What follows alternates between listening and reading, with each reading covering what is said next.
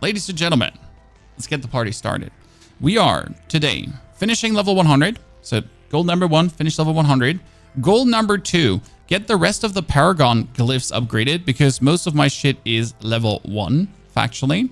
But for this, we're only going to do tier 90 plus dungeons because I don't see a reason to actually do anything else but tier 90 plus dungeons. And we're currently actually farming tier 4 hordes already. I was usually farming tier 3, but I just did the jump to tier 4 because why not? We improved our lucky hit chance tremendously, so I'm going to be intrigued to see how much more this is now. But I need more Cowl of the Nameless, because mine has only 25% lucky hit. If you put the game as Rogue, you have to play the old Rogue game. I know there is an old Rogue game, but I just literally don't know what it is, right? So currently we're still playing the good old Barrage Inner Side Aerostorm Rogue, which is the easiest rogue to pull out that doesn't need like a single unique to actually work. But I'm looking to either turn this into a grenade rogue or into a poison version, or just lean even heavier into the crit and just go completely bonkers on the crit department, right? When I kind of want to see the damage when I have all my glyphs to level 15, how much more we're essentially going to be dealing. That's like the thing, right?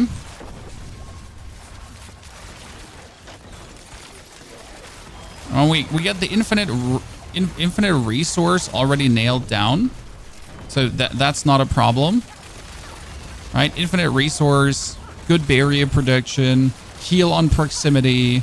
So like the full package that keeps us alive. Oh, that was just a million crit. I like to see it. We recently turned the numbers on to kind of like see where we're standing damage-wise.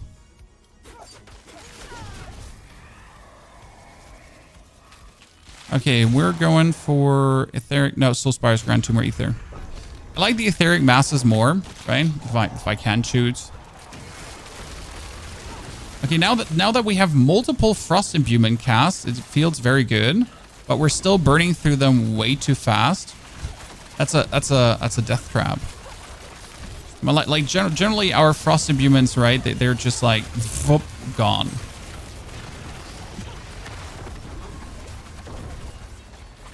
That's the Soul Spire we've been looking for.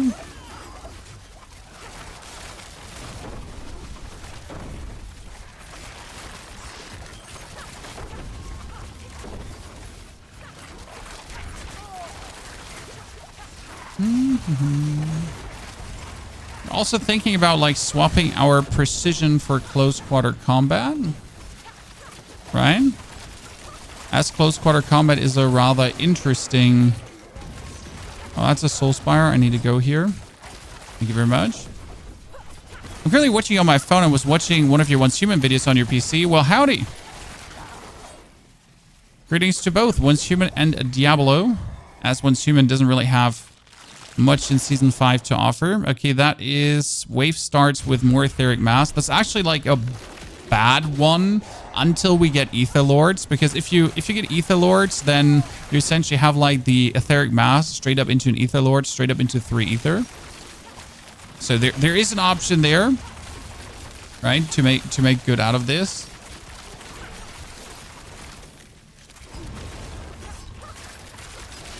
Most of the time, that one is rather disappointing. Wait, really? I thought we instantly killed enough to deactivate that. Oh, that's another one.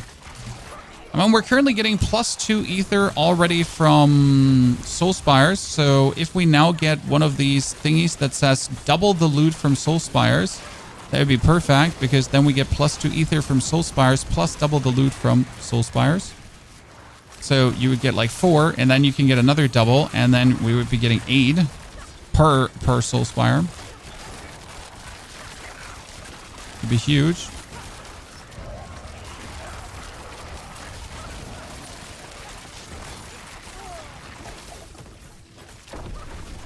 Good. I just got Tyrael's Might today. Should I run it on my Barrage? Yes, Sean. You can run Tyrael's Might on your Barrage build. The problem is that you can't run Scoundrel's Leathers. So the Tyrael's Might is more for the Endariel's Barrage build because that's where it just perfectly works into. You can essentially look out what you want to play. I mean, I do like the Scoundrel's Leathers, but you have to consider that the Scoundrel's Leather also is only good for a certain version of the build where you essentially are getting grenades and more inner sight duration. With Tyrael's Might, you always get something. So Tyrael's Might is like whatever you're doing, you're essentially triggering Tyrael's Might, right? So it's like hard to say which one you would prefer there. Like if you do have it, I would straight away use it because Tyrael's Might is like silly good, right? silly good. That's level 99 already. Thank you very much.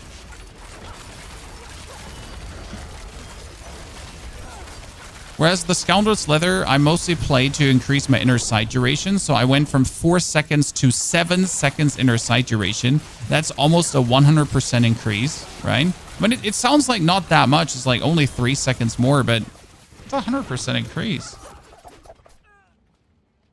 So Tyrael's Might is a no-brainer because of the damage reduction and the resistance. I mean, I, for example, got the Tacet of the Dawning Sky. Now, you would never play the Tacet of the Dawning Sky, right? But the thing is that the Tacet of the Dawning Sky, matter of fact, actually provides you with 43% resistance to all elements. Done. Right? Just that. 43. 34. Sorry, no 43. German brain. We do the numbers different. It's like insane. You're not into COD zombies at all. No, I'm not into COD zombies at all. It's like really like... I mean, the problem with COD Zombies is to truly enjoy it, you gotta have friends with you, right? And it's also like you're actually like continuously bound into a very, very long game.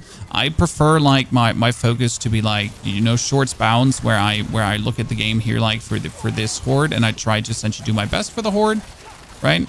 And then we're just cruising and theory crafting and having fun.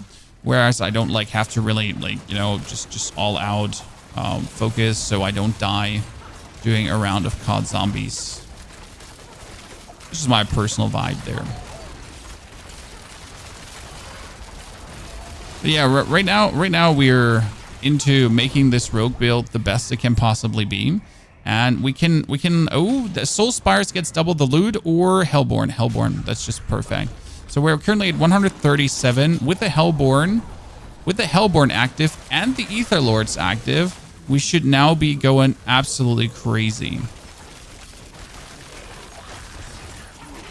See, there's the Hellborn coming. Thank you very much. Don't even shoot the Ether Lord at some point anymore. Just have him die by proximity damage because that's the thing. He'll just die, right? Same kind of goes to these. Like if they're actually standing there, they're gonna get hit by the barrage.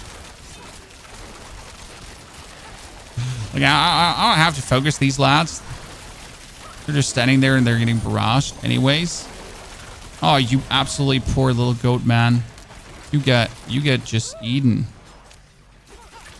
What about Endariel for this build? So for this build, no Endariels. Endariels is actually a complete, like, it's also a barrage build, but it is, like, different. Because for Endariels, you're not playing Aerostorm anymore, right? You're still playing barrage, and you're swapping out a lot of things. For example, my chest piece technically does work for Endariels, too. So it's not bad, because it, again, increases our inner sight duration.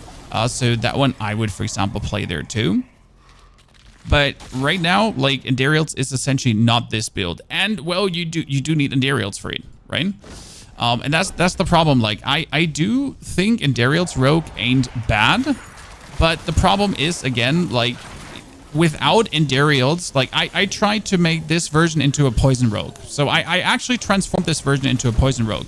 The thing that happens is that it works, right? This build works as a Poison Rogue. But you're essentially just waiting for Endariels to drop. So you might as well not bother playing a Poison Rogue until you have Endariels, right? That's why we're currently focusing on like Frost Imbuement a bit, because Frost Imbuement actually works with crit. because Frost Imbuement essentially makes your skills stronger. But Frost Imbuement makes you stronger by a percentage. That means that if Frost Imbuement makes you stronger by a percentage, that you're essentially that percentage is just getting multiplied up on your crit.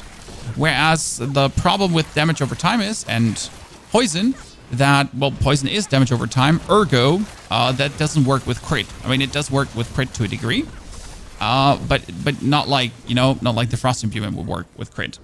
So that's the thing. Where to find keys for this? You got to do the quest. The quest is called Eyes of the Enemy, World Tier 3, and then you're going to be showered in keys for this.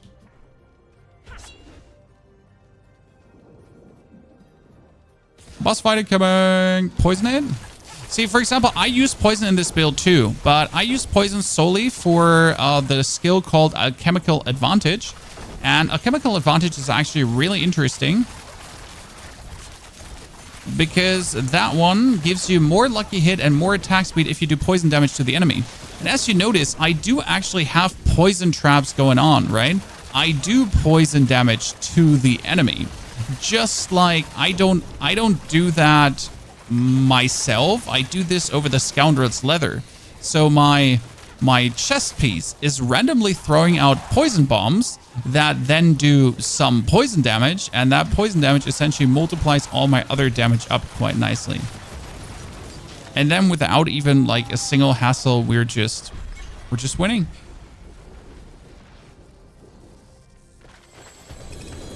Now, I would need to get another Cowl of the Nameless, essentially. That's 2 uniques, Chad. Nice. I would need to get another Cowl of the Nameless. By the way, I also sold an item, Chad. A triple greater affix item that I kind of wanted to keep. But a man gotta live, right? A man gotta breathe. So I made some premium. What difficulty are we doing tier 4 currently? Tier 4 is good for leveling and for just getting upgraded. Usually do tier 3 like until 90, and now after 90 I slowly started with tier 4. Feels really good because you're getting more, like, I have not been to the pit. So the pit is where you farm materials usually, right? I have not been to the pit. Look at my gear. My gear is actually masterworked, even though I haven't been. Tacit of the Dawning Sky, another one. Jeez.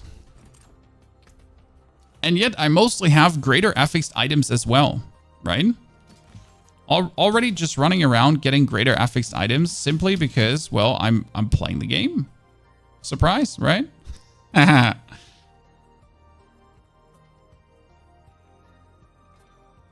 mean, the Infernal Hordes is great. I'm getting essentially greater affixed items. I'm getting materials, right? I can masterwork my stuff without actually being like, here, that dagger, bum. Ta-da. I can get everything 4 times masterworked without ever setting a foot anywhere but into the Infernal Hordes, right? I haven't done a tier 5 yet, but I also don't want to do a tier 5 yet because for the tier 5, I want to push my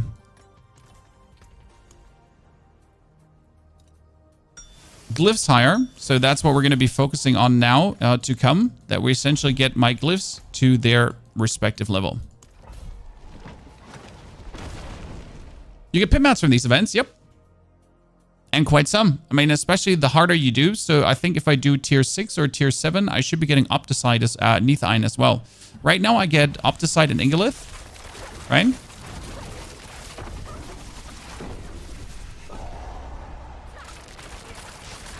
So technically, if you don't like the pit, you don't even have to farm the pit. As I personally have to say, this one is more enjoyable, especially for Necromancer, for example. Like, I just love that all the enemies are just here and they're coming for you. And you essentially have it in your hands. And you're getting more loot anyways. I mean, like you're just getting simply more loot. Now, obviously, if you can beat a pit in 2 minutes or sub 2 minutes later on, the pit might be faster for the material farm. But honestly, in the beginning to gear up, in the beginning to get things together, like the Infernal Hordes are right now unchallenged. I mean, I am essentially reaching level 100 and I could have a greater affix item in every slot already. Just like that. Done. Simply because I'm like just rocking the Infernal Hordes. And that's actually pretty crazy if you think about it.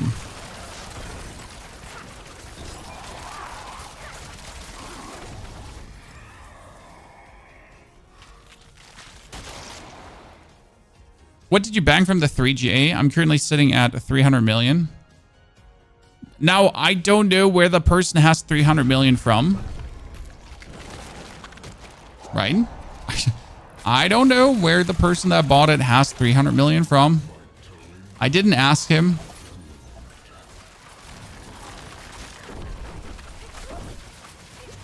Did a good trade. Sadly, it wasn't a billion. Like, I don't think no one has a billion yet, right?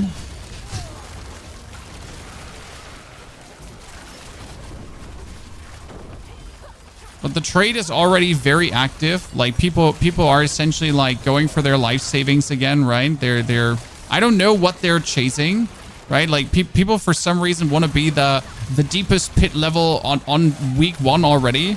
Like there's no, hey, let's chill, let's make some fun builds and enjoy the new uniques. Now it's like, oh god, I gotta be the deepest pit level. You're like, okay, cool. I mean, like, sure, I understand, but like, can we just play the game and have some fun, right?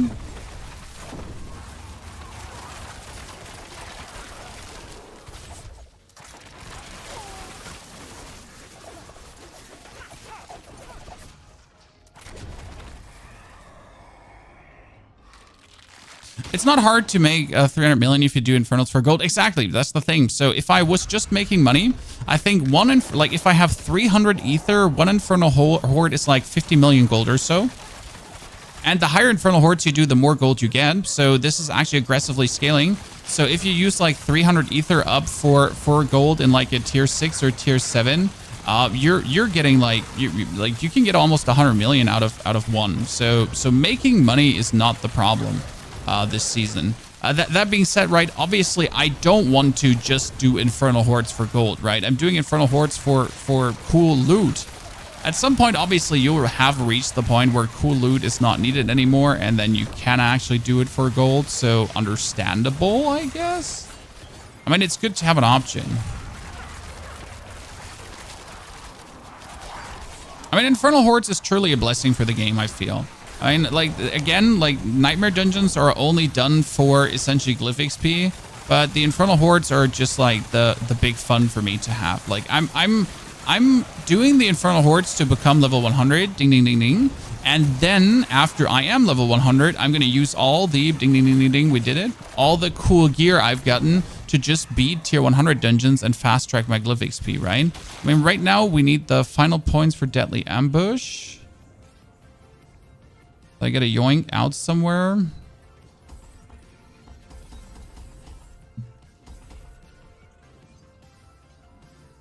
Deadly Ambush would essentially be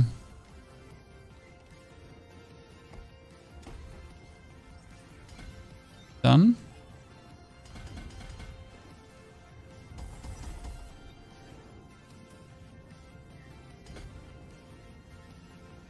Need more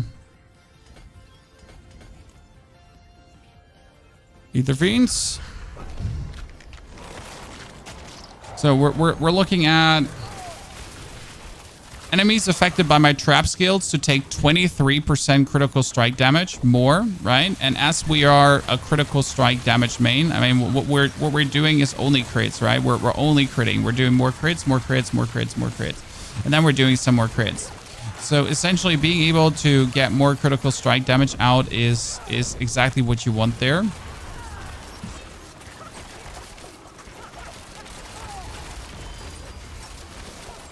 Actually said that was the last one we kind of got.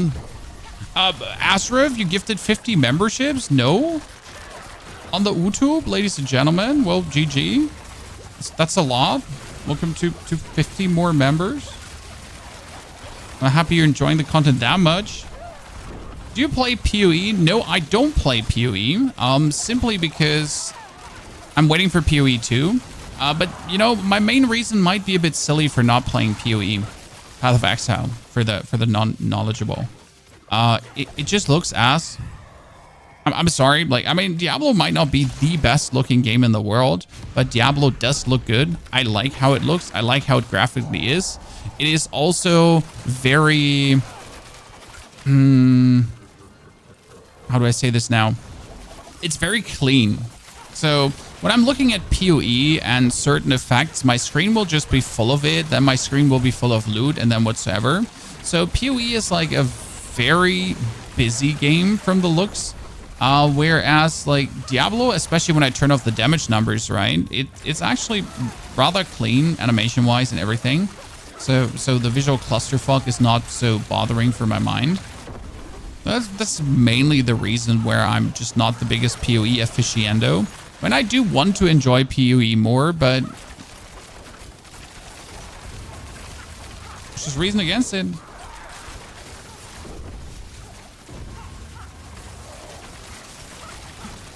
Right?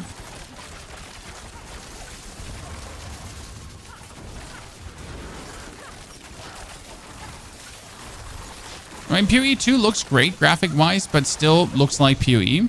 So I'm excited to play PoE 2, and I will actually test PoE 2 at Gamescom. So that's kind of cool. I'll be able to check out PoE 2 there. It's kind of nice. They have like creator gaming sessions, and they're having like a booth where you can actually try it. So that's going to be nice to put my hands on and maybe get some footage recorded if I'm lucky. I'm mainly interested in the Necro over there, so it would be cool if they actually let me allow to test the Necromancer out to get some vibes of the Witch.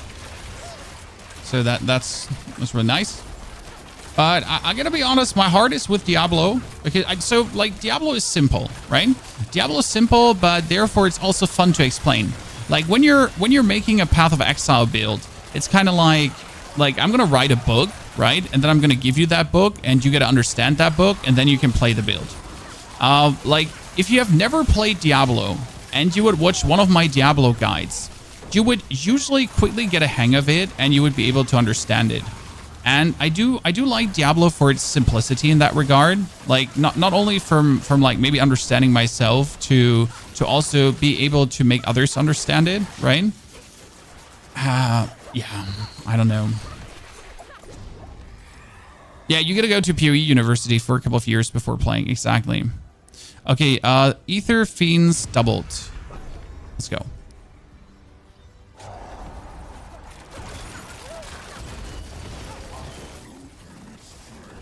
Also, there's one thing I really find silly about all the other ARPGs, and I know people might disagree with this, but I find the need for loot filters silly.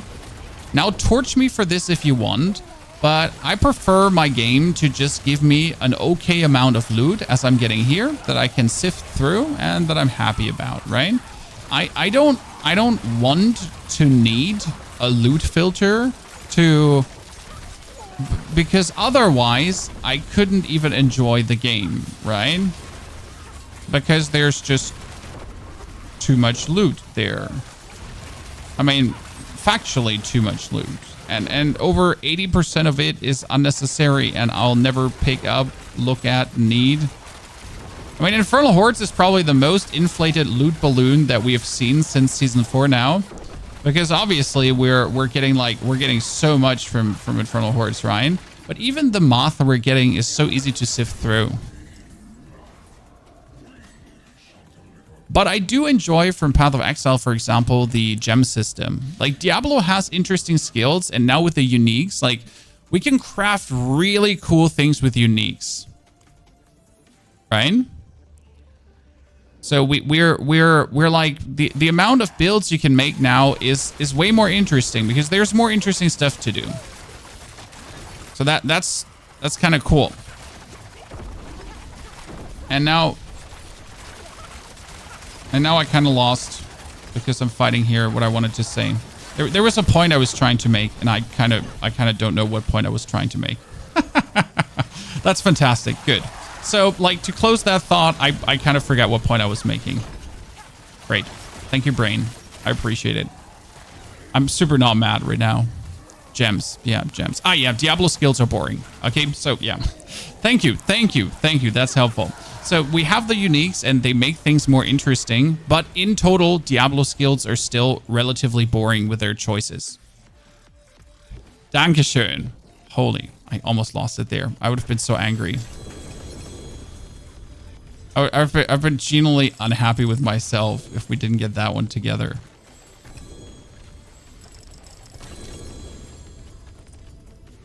Also, by the way, when you reach this point of ether, guys, high recommendation to alternate between these two chests. Like, right? Don't just only loot the left chest, or it's gonna be like atrociously long until you have it done. Oh, that's a double greater affix bow. See, like awesome freaking loot. Whew. So again, shout out guys to Mr. Ashraf for his 50 gifted subs. That's insane. Do we have loot filters? No, we don't have loot filters. Again, we don't need them. Abyssal scrolls are to upgrade your compasses. If you then find a tier 5 compass and you want to turn it into a tier 6, if you find a tier 7, you want to make it into tier 8, and so on. That's max life and dex. That fucking rocks. Could sell that for good money. Like, not even kidding, right? Could sell that straight away for good money. Always check, like, amulets. So I'm checking every amulet, the rings. Like, the good thing is, so... Diablo introduced its own loot filter. And it's called greater affixes. Because if none of these items has a greater affix, I'm not interested. Right? That's it. I'm not interested. Like, right now, the loot filter in Diablo is greater affixes. As you don't give a goddamn flying fart about anything that's not greater affixed. Like the only thing, like, right? If it has a greater affix, great. If it doesn't have a greater affix, it can suck your tralala. Your ding ding dong. Okay. Gray face, no space.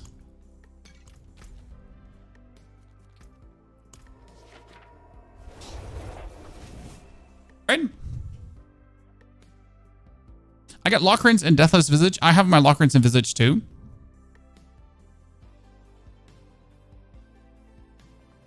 For the bone, I have a Deathless Visage with a greater affix into Bone Spear.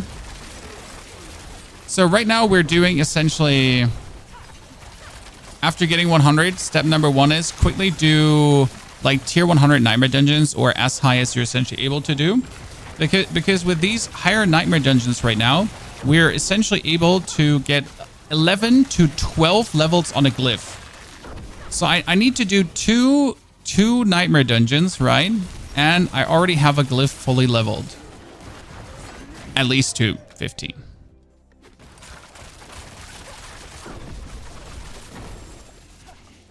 And since you don't need XP anymore, you can just zoom through them, which makes me really happy.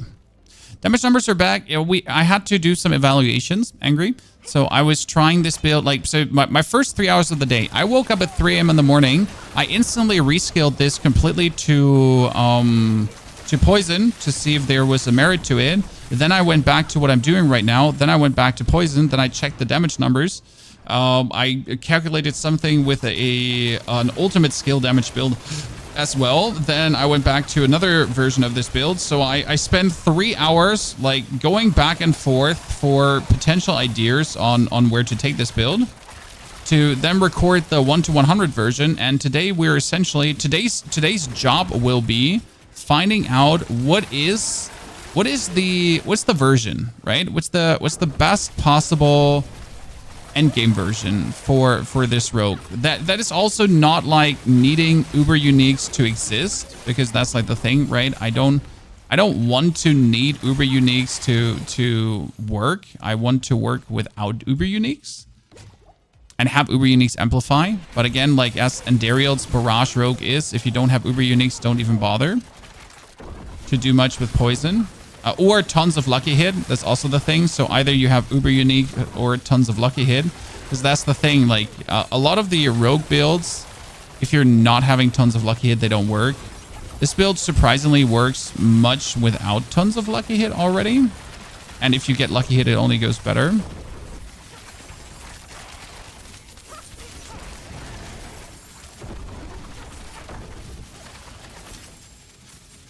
I'm starting to see the damage numbers I was looking for. So we're starting to see millions, right? What do you think is a better build versus Victimize? Well, in case you missed this, Victimize is not good anymore. Well, that's not true. Victimize is just not as good as anymore. Because Victimize was essentially over-calculating. So a lot of the things that were multiplying into Victimize were multiplying twice into Victimize, which is obviously not what it should do, right? Something shouldn't just simply twice calculate into Victimize. Shit, where do you think is the last orb? Is it up here or is it down there? It's probably up, right? I hope I'm not wrong. I would hate to be wrong. Yeah, double dipping, exactly. I don't try to like do it without the word double dipping because not everyone is familiar with the terminology. So yeah, now Victimize is like essentially working as intended, and therefore it's not good enough, sadly. Which is actually sad. So Victimize was only good because it was double dipping, and now it's only okay. Do you still need Umbers? No, I finally got Umbers, so we're running it, and I get my Dark Shroud popping, and that's also needed because I do really need to get the damage reduction. So we finally got it.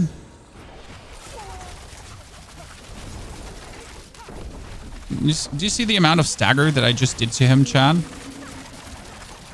Do you see the amount of stagger that we just did to him?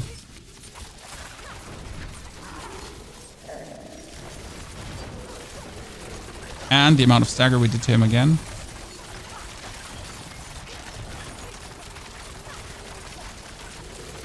And we're missing currently another layer of damage, and that layer of damage could be over ultimate skill damage. So the thought is currently for the next layer of damage, I'm either going to lean even deeper into the crits, right? To just crit harder. Or for the next layer of damage, we would be essentially... so either we crit harder, or we would be going full ultimate skill damage. Because there is a skill board for ultimate skill damage, and we can have the death trap. So look at that. The death trap is doing 300,000 damage already. Okay? And my chest piece is throwing out death traps left, right, and center. So the basic idea would be, hey, what if I actually boost ultimate skill damage like crazy, right? What if I make ultimate skill damage go absolutely bonkers nuts?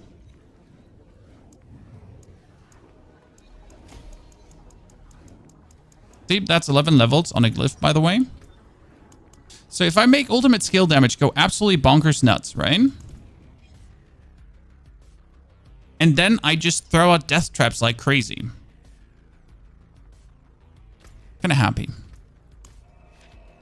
Damage low? No, the damage is not low, Isenborg. I'm just on a bunch of very low glyphs right now that are not even activated. I think I have 2 glyphs activated, so I'm missing like at least 100% multipliers. So basically, we're at minimum damage, and we're still able to get everything done. Right?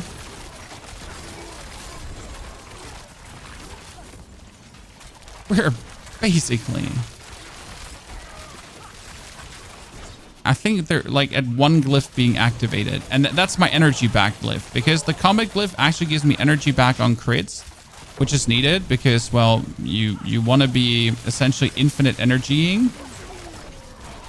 With inner sight and without inner sight. Oh, that means the butcher should be in this dungeon. There's a goblin, chat, and you know what that means, right? If there's a goblin, the butcher's in this dungeon.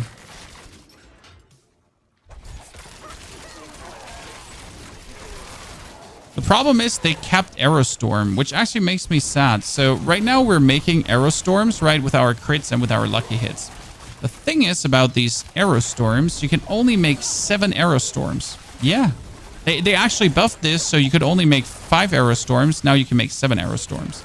That's also sad, because technically if you're absolutely insane, right, and if you have a very good lucky hit chance and everything, and if you're super popping, you're still limited in the amount of potential Aerostorms you could put out.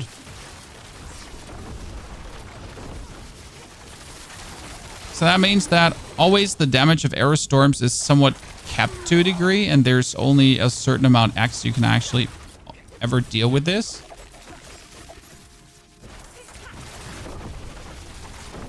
Which is still enough, right? To just take things out. Oh, I totally died there almost.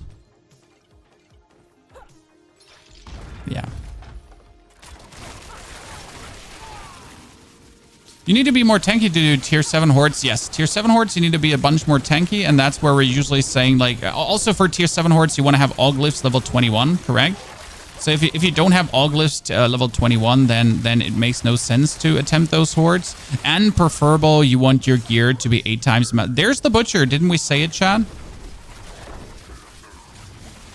I feel like for the butcher, we're technically also not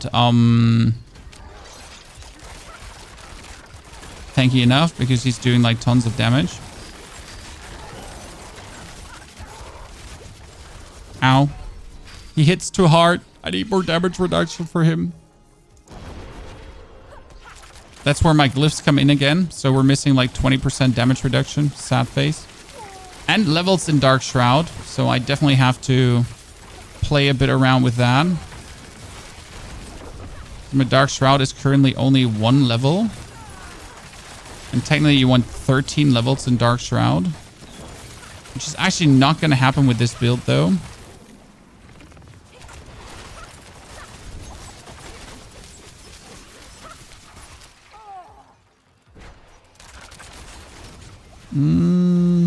We could, by the way, just... I don't know why I'm actually fighting so much against everything. Because I don't need to. See, like, that was the death trap that now killed that thing in one go. So I think we need another Scoundrel's Leather currently. We should probably do a Tormented Boss with the community. I need like a bunch of rogues. Like, I need essentially 4 rogues to do Tormented Duriel with me. So we could get a Scoundrel's Leather. The Butcher drop these days, nothing. There's no reason to even want to do the Butcher.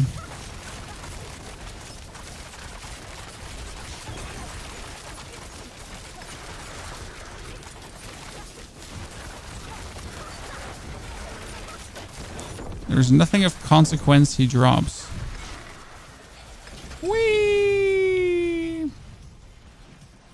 Okay, so this is going to get my glyph 15, 15, 15. So pride is all the way up. That's important. Why is pride important? That is a very good question, chat. Pride is important because pride is boosting my core skill damage. Right? And I'm currently getting a damage multiplier from my core skill damage. And I'm missing 12% damage multiplier there, which is a bummer. And I want it.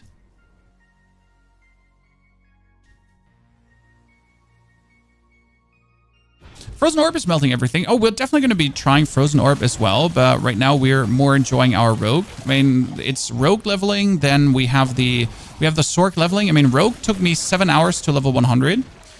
So I'm intrigued to see how long Sork is going to take, for sure. Where is Zenith? There's Zenith. How long Rogue is actually going to take? Sork.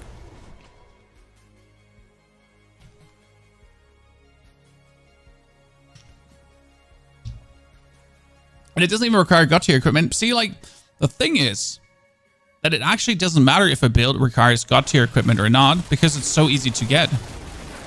I mean, if you're saying you can't get equipment this season, you're playing the game wrong.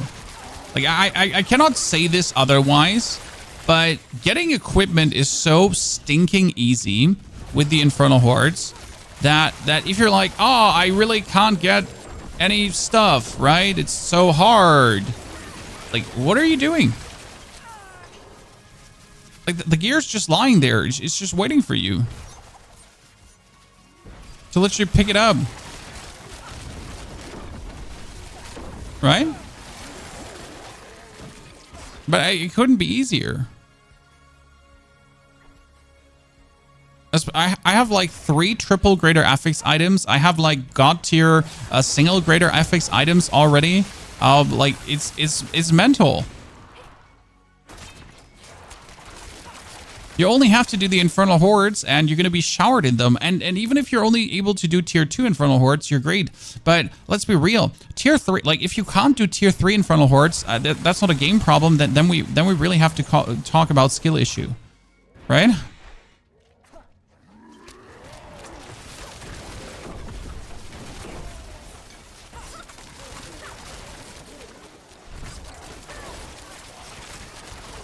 Or build issue. I mean, skill issue or build issue, but I think it's kind of like the same, right? And I'm not saying this to offend. That's just what it is. Then go into the internet and look for help. I mean, there's actually no excuse this season, right? Isn't unique drop rate lower though? I mean, I'm getting around 5 to 6 uniques per hour, sometimes even more. I mean, we already have gotten 2 uniques from the last Infernal Horde, so they're dropping bunch. And not only Infernal Hordes, I mean, you can just do Hell Tides, and the Hell Tide chests have all the unique drop chance too. And Tormented bosses have a higher drop chance for mythicals than ever. So, I mean, like, obviously, killing Tormented bosses is still a challenge. You do need to have a decent build. But if you're able to kill Tormented bosses, again, you're going to be just swimming in loot. And you should probably have every single Uber Unique this season. I mean, alone for making one character, I got 4 Stygian Stones. I can summon 4 Tormented bosses. 4 Tormented bosses means 4 times 5 times the loot. Yeah, 4 times 5 times the loot. And 4 times the bigger chance for mythicals. I mean, this might be enough to already get your first mythic. Is Heartseeker build still a thing? It's a Heartseeker Frost build now, and that has its own issue, because in order for Heartseeker to be good, it needs to be paired with Frost, and you got the Shard of Arathiel and everything to get it higher. But since they nerfed the double dipping of the Heartseeker, your main damage is not actually coming from the victim. I mean, it's still coming from the Victimized, right? But the actual Heartseeker is now also doing damage. And Rogue has one of these issues that, apart from Poison and Critical Strike Rogue, but even Critical Strike Rogue, your damage is kind of coming from having the boss staggered. But that's where an issue in itself comes from, because you can only stagger a boss X times, right? So you can't stagger a boss infinite, unlimited. You can only stagger a boss X times, and then he can't be staggered anymore. So if you get to the point where you stagger the pit boss, for example, too often, that's it. Now, again, that's only a problem versus pit bosses, because normal bosses and tormented bosses, they only have a couple of billion HP, right? I mean, they have only 2 or 3 billion HP, and that's actually not very much. Wait, what, Pony? 2-3 billion HP is not very much? Yeah, it's not.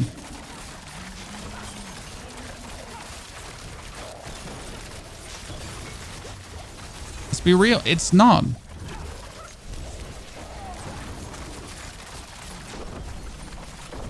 I don't actually know how much HP like a stinking boss here has.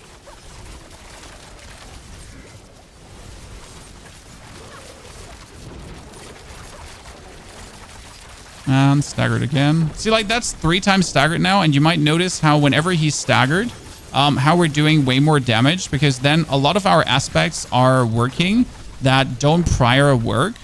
So that's kind of like where we're talking about that like the stagger comes in. And now that we have staggered him 3 times, the force stagger is, oh wow, ouch.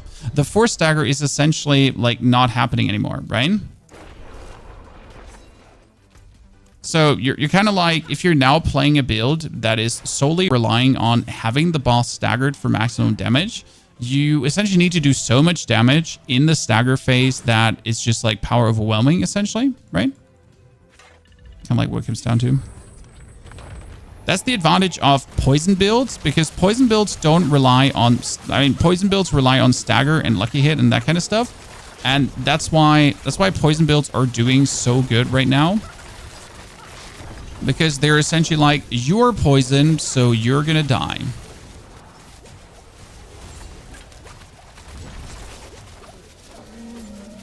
Right?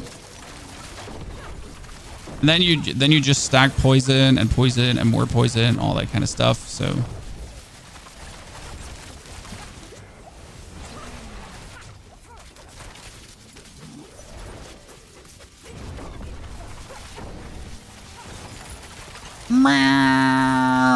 wow, that damage was interesting. I don't even know what you did there, sir.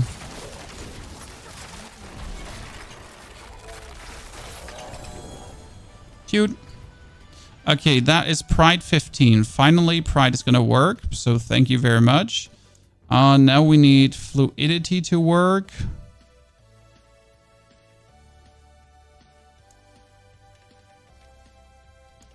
Now we need fluidity to work. Good. Now with pride working, we essentially have pride boosting up our core skill damage, and by a lot, right? So we're doubling essentially the core skill damage. That means also we get the multiplier here. So that is 31.2% instead of 24.5 or 23.4, which is insane. Absolutely insane. So that's a huge multiplier to all the damage we're essentially pooping out. Thank you. Probably need like a little bit more core skill damage. Let's do the final shifting, rhyme scar, betrayer, rhyme scar. I can't do rhyme scar. I'm playing Cold Imbue Barrage, but I'm struggling with damage. I'm dying a lot, even with Rest and Armor Cap. Any tips? Well, Rest and Armor Cap, I have two, right? Okay, apart from these two. But what you also need is damage reduction. So I don't have much damage reduction. I have some damage reduction from close as I'm standing there, damage reduction from trapped enemies, and I have dodge chance and dot damage reduction, correct? But you get and you have the damage reduction from Dark Shroud. So right now, I, for example, play this here, damage reduction from close, as I'm always standing close, and I have 5 ranks in Barrage. Technically, I don't even need the 5 ranks in Barrage, but because my Arrow Storms are doing a lot of damage. So the thought would be, I would need 4 more ranks in Dark Shroud, but I don't have 4 more ranks in Dark Shroud. I have nothing that I could take out to essentially put more ranks into Dark Shroud, which is an issue in itself, because if I would now have any kind of points that I could put in to boost Dark Shroud, that would be fantastic. Now, technically, I could put the points out of Siphoning Strikes, but Lucky Hit critical strikes against close enemies have a chance to heal you, which does actually do heal me up as well, quite significant, and is part of my survival pattern. And the Paragon board obviously does play a good role too, because the Paragon board usually has a lot of damage reduction nodes in there, like damage reduction from trapped enemies and that kind of stuff. So it's something to not underestimate, because there's like 10% there, 10% there, 10% there, damage reduction from elites, and so on. I do believe that the Paragon board I have is good, but there is, it's essentially my preliminary Paragon board to get to level 100. So the Paragon board I have right now, the main purpose was to get my resistance all the way up, right? Since the biggest struggle with Rogue in the beginning is to get your resistances easy up in the beginning, and to 75 everything out.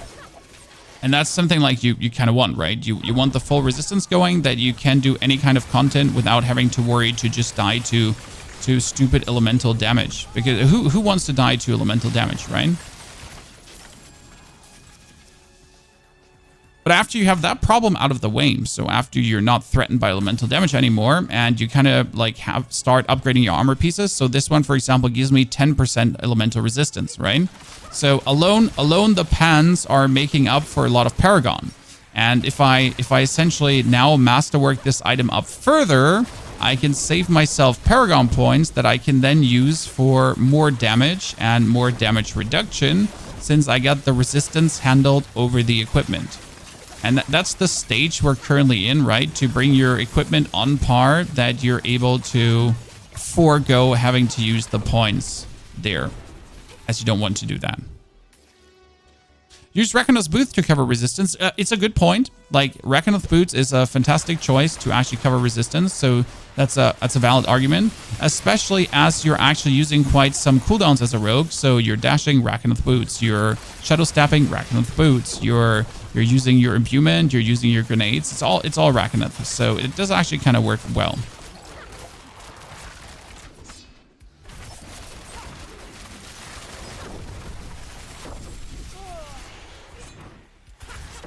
By the way, why are we dealing so much damage when they're frozen? Well, I mean, that's cold imbuement for you, right? I do essentially almost double damage to frozen enemies. I do like 20% more. I do 33% more. Yeah, it's like the amount of damage you do to frozen targets is incredible.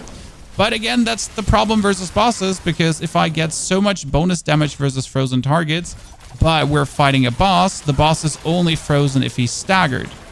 So we need to essentially stagger the boss, then get all the bonus damage versus frozen targets, and then as we have the bonus damage versus frozen targets, go for insane crit multipliers in that phase of being frozen. Right?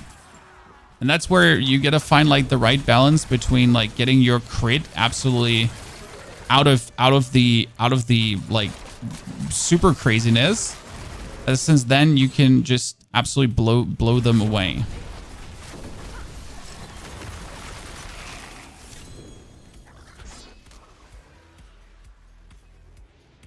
Are Dark Shrouds on an item and option? I mean, bonus ranks in Dark Shroud is insane, but I am playing an item that prevents me from using this.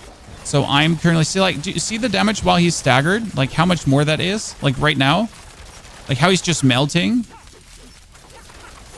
So now we're gonna try to stagger him again as we're just doing that, right? So we get him staggered and damage going. So in that stagger phase, it's like so hard multiplying. So generally, Dark Shroud is actually broken, and you know why? I can show you. Because what you're getting is called. So there's two things you're getting. You're getting maximum life while Dark Shroud is active. Cool. Okay. But what you're also getting is damage per Dark Shroud. So interesting enough, you can get how many Dark Shrouds? 5, right? You can get 5 Dark Shrouds to protect you. That's 5 Dark Shrouds running around you.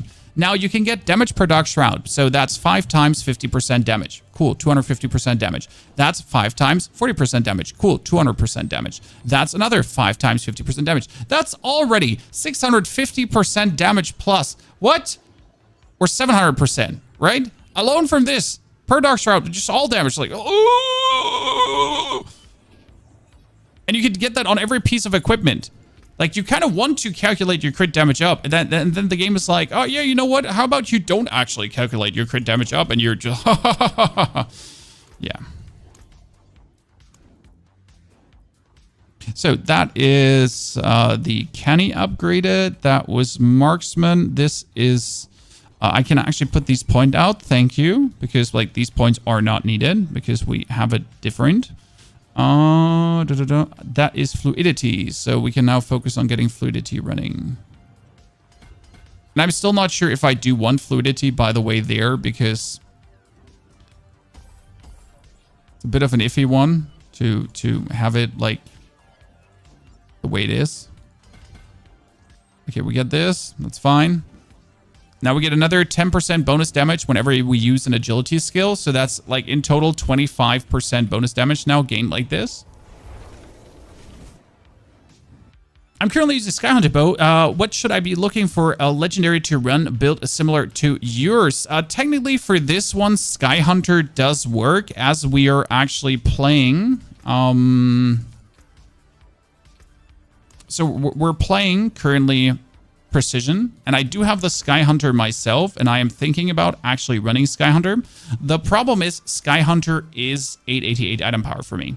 So the advantage of Skyhunter is that it gives you 250% crit damage, which is insane, and attack speed, right? Boy fucking what the fuck. The interesting part, it gives you marksman projectiles cast twice. So we're using Barrage and we're using Puncture. So marksman projectiles cast twice is crazy, as I'm currently only running Barrage cast twice.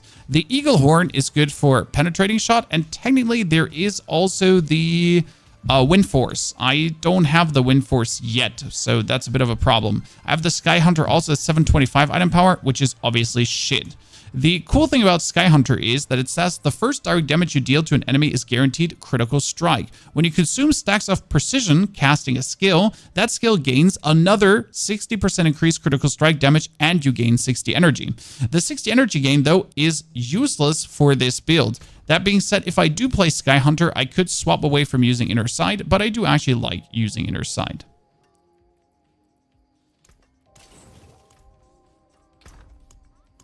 I need a new tab only for Infernal Compasses, as it seems.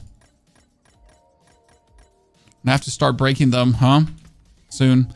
Okay, let's get the last runes upgraded that we can then fully focus on starting Tormented Bosses. Because my deal today is Tormented Bosses. Want to do Durio rotation? Well, I want to do Tormented Durio, Anarin. Yeah, I need Tormented Duriel. Because normal Duriel is a waste of materials. Why is normal Duriel a waste of materials?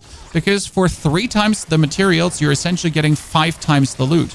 So normal Duriel is obviously like why would you even bother, right? The thing is, I'm not sure how well I would do versus a Tormented boss right now. As again, I can do a lot of damage, right?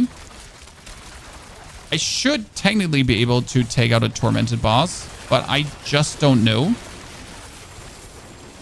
And that's why I'm trying to, like, before you do a Tormented boss, you should at least have your glyphs 15, right? It's just stupid. Doing a Tormented boss without having your glyphs 15 is kind of like, why are you even doing this, right?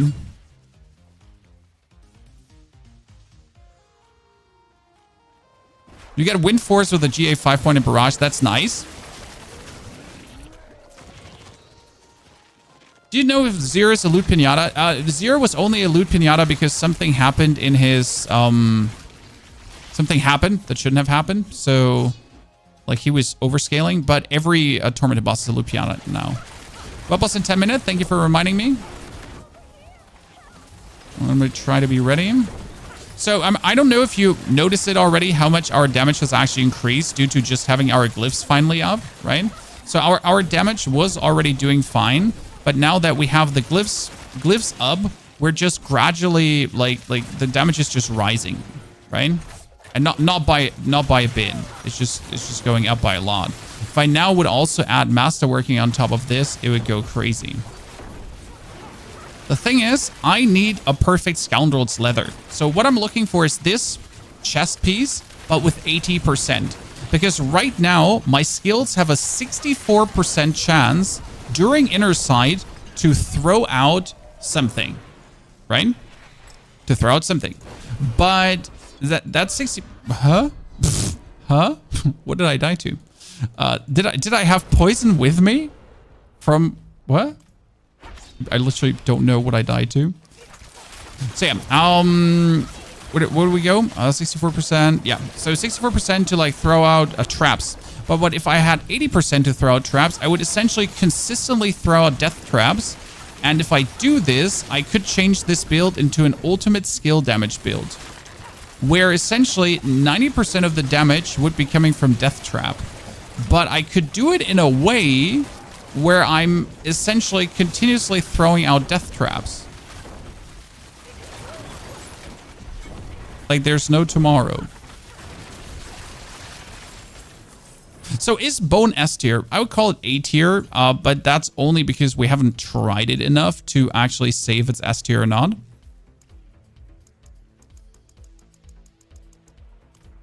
So there needs to be more trial and error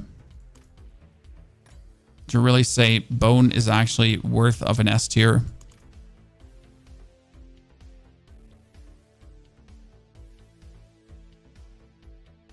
What's the reason for not running the Condemnation Dagger? I do have the Condemnation Dagger, and I'll tell you why I'm not running it. Give me a second.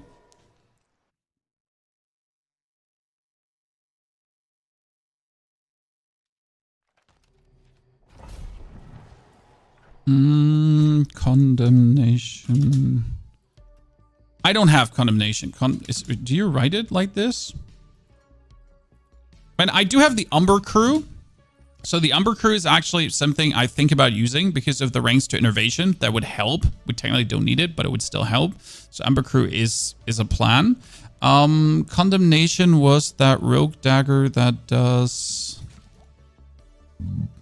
There was an ample reason to not use it. Here, this one, right? It was dexterity, basic attack speed, damage per combo point spent. I don't use combo points. You know, I don't use combo points. That's why we're not using Condemnation. You might have not noticed this, but we're not using combo points. This is not a combo point build.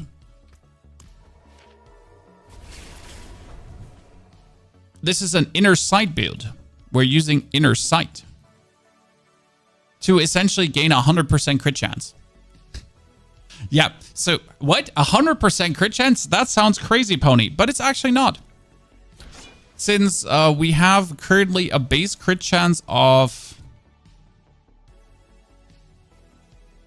28%, which is not a lot, But if inner sight triggers, we get 25% plus. Okay, so that's 25% plus. That brings us already at plus 50%. So we're at 53% now.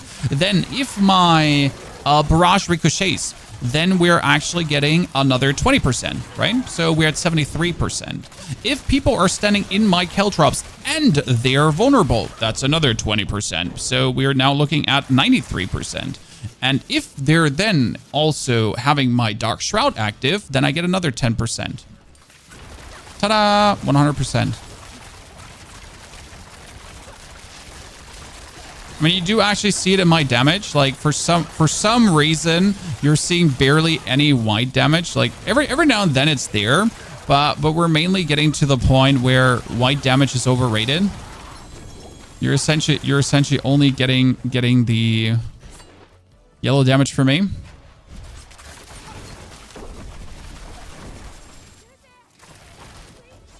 So yeah, I'm holding down the barrage because so combo points are not bad to use, but like if I'm gonna ask you, how do you want to play?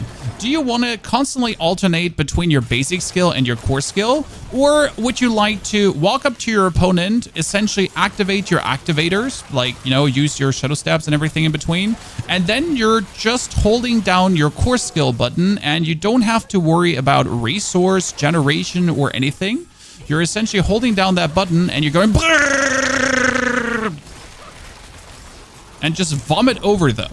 And the funny part about this is while you're vomiting over them, right? While your inner sight is active, your Scoundrel's Leather, during the inner sight is active, is continuously making death traps, which is an ultimate skill that does up to 300,000 damage that can crit, right? And then that ultimate skill damage that can crit, we're getting poison traps too that are doing poison damage over time, which are essentially raising our lucky hit chance and attack speed. Thank you.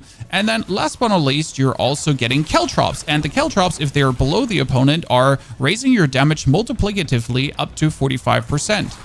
Oh, and we're getting just multiple of those. So you can get a death trap, and then while the death trap is actually arming to be active, you can get another death trap, and then you can get another death trap and another death trap. Usually death trap has a 50-second cooldown.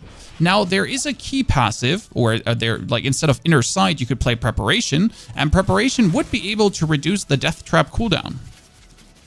Okay, you could. But even with that death trap cooldown reduction, you're still having less death traps than I have. Right? I still have more. Like this noise, the you know, this doo-doo noise that you hear in between, that's when a death trap comes out. And the interesting part is that usually inner sight is 4 seconds long. 4 seconds long inner sight doesn't sound like a lot, because it's not. But we raised that length of inner sight up to 7 seconds. So when we actually trigger inner sight, like the phase where we're doing the maximum damage, well, we doubled that, and we're not done. We can bring it up to 10 seconds.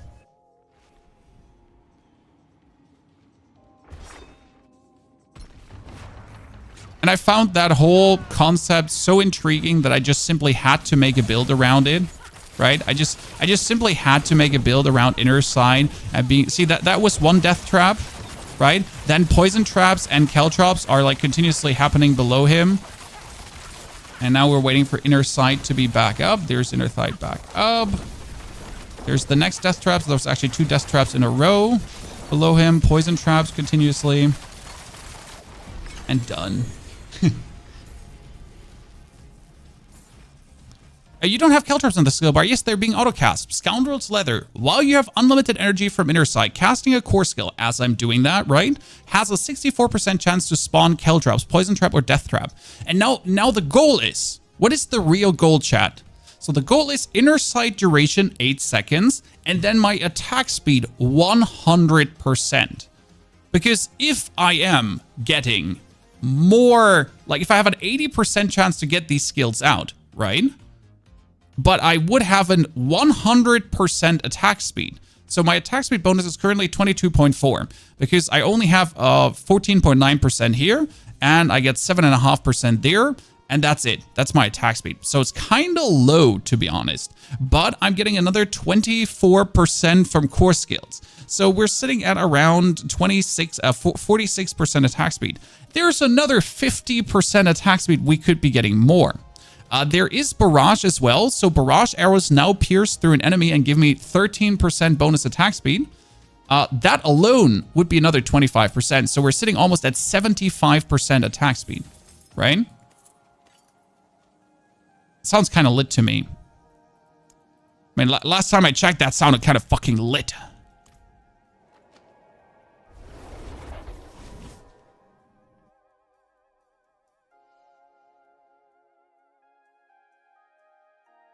And yeah, by moving caltrops from the skill bar, I can also play Shadow Step. Now we need to oboe gamble a bit. What would we oboe gamble, chat? What do you think is best? Probably amulets. Because rogue amulets are so rare, right? They're so, like, getting a good rogue amulet is something. Currently, I play one that has movement speed, lucky hit chance for vulnerable, and maximum life. Because that's how I do vulnerable currently. Just simply having that on an amulet. But the problem is that technically that movement speed is useless. And I have a cooler amulet. You want to see a cool amulet, chat? I have one that gives me alchemical advantage. What? Yes. So this is 2 ranks to alchemical advantage. What does that mean? Alchemical advantage gives you 3% attack speed and lucky hit chance. So that's another 15% attack speed. Unless you get 3 more ranks, because then it goes up to 30% attack speed. What? Rick Plays Games, happy to see you putting your rogue through the paces. This one has currently the inner sight duration, so we could actually get the pulled imbue cast on it. Let's shadow imbue. Shadow imbue. That's great. That's great. I mean, when I go from one shadow imbue to another one shadow imbue, that's great. That's exactly like what I like to see. That's totally not fucking stupid.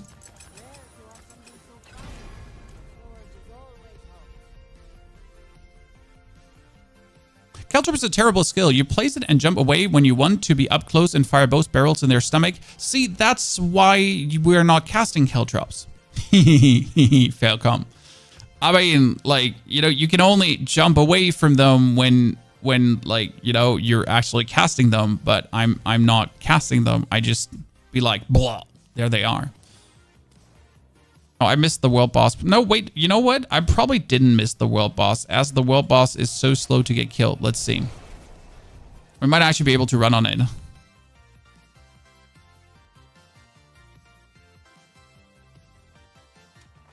Let's see. You kill him already? Yeah, man, like, congratulations, but there's more. Let's check if he's still there. I mean, last time I was at a world boss, it took so long. I mean, obviously people are getting good again. Aren't there new world bosses? No, but they kind of made world bosses harder to kill. So Blizzard was like, you know what? In order to balance out world bosses, we made them harder to kill.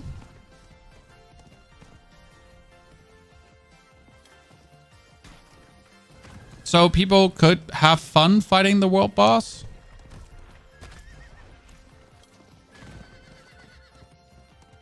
Yeah. Oh, someone is riding away from it already. Missed it. That's fine. I'm here anyways. I can activate the Uber Lilith point. Almost missed mine too. Yeah, right. I didn't have to stand AFK in the town, I guess.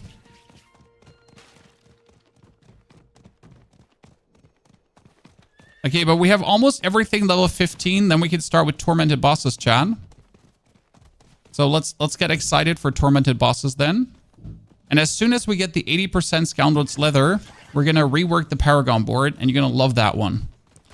Because the reworked Paragon board also boosts your crit damage. Because you know what kind of cool Paragon exists? Here, let me show you. It's called No Witnesses. Your ultimate skills gain an additional 10% damage from your damage with ultimate bonuses and grant this bonus to all skills for 10 seconds when cast. Now, there's one thing I don't know about this. It says when cast, okay?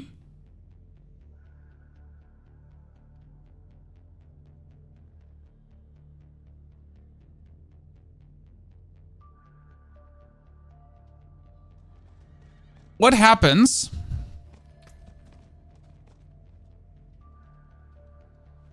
when I spawn a death trap like this?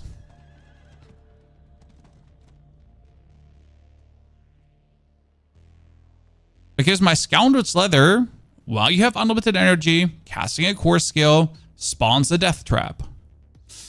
Does the spawn of the death trap trigger the ultimate skill thingy? Great, I can't activate a single one of those because you're all trash. Good. And that I don't know. Do you have a guide for this rogue build? I, matter of fact, do, my friend, and it's already uploaded.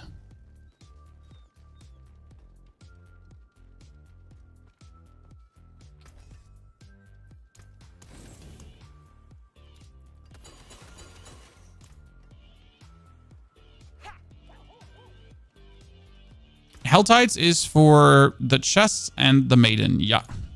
And you kill the maiden because you also get the blood from Lord Zur. Right now, the easiest way to get materials is just level up a new character. Yeah, I know it sounds weird, but if you level up a new character, and I did that in 7 hours, you actually get so many boss mats, it's crazy, and Stygian stones.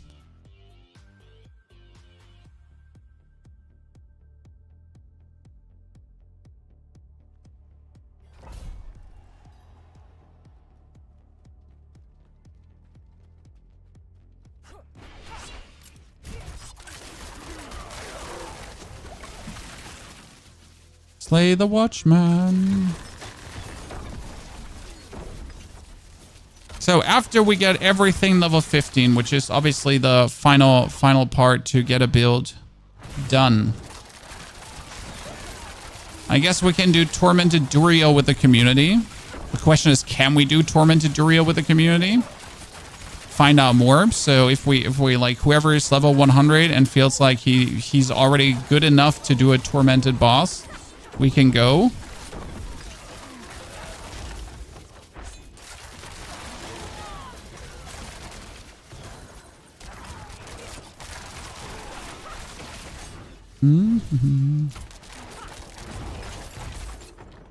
You also get a shard for an Uber if you finish a tormented. Yeah. Which you do really want.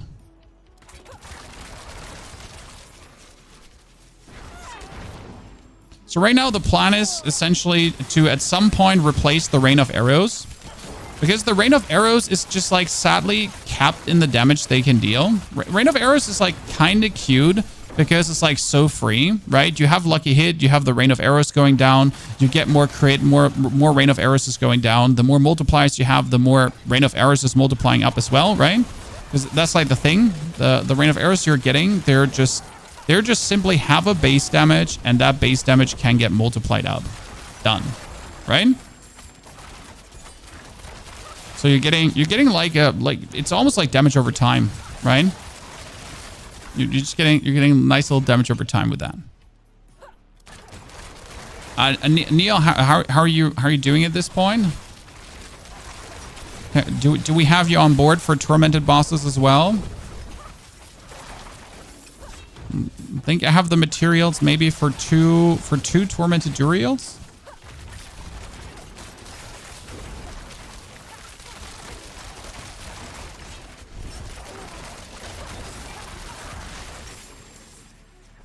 Whee!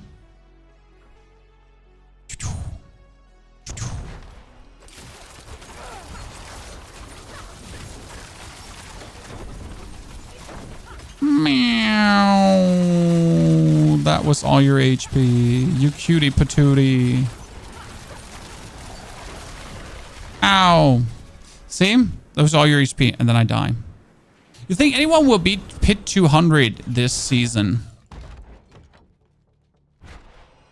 I mean, that depends on how crazy some of the uniques are going. I mean, the uniques are obviously intentionally made crazy, right? So the uniques are intentionally out of proportion when it comes down to that. I've seen some crazy Endariel's rogue builds with infinite barrier, essentially. Because the way how you, like, so the only problem that Innerside has is that I am stopping myself from producing barrier. So while Innerside is active, the only heal I have is over lucky hit crits. Okay? So I essentially heal over lucky hit crits, right? Which is great. It works. Correct? The advantage Endariel's Rogue, for example, has. You got a very cool skill on Rogue, and it's called Second Wind. Every 100 energy you spend, grant 15% of your maximum life as barrier for 3 seconds. And what happens is, you can create infinite energy due to innervation, right?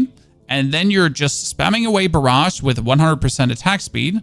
You're spending every 3 attacks, or every 4 attacks, the Second Wind energy.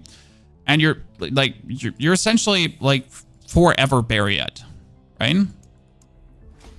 Okay, good. That's 10% damage reduction I'm looking for. And now we just got to ambush up to do more damage. Perfection. And that's quite insane what comes out of that, partially. Can you play the Infernal Hordes at Eternal? I think you can, yes. You got to do the quest, Eyes of the Enemy.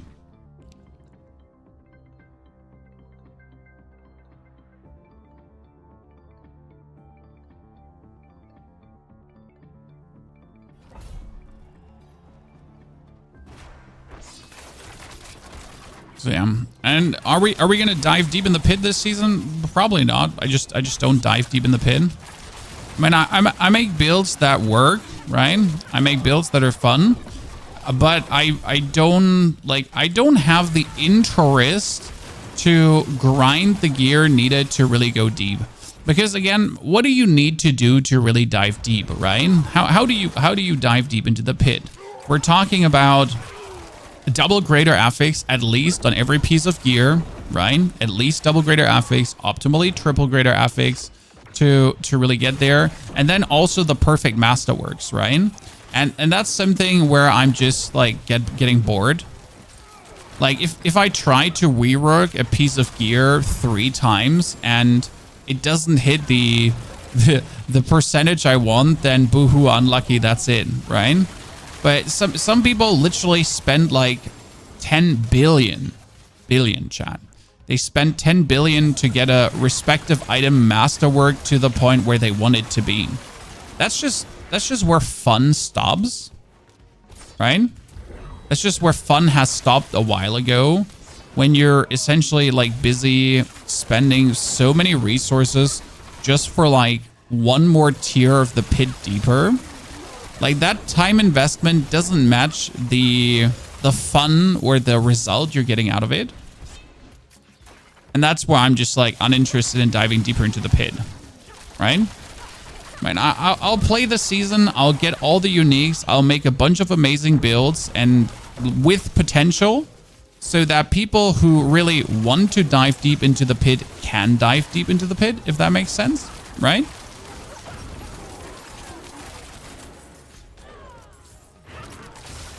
And then I'll probably just like play as much of the season as I feel like, and then like also wait for the new Once Human season, for example.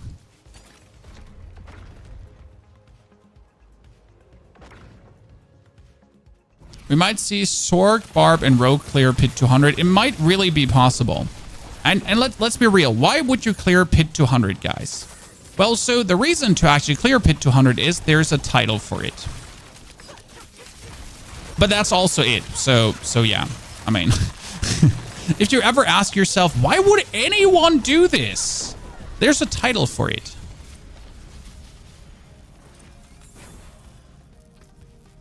So a title that no one will ever see. A title like right? No one will ever notice. It's like you're gonna enter a room. You know this meme? Here, it's this meme. Chad.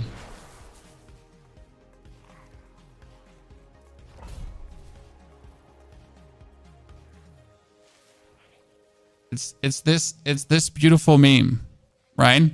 Where it's like, I beat Pit to 100.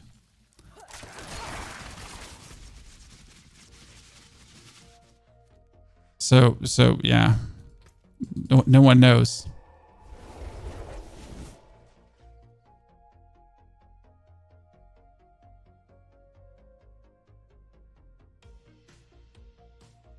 I'm happy there is something for hardcore grinders.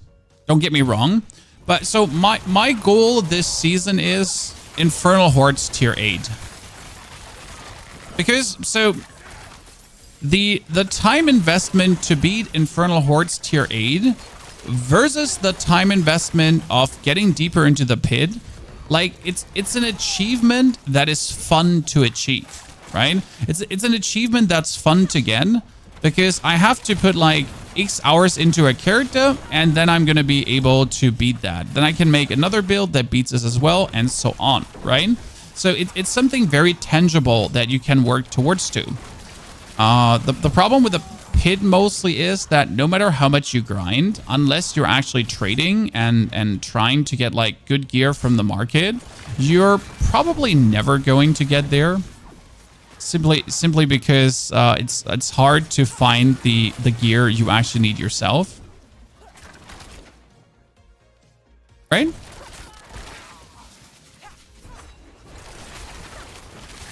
So that's personally how I feel about this season. But I think also it's good because that's a goal for everyone, right? So Pit 200 is just simply not a realistic goal to have. As a normal gamer that has a family, like a life, you know, that likes to see the sun, that has other hobbies than gaming, like Pit 200 is just unrealistic, right? It's something like you'll never achieve. I'm sorry. Like get that out of your head, right?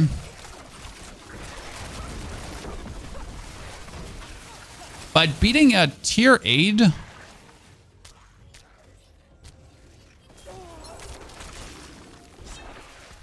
Beating a tier 8 Infernal Horde? I think everyone can do it this season. That's like something realistic that everyone can get done. Did they completely remove the middle rooms? I've just recently noticed this, and I might be crazy, but did they remove all the middle rooms? Did I miss that? I haven't been playing Nightmare Dungeons enough. Like these weird wave-based events there. Someone carry Lilith. Honestly, we gotta try Lilith today too with this build. I think we already should have her. Even without masterworking my gear further. But I kind of want to have my Scoundrel's Leather. Your Flaybar field's weak as fuck. They nerfed Flame. You might be better off trying a Rend Barb. Because they actually buffed Rend. So for Rend, they absolutely... The Ring of the Ravenous, you know, the Ring of the Ravenous, which wasn't good before, they buffed that one. So if you're now playing a Rend Rupture Barbarian, and you're playing it right, the amount of bleed that you can do with Rend is insane. So I made a Rend Rupture Quake Barbarian last season, which is essentially doing Quakes, then you Rend, and then you Rupture, right? And the amount of bleed you could do was incredible. It was a fun little off-meta build that was just working so damn well. And it got buffed in multiple ways because they actually made the Earth Spikes calculate finally the way they're supposed to calculate and all that kind of stuff. But they buffed the Ring of the Ravenous so much that it's actually crazy now. Cray. So, ta-da! So every glyph I'm playing level 15. That's great. Good. Now I gotta think if I actually do want to put control in at some point.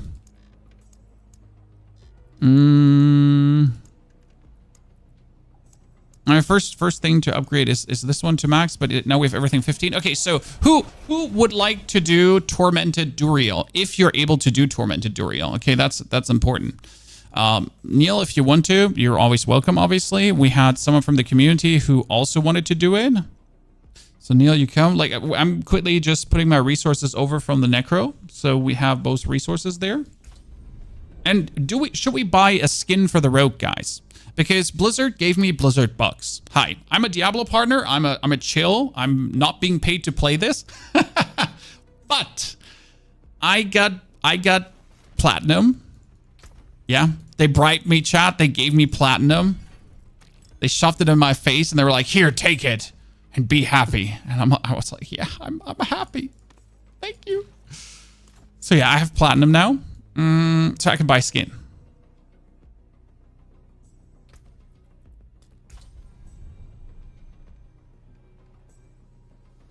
I can handle 2-player solo. Well, I have damage, Anorin, so no worries. Give me your battle net and we get you in there. So we can do it with 3 players. Yes, I'm obviously a sellout at this point, right? So, but I got free money, so I can use it.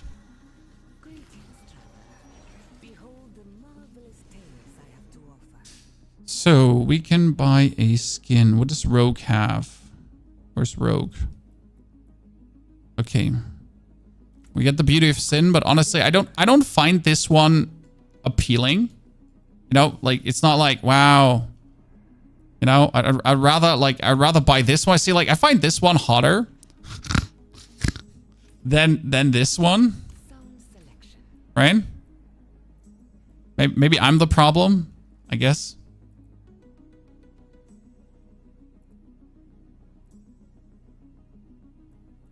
Add-ons, which one? Wait, they put the add-ons out? No.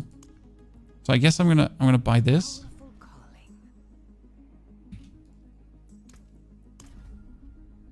I mean, usually I buy multiple skins and mix and merge them. So my Necro, for example, is a mix of like 4 different skins. Because that's how it works. Okay, let's get a contour in. Neil, invite yourself.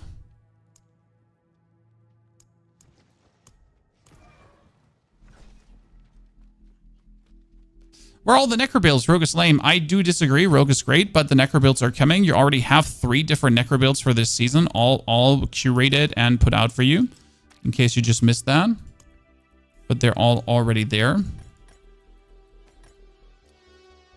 Good. What did I wanted to do? I needed...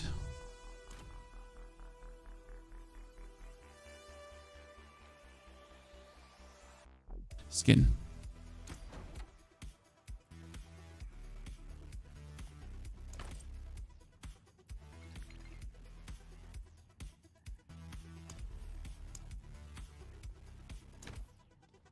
I mean, that looks great too.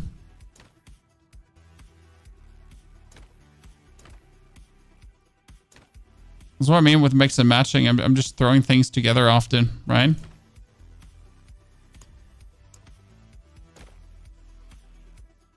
just looks better when you're mixing things together.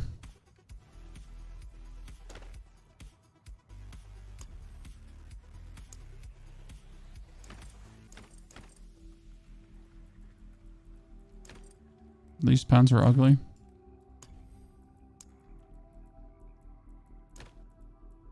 Going for the full golden look. Oh wow, that crossbow looks so much more crossbowy.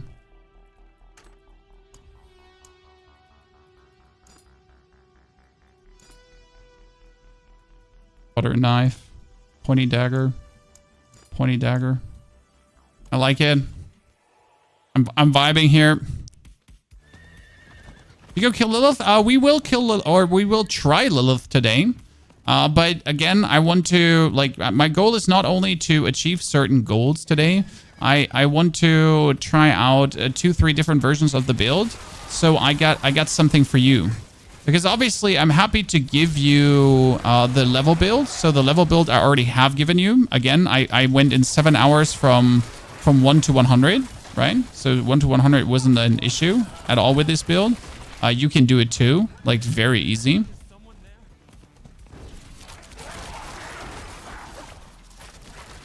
It was actually silly easy. Nasty, are you gonna do damage, Nasty? Do I have to do an equipment check before to find out if people are ready for this? Lilith easy, you get stunned. Oh yeah, I should definitely eat Lilith up, but I just dislike Lilith. I have no movement speed. So mainly I don't have any movement speed. So like her second phase is just gonna have me in shambles.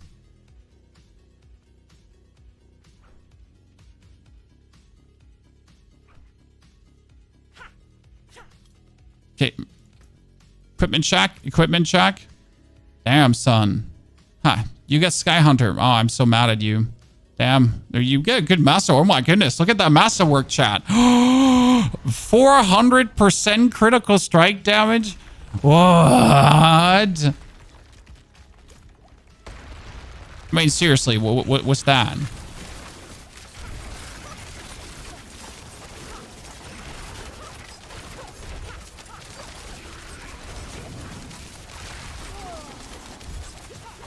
Does it just feel like that, or is my inner sight filling up way slower versus him in a team setting? I've never been in a team setting with an inner sight build, but it just felt like my inner sight just fills up slower.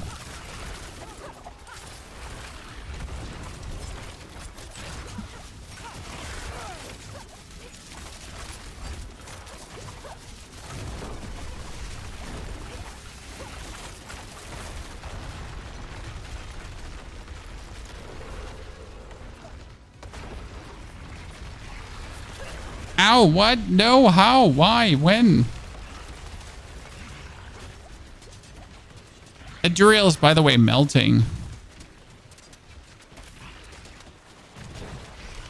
Like, we're really like that. That is some good damage this team is putting out. I'm actually surprised.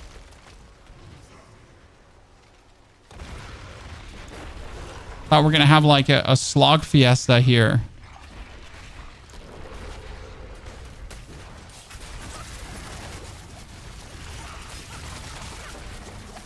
Haha, stun, dead. Woo, let's go, 5 times loot. Brrr. Where's my mythic? Where's my mythic? Oh, I'm overweight. Okay, I got a scoundrel's leather. I don't need the rest. Wait, I actually do need the... Okay, I need to teleport back. I'll be right back. Give me a second. So that's why I'm saying, like, you got to do this with all. Oh, I look great, chat. Come on, I look great. Okay, Scoundrel's Leather in 72%. The problem is, it is better in the percent department, but the inner sight is weaker. Look at this, right? The inner sight is at 31.5, like, instead of 45%. That is the lowest it can actually be. So that Scoundrel's Leather is a dud. Do you actually want it? Who's our rogue? The Contour? Do you want the Scoundrel's Leather? Because I don't need it. Like it's actually, you know, I don't need it. By the way, guys, Flicker Step. Okay. Flicker Step for a build with the Death Trap. Think about it. Okay, chat, think about it for a second. 300% ultimate damage on a Flicker Step. On that, and then I dash through things and I do some explosions. Could be interesting. Max life, sure.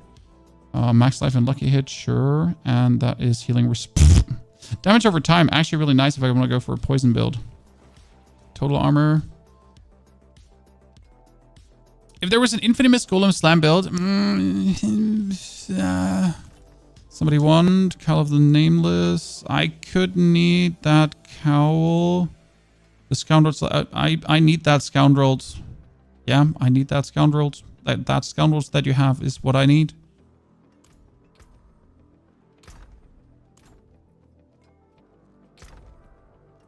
Sir, I do actually need that. Can I give you a T-bolts for it?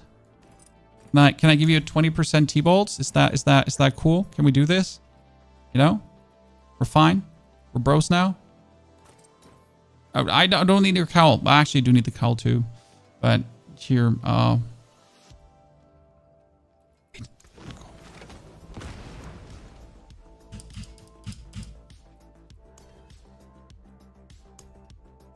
also, I feel bad, chat. I can't just be stealing things from a Contour, right?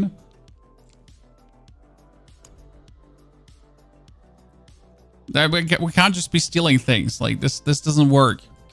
Okay, that's actually really good. So that's gonna work nicely. That scoundrel's also gonna work good. Casual Musk move. I'll just buy Twitter and then ruin it. Oh, by the way, did I see this correct, guys? So I'm not sure if I saw the news correct, but Twitter is essentially whining. Like the CEO of Twitter, not Elon, the CEO of Twitter, that lady was whining online that there's not enough ads there, and they want to kind of sue the International Ad Bureau. Like bunch of weirdos. Did I see that correct? Twitter's becoming even weirder. Okay, I can summon one. Oh, I can summon two. I get two tormented Duriels. I do actually have everything I needed already, but I guess if we're already here, we might as well. I mean, I need to keep some Stygian Stones back to summon one alone.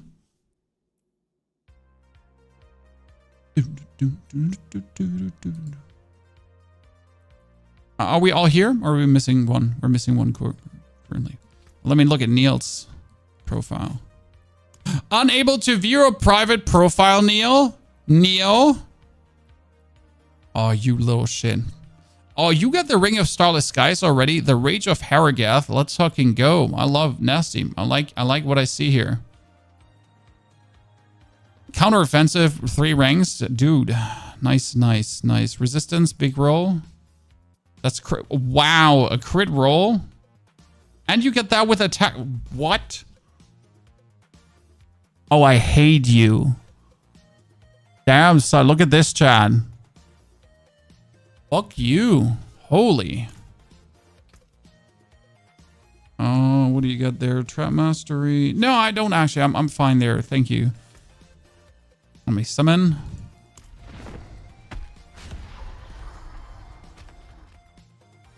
Yeah, Musk told Advertise to leave if they're not happy, and now he's wanting to sue them. Like he's being like, I mean, I'm not surprised. Like I'm not the biggest Musk fan. I'm actually not a Musk fan at all. So what that man does is anyways weird to me.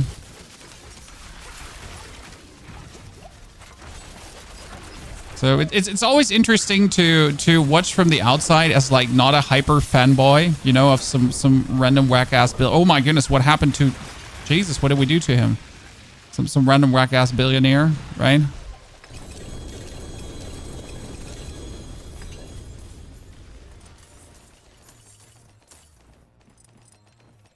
We're getting so much loot that I'm essentially forced, like, so it's good that you can resummon, but you're kind of forced to like go back every time.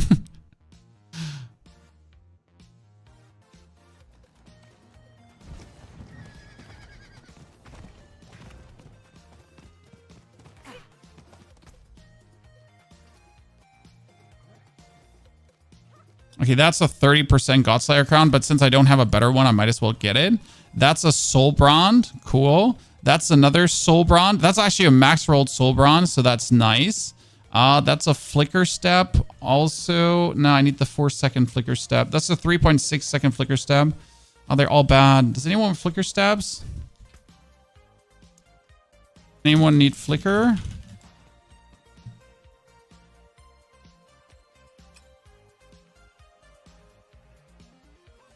When I get like, you know, multiple Flicker Steps now. I gotta see, like, I need a good one. So this one is 3.6. This one is 2.8, but it's high. Like, I need one with a high ultimate percentage. So that's the only thing I actually care about, right? The highest ultimate skill damage is essentially what we need. The rest can go away. Soul Brand we get already.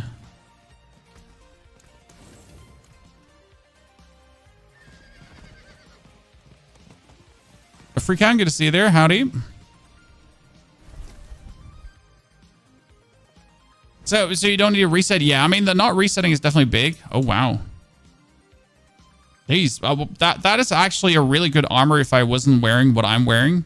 That is gonna sell for $1 billion. I mean, that plate here with Dex, Max Life, and Dark Shroud is definitely, it's like a couple 100 million item easily. Oh, you can afford? Okay, Nasty. Like, sure, just flex your shit on me. What is this? What is this atrocity? Like a 4-second, 300% ultimate. Okay, yeah. Why wouldn't you just? Why wouldn't you just have that? It's the best Necro build this season so far. Well, it is a Bone Spirit. There's like no question if it is Bone Spirit. It is matter of fact Bone Spirit. So the question doesn't ask itself what is the best build, right? It is obvious what the best build is.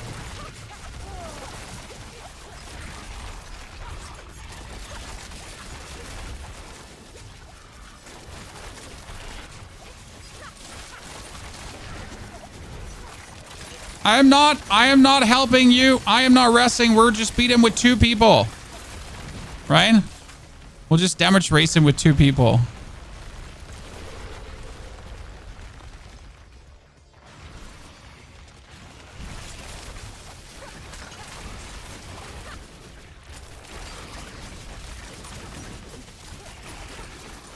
At least I'm not the one dying.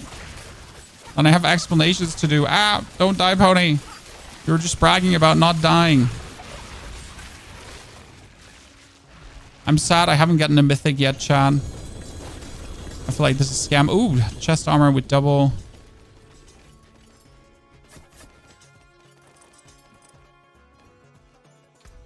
What do I have? I got a Azure Wrath in the worst. Oh, I got a Banished Lord's Talisman in the worst.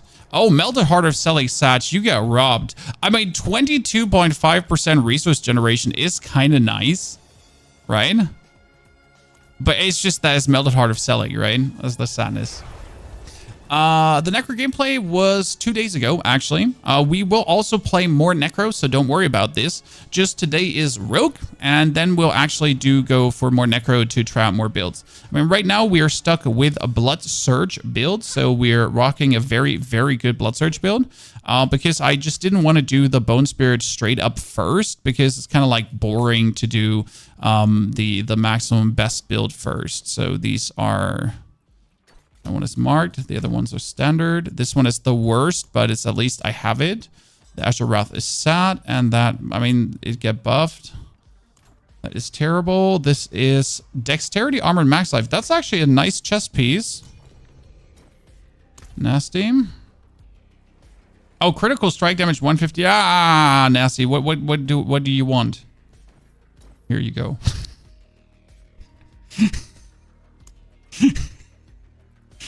Here you go. You get an off-brand soul brand. Thank you very much, Berg. That's appreciated. Okay, we got a big crit one with resource cost reduction actually, which is kind of nice. We could use it for this build too. And I'm sorry guys, if don't look at my stash right now, okay? Just really don't look at my stash. Like it's ugly.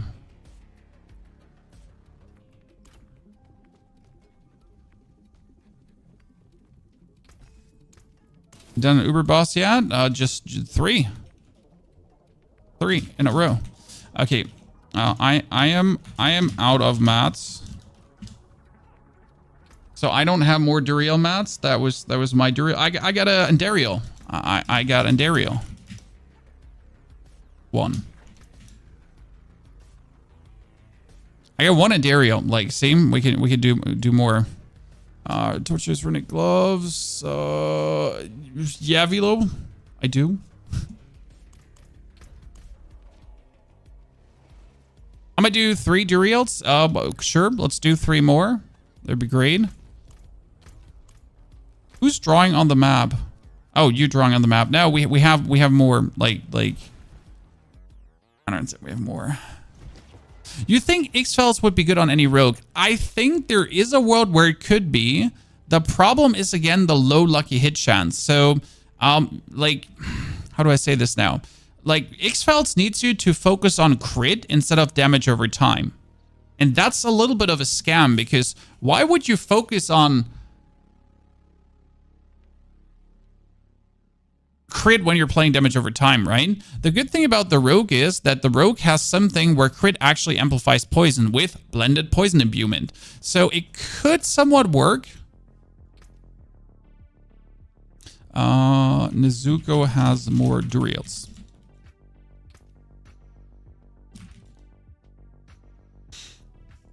So, sorry, Crafty. We are full group at the moment. So, why you get so much damage? Well, let me check. View profile. You got... How much life do you have? So, you get a very good one here, right? You get the Shroud. You get the Armor. Max life. You get the Dex, the Barrage. That's actually really nice. Wow, your gear is insane. You get the max life here too. What I would try is try to get max life Shroud. That's what you're missing. So I get this one here. I get the max life when Dark Shroud is active. That's another 10% max life. It helps a lot. So you get 30k. Yeah, I get 30k too. So max life Dark Shroud is kind of nice. You get the resistances. You have the Sky Hunter. I mean, your gear's insane. I envy your gear. What can I say? I mean, maybe Paragon. I'd say, like, right now, Enerin, like, it could be Paragon board, simple as cake, that you're just missing some damage reductions there. I mean, what do I have right now? I got damage reduction, damage over time reduction. We got damage taken over time reduction. We got damage reduction here when wielding something, and we want a damage reduction from traps. We actually barely have damage reduction ourselves. I'm super, like, you know, like at this point, I don't actually know why you're taking that much damage. Like, we get dot damage reduction and damage reduction from close, right? That's it. And damage reduction from trapped. So we have this damage reduction happening, which is actually kind of nice. So that's it.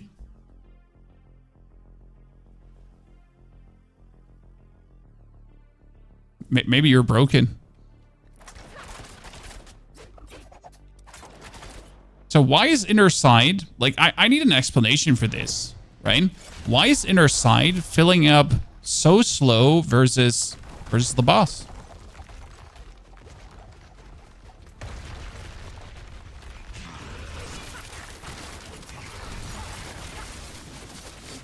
Just look at my inner side gauge, right? Usually it's up instantly. Is it because we're doing team content?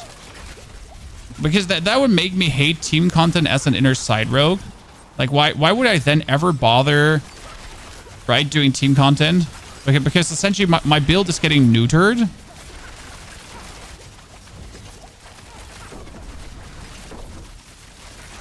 Ah, come on now.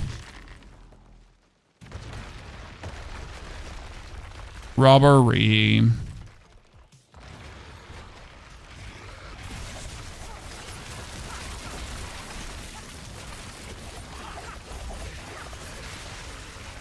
Give me that mythic stuff.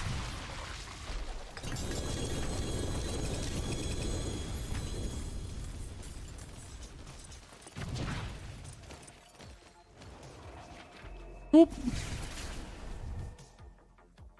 Yeah, inner group, inner scuffed. Well, that's good to know that I'm shitty at carrying things, right? Because like I intentionally choose a build where oh my lord, look at this. Wow, okay. So that's nice. And I got a greater affix Scoundrel's Leather. Really? So there's two things. No, there's three things you would want to have greater affix, okay? So the max life, the inner sight duration, and the damage reduction. So three things you'd be really happy about.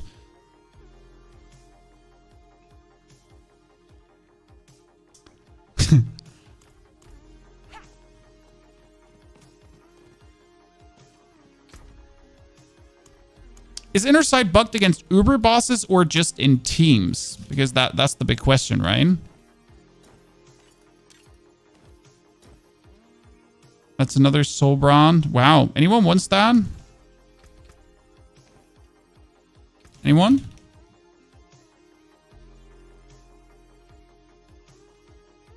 You have an extra DV? What's DV? We're currently full velo. Where we can do this later.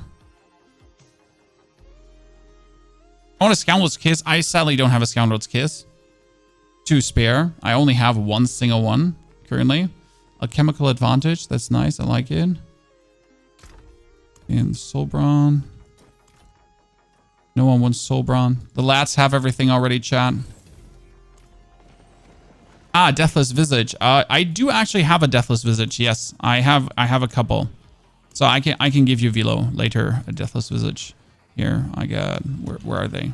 Ah, they're here. Deathless, here, Deathless 1, Deathless 2. Look at that. 6 ranks in Bone Spear. Fuck, yeah. There is another. Oh, you know what? My Deathless Visage is only 725. I'm sorry. I just want Tyraels and Winterglass or a 3 GAT bolts. Oh, okay, Neil. Okay. That seems like reasonable wishes. Right? Seems like reasonable wishes. Okay, let's do 2 more Duriels, and then we are actually going for content again. So we want to kill Lilith quickly today. That would actually be my 4th Spark. So right now, I don't actually have the Resplendent Sparks from the questline yet, but I am actually very close for my Resplendent Spark day.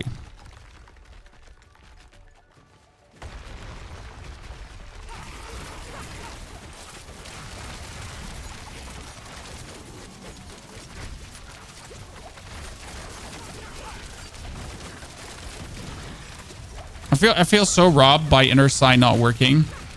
It's literally like half of my build just stops working then. Right? Because like I'm not getting my unlimited energy, I'm not getting my I'm not getting my traps, I'm not getting my Keltrobs. You know Vendariel's works with damage over time? Yes, Endariel build is damage over time. Yes.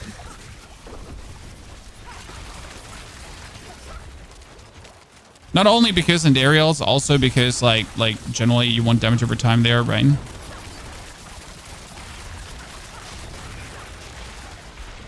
I think Mippy has a good one. The M1PY guy. He has a very interesting Endariel's build. Okay, what do we have? We have a greater affix, normal chest, useless. We get another Godslayer crown, better. We get a Azure Wrath. We get a Flicker Stab, which is shit. A Ring of Starless Skies. Jeez, boys, you're killing it. We get a damage. Wow, 150% damage over time. Yikes. Yikes. That's a nice one. You know what the sad part is? Yeah, that's one more for you, right, Nasty? You want to play Endariel's but melee? Close quarter combat Endariel's could work, yes. I mean, like, with close quarter combat's passive. So, possible. Saying that with my limited rogue knowledge. Which is, matter of fact, limited. I mean, rogue is still, like, rogue is surprisingly the class I know the least about. But I'm also the most interested in finding out more about, if that makes sense, Chad. Because rogue is like fun to figure out, right? Rogue is at the point where it's just a very intriguing build to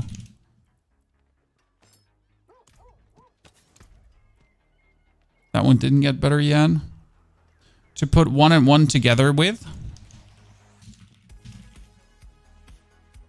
So I do like that. Vengeful is slightly better. And let me check for Umbrus. That's 55 now. It's also slightly better. I mean, finally, I'm getting the upgraded. Wait. I'm playing the whole time with the wrong aspect on the gloves. Great. Hey, Chan. How about we have been playing with the wrong aspect on the gloves the whole time? So missing factually out of 50% multiplicative damage. Because aspect of retribution should still be double dipping. How about, chat? How about we've been playing the wrong gloves the whole time? Okay, last one. Then we're done. Then we can make the build better. So yeah, by the way, Velo, I only have like a low beat visage. We have one more. I think we have one final one. I think.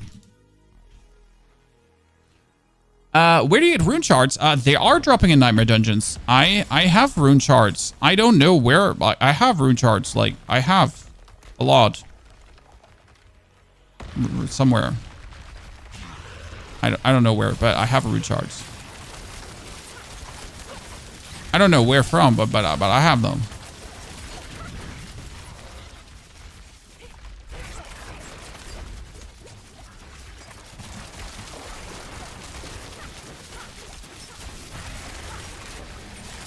Meow.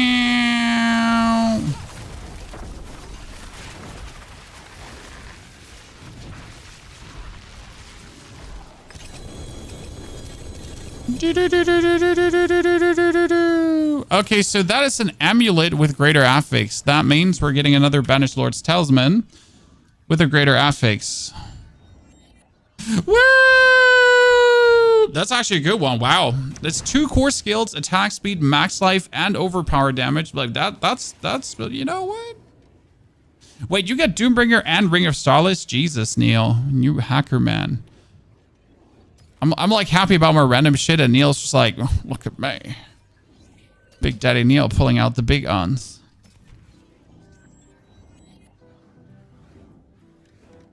Oh, that's vulnerable amulet. Anyone needs a vuln amulet?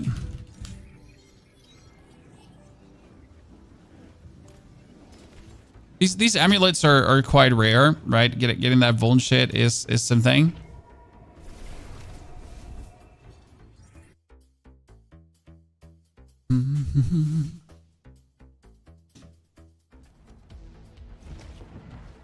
Okay, so thank you, Nasty, Neil, and Nezuko for the upgrades. That was fantastic. Now we're gonna torch. Now we're gonna torch Mommy. So we get the. Let's see which one is the best now, Chan. Okay, so this one has 80%, right? But it has way less inner sight duration. This one has 78%, but it has a high inner sight duration. This one has 72%, and it has a shitty inner sight duration. And this one had 80%, and the inner sight duration was also questionable.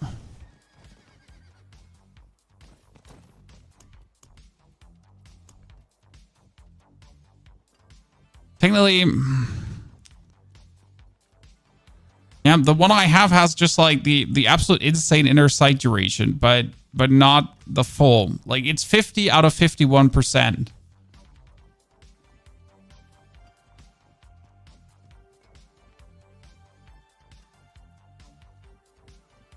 This only has 31%.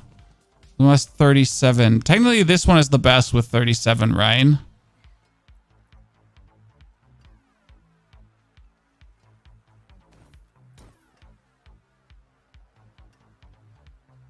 Are we gonna take this, to be honest? Flicker. Oh, yes. Oh, yes. I do need that. A counter. I do need that. But then Bert can have his flicker step back because I got one like this. Jesus. Why we learned Dark Shroud and didn't use it on the skill panel? Because you have something called the Umbrous Aspect. Critical strikes have up to a 55% chance to grant a free Dark Shroud Shadow. So you're essentially making Dark Shrouds without needing Dark Shrouds, and that's insane. Okay, that's like this is gonna now I do have to change the build. Wait, we're gonna kill Lilith with this build, and then I'm gonna change the build because I need to try something out with this. Because right now, for some reason, we are already at the point where we're having like 300,000 damage with Death Trap. Thank you, everyone. Thank you, Contour, for the super support. The wife is making very tasty food. It smells good. I'm not sure what she's making, though. Just smells good.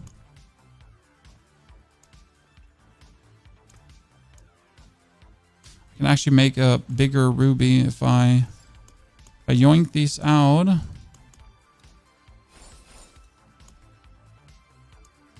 Make a royal and a normal one. Finally. Finally!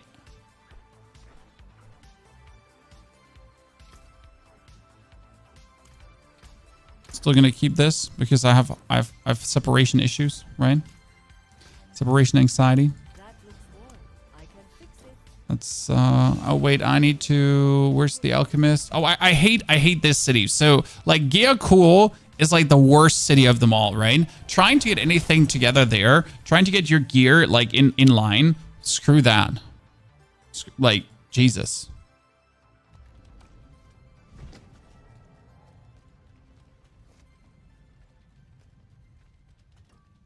Okay, we got material swap. So I did a few 61 pits with this build to just test if it could do 61 pits, right? Which allows me to make myself 360 up to side. Quite useful. So right now, what would I have to do, guys? I would have to masterwork this item until I am hitting inner sight. I did hit inner sight duration. I'm insane. I am so talented. Oh my goodness. I am so good at this game. Like, oh my fucking God, am I good at this game? This is crazy how good I am. And I am so humble at the same time. Good talk.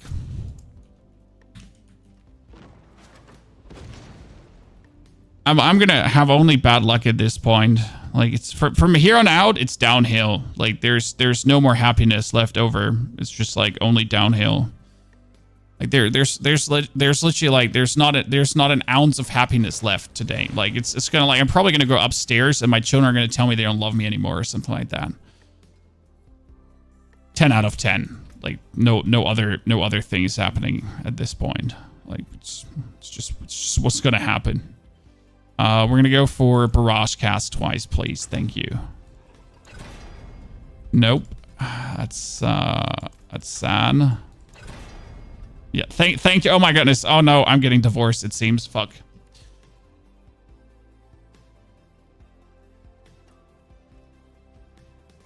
This is bad, chat. This is bad. I'm like, it's over. I'm going to trip on a piece of Lego today. There's an error, Velo. I'm not sure, like, Velo, there was an error. It's probably because of I don't know why. Let's try again. Oh shit, Velo, we can't be friends, it seems. Okay, so listen, what are we going for now? Do we do crit damage or do we do Dark Shroud? Because technically you want a damage per Dark Shroud, because that damage per Dark Shroud is another 600% on this weapon. Yes. So that like technically you want crit, right? But the thing is that damage per Dark Shroud is just 600%, whereas crit is only 170%.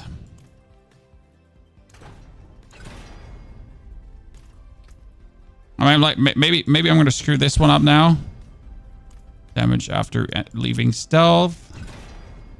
Damage after entering. Oh my goodness, chat! I'm gonna break the item. Oh my goodness.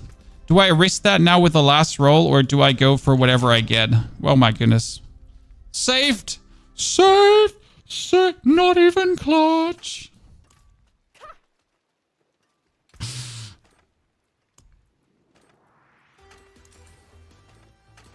Not even clutch.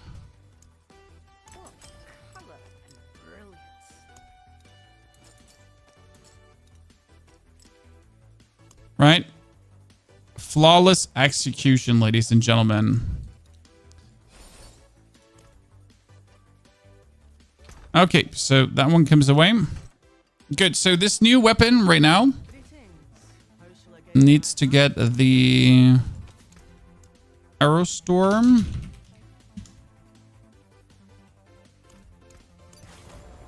Then we're gonna have to work it 4 times.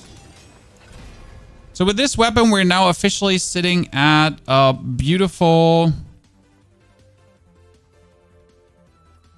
1,300 critical strike damage, but we need to re-roll the resource cost reduction into Even more resource cost reduction. No, actually, I need to re-roll this one into maximum life because I need more maximum life out of this. Thank you. Because else I'm gonna like stink maximum life wise.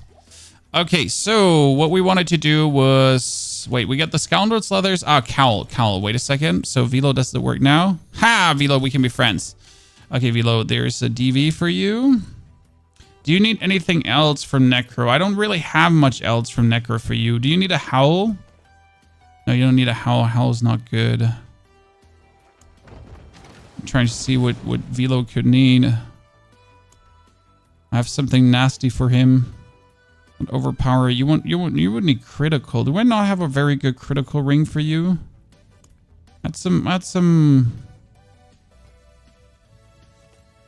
That Velo, huh? Attack speed, crit damage, crit affix. Pans, I only have shitty pans. I wish I could give you something, but my pans are trash. Here, 12% crit, but that stacks, so that wouldn't work. Here, Velo. I might not like Deathless Visage is better than nothing, you know.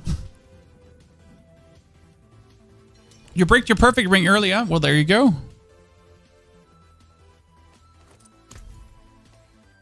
Oh, I can't even give you this one, Velo. I can't give you that one.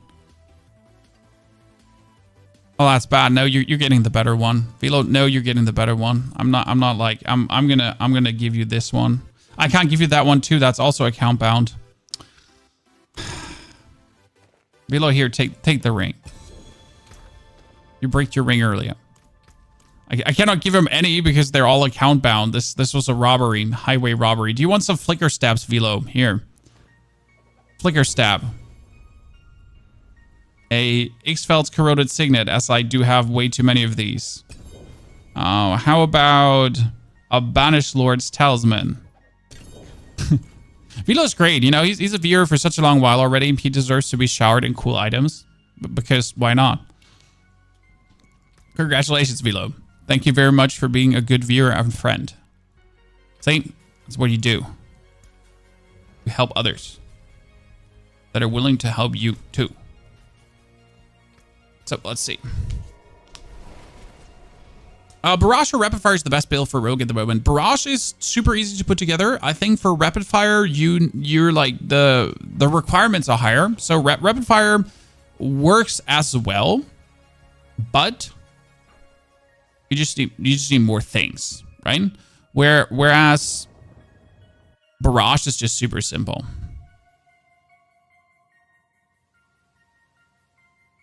My friend quit Diablo because I went to farm 5 times Duria with him and I dropped 3 Shagos and he didn't know for 2 months.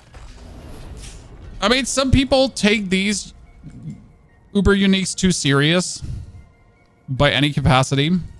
Like, just sometimes accept that you don't have them, right? Yeah, a Barrage can be done out of the gate and you need Scoundrel's Kiss to make Rapid Fire really good.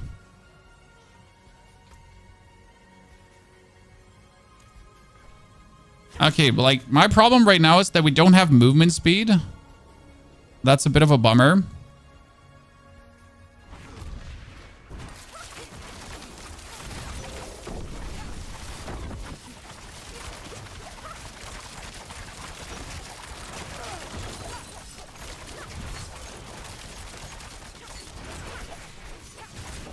So essentially just working on staggering her. Could have some more damage out of the gate, to be honest.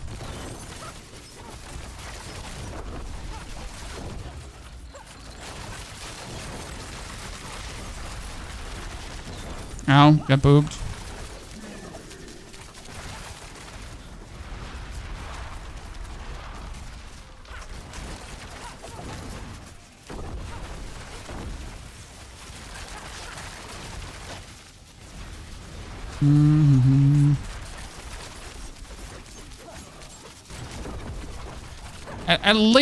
At least we're getting, oh Jesus, why does she do it twice? Weirdo.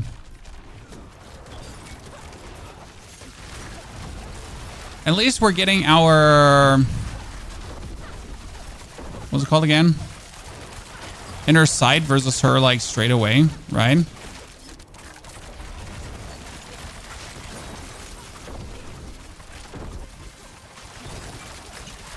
I gotta work on that ultimate damage. I want to work on that because the damage that you can output with this is like so immense, right? Oops. Oops. I kind of like the idea of going for that.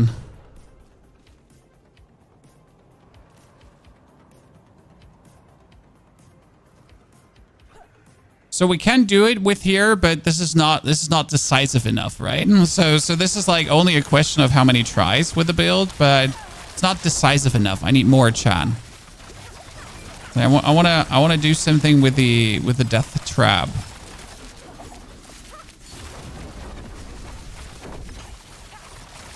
We do good damage, but I want more. You know, I want more.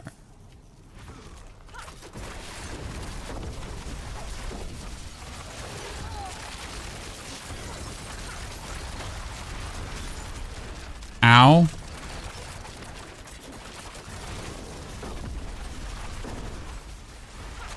I got myself 2 times hit shot. I'm a noob. I'm a noob. Technically, as a rogue, you're not allowed to get hit a single time because rogue can just easily fly it all, right? You just have to go 8s, by the way. The trick is you just have to do an 8. Really, mommy?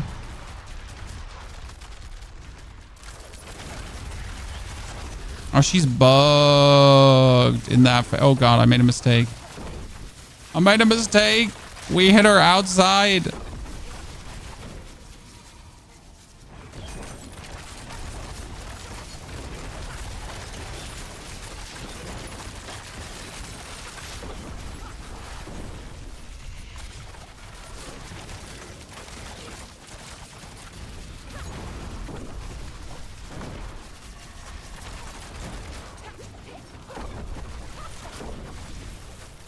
I'm totally gonna die.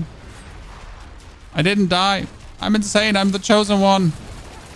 Okay, could you please come back inside, lady?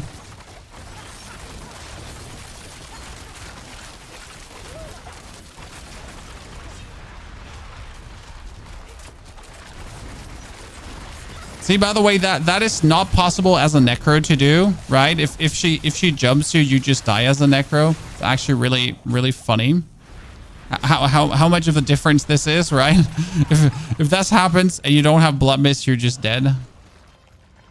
I have 5 times stacked up thingy. I'm just gonna die. Yeah, those 5 stacks are gonna hurt. I'm just dead at this point. I got hit by the easy things, but it's just nice to know that we could, with the build, do her straight away. Oh, you are actually getting mother's gifts. So many. That's cute. I didn't know. Oh, that's an instant stagger. What the hell? She staggers so easy in this phase, it's actually illegal.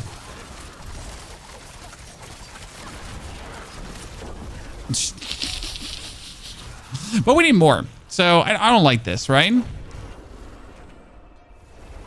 I want more. So let's go for the plan we had today. We wanted to do multiple things. So first, let's exchange our Cowl of the Nameless for a better cowl. So we have this Cowl of the Nameless, that Cowl of the Nameless. So this one is double unstable elixirs and trick attacks. 29%, and this is double trick attacks, but 39%.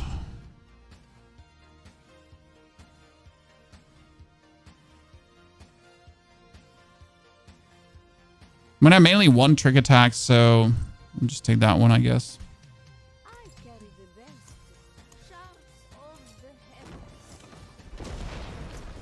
All that unstable elixir is bad. It's just like, or mainly one trick attacks.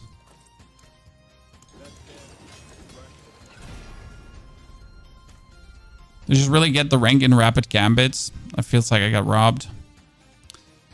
It does feel like I got robbed.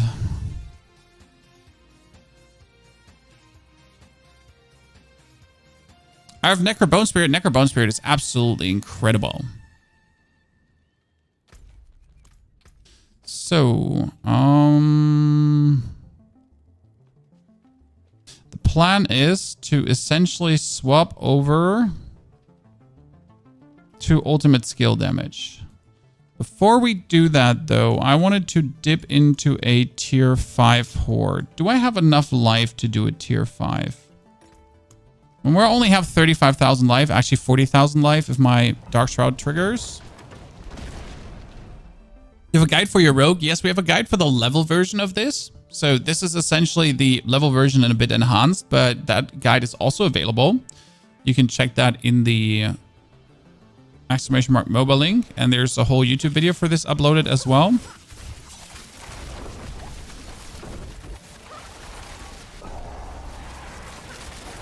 Why does tier 5 only have 6 waves, but tier 4 has 7 waves? Huh? Wasn't tier 5 supposed to have more waves as well?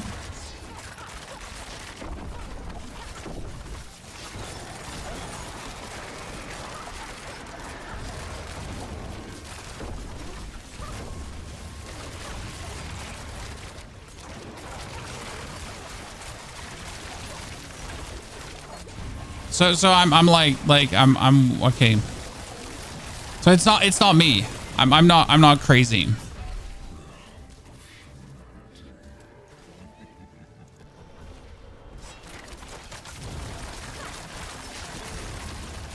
The way I don't know what killed me there. I think it was the fire barrage from him, right? That actually did enough damage to take me out.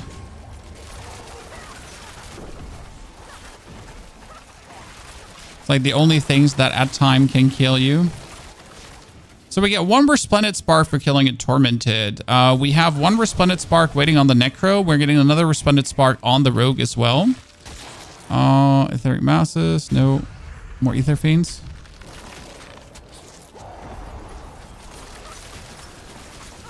No, I did a tier 4 with 7 today already. So I know tier 4 has 7. We're supposed to have 7.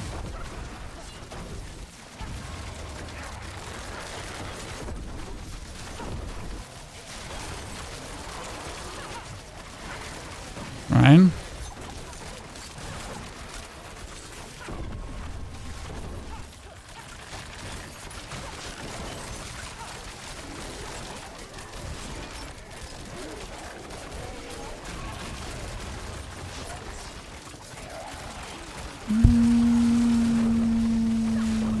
Turn in a circle. I mean, you know what I miss the most about Heartseeker? That you never had to care about where you aim. So Heartseeker is this thingy that shoots wherever you want, right? It's like just heat seeking. So I miss that. I dropped an Endy Helm. Yes, Endy Helm is insane, and I'm seriously considering to craft it, just to actually make the endgame build. But Rogue is also really good without Endies. That's the point, right? My current plan is to kind of find out the limit of what Rogue can do without Endarials, if that makes sense. What can you, like, how far can you reasonably get with Rogue without Endies?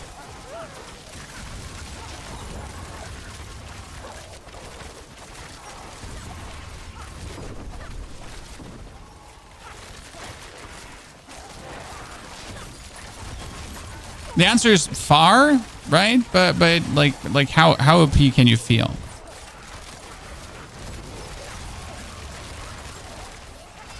And there is obviously rapid fire, there's barrage and whatsoever, but I wanna intentionally run inner sight. So for me, it's all about making the Scoundrel's Leather Sword, because I just like the premise of the item. But I think I gotta lean into the trap for that, right? Mr. Makis, thank you very much for the Prime subscription. very welcome to the Knights of the Round Table. Chat, if you did bring your Prime sub, don't forget to use it somewhere. Also, welcome to all of you. Welcome to Season 5 of Diablo. We so far have a Necromancer in 9 hours to level 100. Rogue in 7 hours to level 100. Now, we are still definitely going to be making the Barb as well, as I want to do my Rent Rupture Barb again. Rent Rupture Barb was way too much fun. I want to try out the Ring of the Ravenous. We're going to make a Druid with Overpower, because we always make an Overpower Druid, as they actually buffed how Overpower Druid works. So that one is going to happen as well. And we might probably make a Frozen Orb Sork, as I really do like Frozen Orb Sork, and I had a lot of fun with it, and they buffed that one as well. So these are kind of like the plans for this season so far. We'll obviously be focusing on the Necro too, so we're going to shortly make the Bone Spirit Necro work. I'm actually gathering gear for a very interesting version of the Bone Spirit Necro.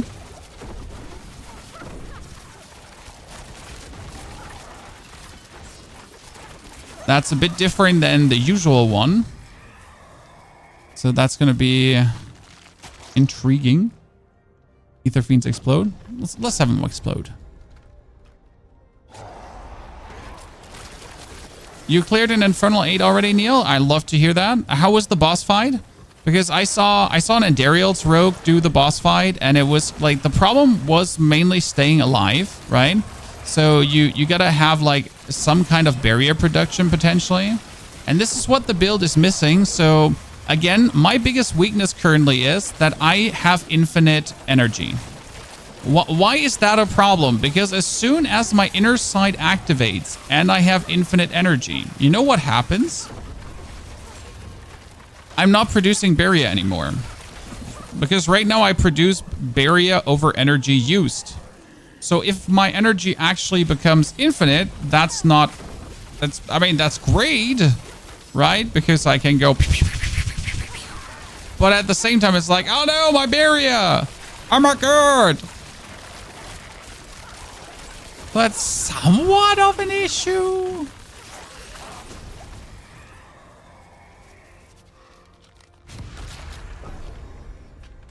What do you feel about the Umber Crew? I have the Umber Crew.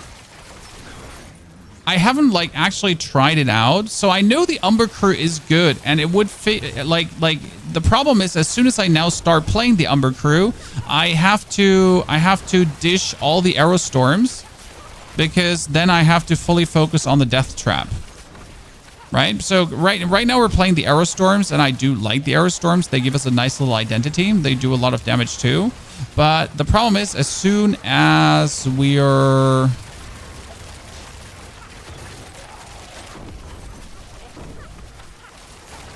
playing the Umber Crew, then the Death Trap has to go away. Then also the Arrow Storms have to go away. And if we actually play the Flicker Step doesn't have that consequence. So I'm currently trying to ease slowly into the updates of the build. So I don't want to like lean out of the window and completely overhaul the build. I want to like try 2-3 things that don't require too much change. Right? Have you played Bone Spear Necro? Not this season yet. Tier 5 seems comfortable. Yeah, I mean, this was like not a challenge. Like everything dies easily and fast enough. Did have some shitty multipliers there, so didn't get as much as I wanted. Now let's see how the Fell Council feels.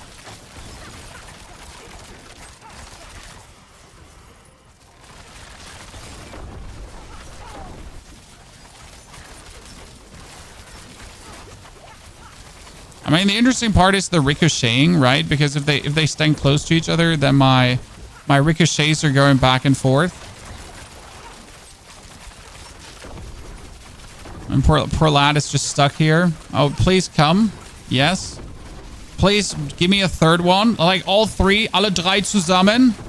How we say in Germany. As we say in Germany. There's actually a song about it. But you gotta be old for that.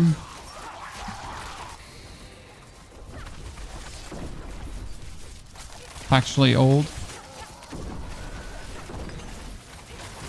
Yeah, that feels like absolutely cake park walk here right now. I mean, I'm just standing right next to them and we're spamming away. This is also the thought. Like, look at his HP go. Look at his HP go. Well, that was surprisingly simple. Did expect a bit more resistance from you, lads. Okay, I need more Opticide and so on. Like, I don't actually need the rest, so please give me more. You know what my you want to know what my really favorite part is about the Infernal Hordes? I'm getting the prisms, the scattered prisms. That's such a good thingy. Like, just getting scattered prisms, right? Insane. Okay, my wife was making some food. I need to check upstairs for a second, chat. I'm sorry, but I need to check this upstairs. I'm terribly intrigued. So what you can now expect? What are we gonna do, guys? Again, we're gonna do this now. We're gonna change the Paragon board to include this key passive. Okay, this key passive.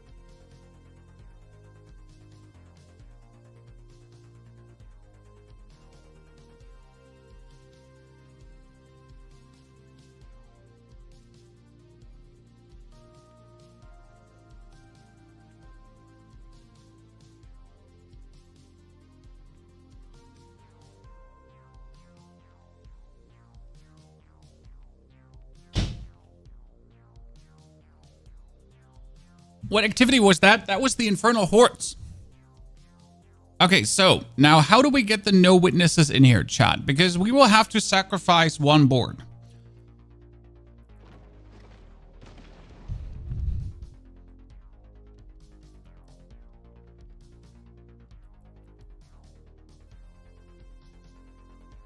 But I can't really sacrifice one board. I think Eldritch Bounty is the best board. When you attack with an imbued skill, you gain 3% maximum resistance and 20% increased damage for that imbued element. So I guess Eldritch Bounty is the most sense-making one to like kind of cut out here. So if I don't want to redo everything, I'm probably just gonna... Like this would be the easiest way for me to do it, right? I'm just gonna take these points out here.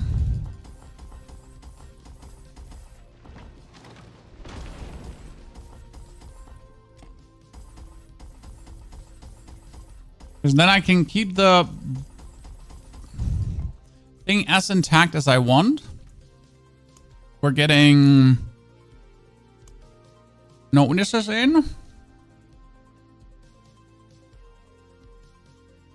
Oh, it's even critical strike damage from this.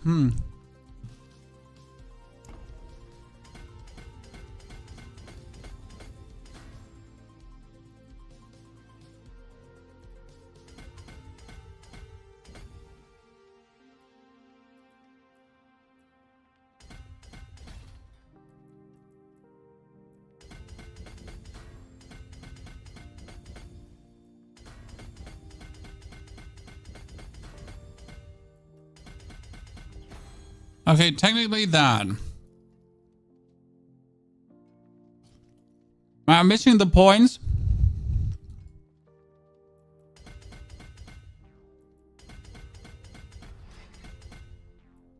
To get to Leirana.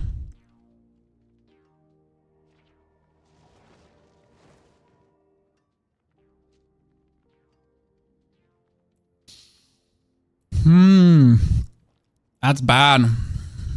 I have to do the other way around.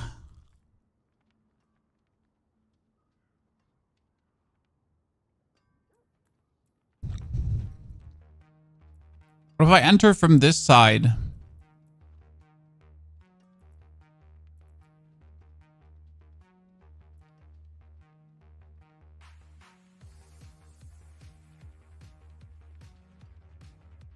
Right now, this is, by the way, a 23% bonus, right? What happens if I put on the flicker step? Where's my flicker step?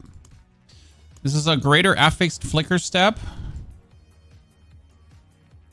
which is 450% ultimate skill damage, right?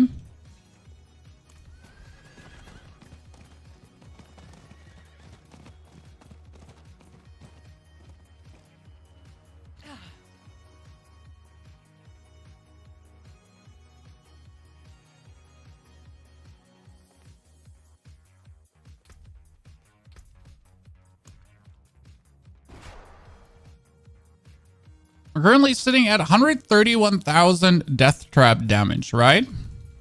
131,000. And we do a boss. When we blast away, right?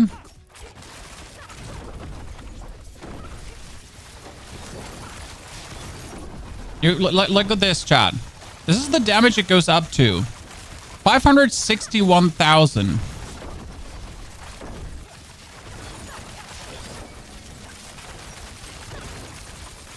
Right? When everything is multiplying and everything is working like it should.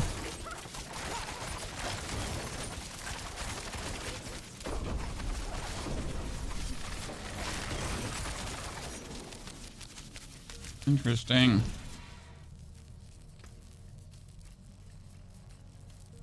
All right, beautiful.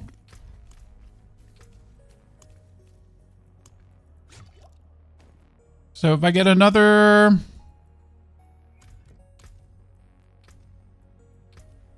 If I get another... Like, we're almost at 1 million damage, right?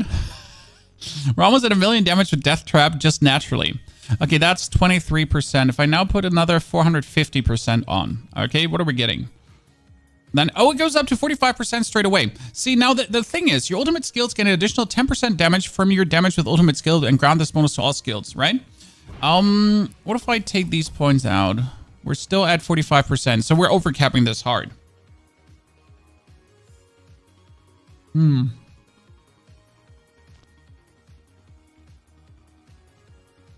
I just say no to all these points? Because I'm like currently trying to figure out how to get all these points in right. I kind of want this ultimate skill damage points because they would be great. But I also need to get Leiranas.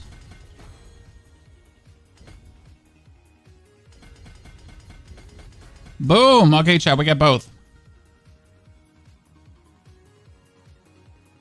And we don't even have a glyph activated.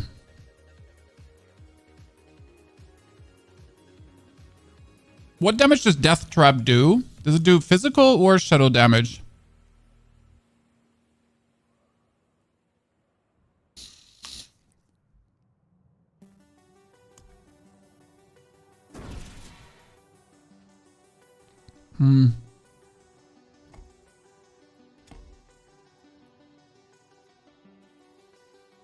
That is giving us dex. Can I make this one work here?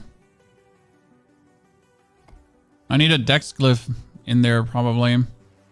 We get dex. I could go for another dex. Yeah, dex glyph probably.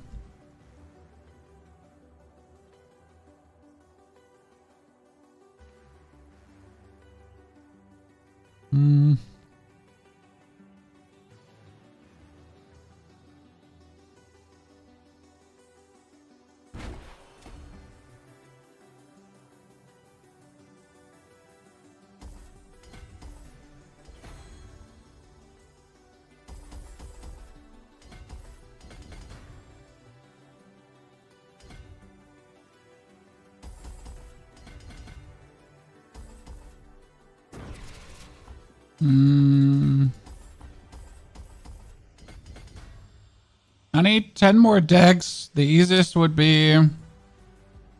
There's no easy. Okay, I need a strength. I need a strength glyph then, right? Because it would be 5, 10...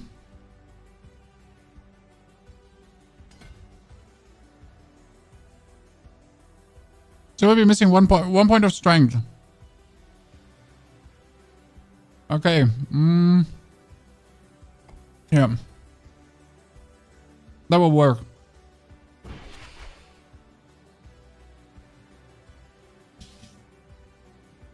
Okay. So we are already at...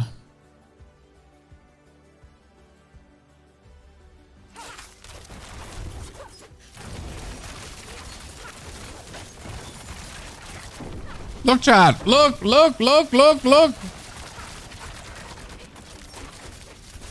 We managed to weasel 1 million damage base out of that one.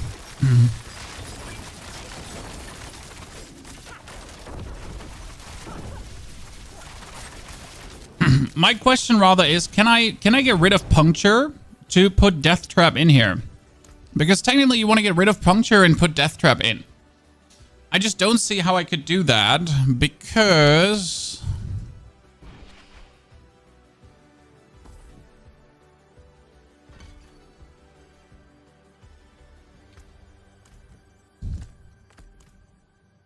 In an optimal world, we're doing this, right?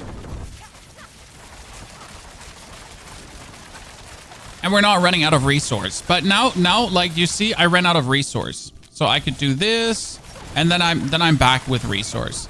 But there's still this phase where I'm in between, like a little bit out of resource. See, I'm out of resource. I'm getting back with lucky hit, but not enough. We do this. We wait for it to be back up, and then boom, we get resource again, right?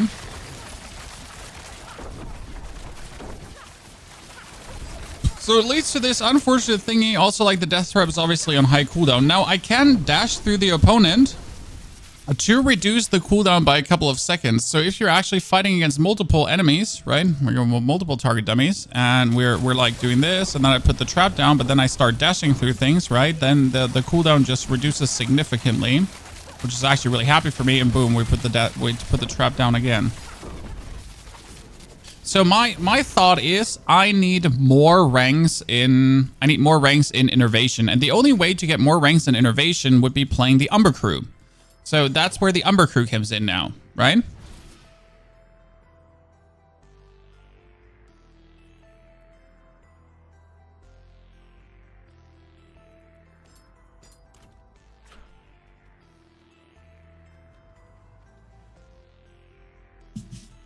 That's why I'm saying this is kind of like an endgame build because, I mean, look at all the things I'm putting in now, right?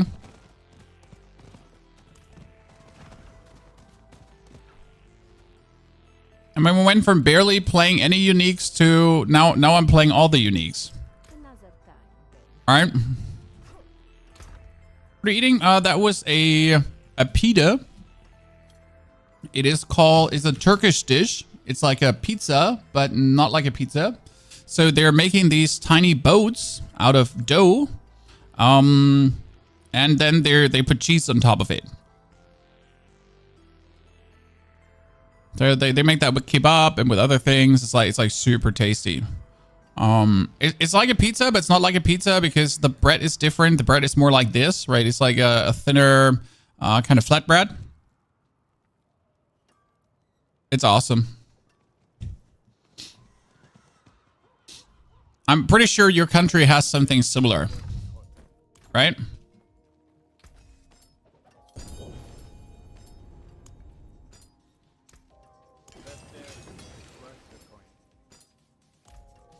Get more other materials. That was good as fuck. It does. It does. So look at me. I got 100. I got what? I got so much. What the fuck? I got enough neath iron. I got 100 neath iron from my last. Huh. I got 100 neath iron from my last infernal horde. Huh. Interesting. Oh my lord, chat, look at this. 570% ultimate damage. I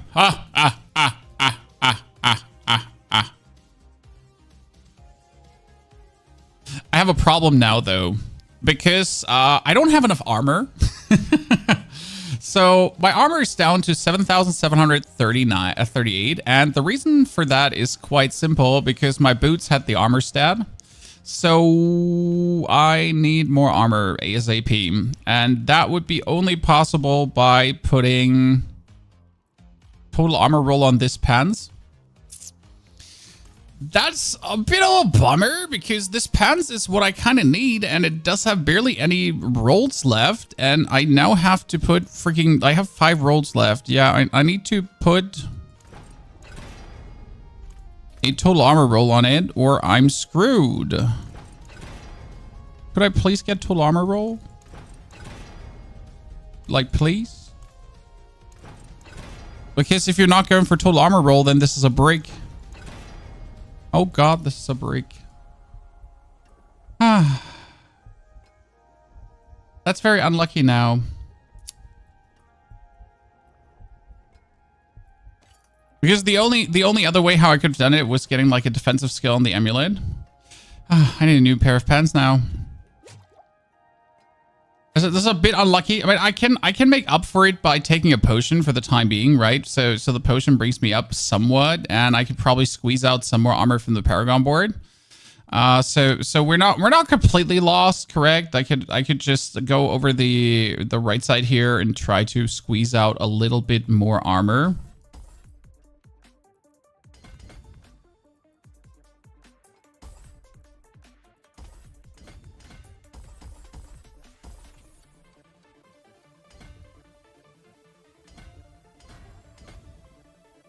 So the little things that matter. Just squeezing out more armor where I can.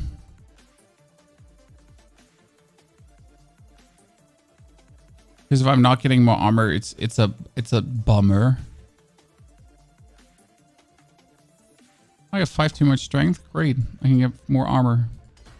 See, ta-da! Suddenly we're almost there. Right? Okay. I mean, let's see how that goes with the trap now, because we get like so much damage from the trap, right? We get a bit less armor, but that should be okay for mommy. I just wanted to see how much did that trap damage increase our overall damage, right? Smiling, good to see you there, brother.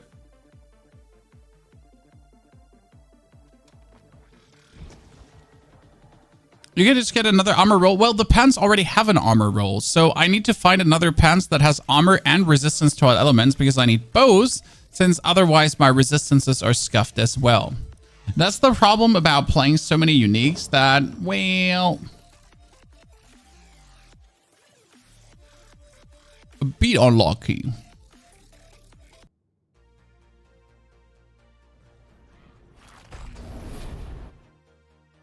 We get a high GA off armor. That would be helpful. And not only helpful, that would pretty much be needed. I mean, I could go on Diablo.trade and see if someone has something listed. And just buy it. Greater affix pens. Let's go. Right?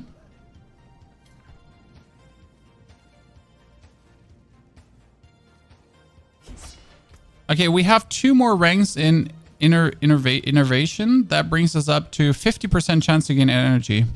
Oh, that's better.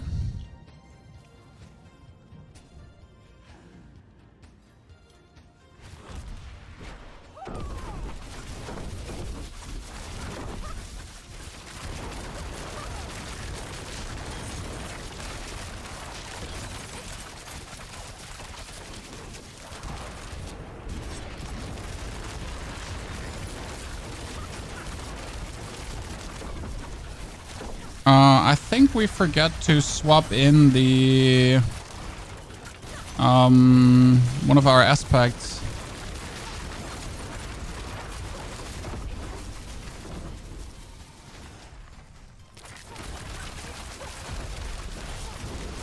Interestingly enough, the changes allow us to do less damage than before. Right?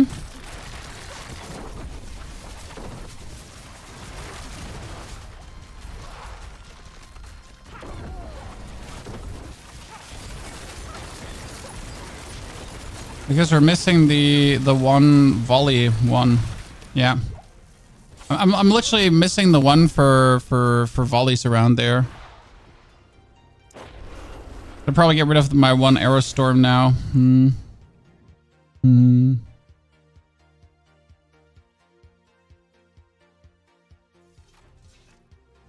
you follow the spell rotation early, well, you don't use Bone Storm early. Also, the spell rotation early doesn't really matter because everything just dies anyways. So you just kill things, essentially. So which did I put away?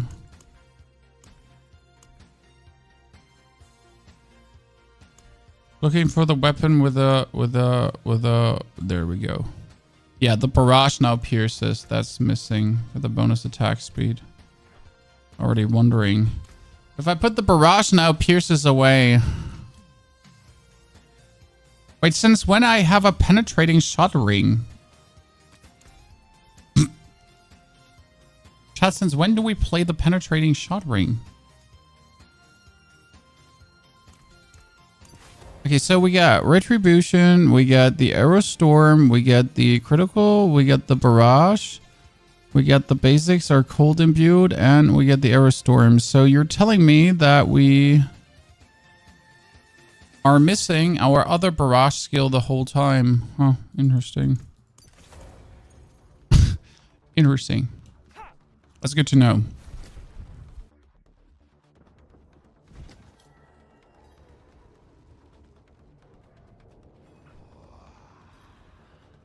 Like, it's good to know that we have been, like, using the wrong... Yeah, that's more like what I expected damage-wise.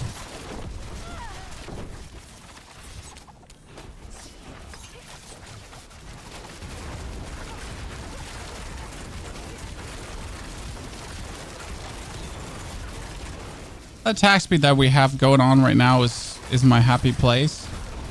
But see, like, we're shortly at the phases where we don't deal any damage. Okay, we get hit twice because we're really bad at dodging things as a rogue, as it seems. Kind of untypical. Doesn't fit the description of the class.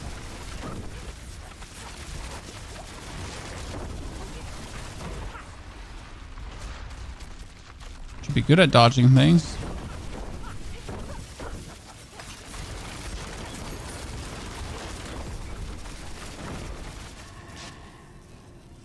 Our attack speed is certainly something at this point.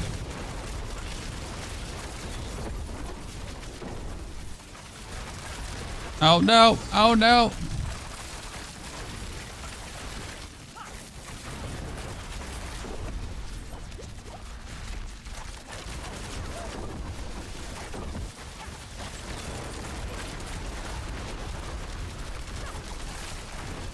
I mean, the damage is definitely higher.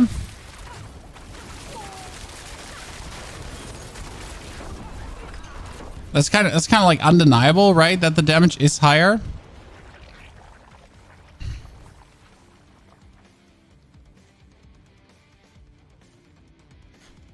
Whee!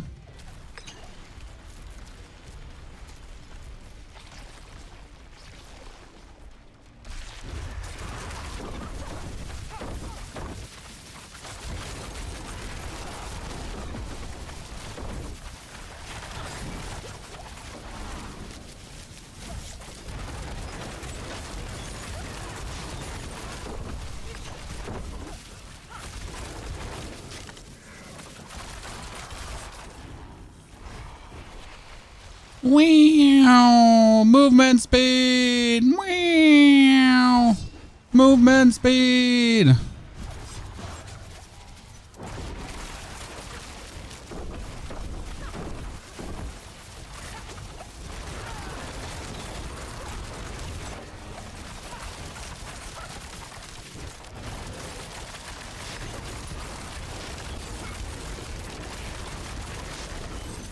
I'm not sure if that totem is doing us a favor or not. Right? Meow.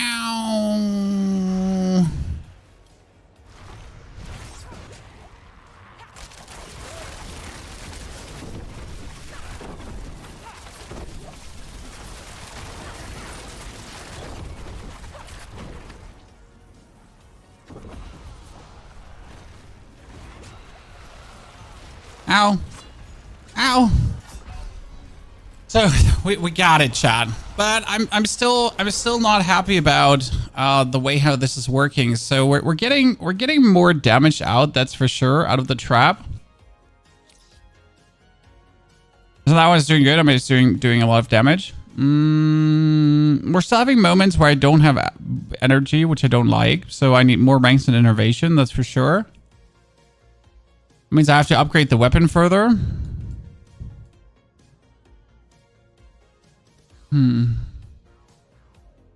Not sure if I should take out rings out of here to get some more utility. Because I could get like even more stuns, for example, if Poison Trap knocks down enemies. It's kind of nice because that's bonus stagger.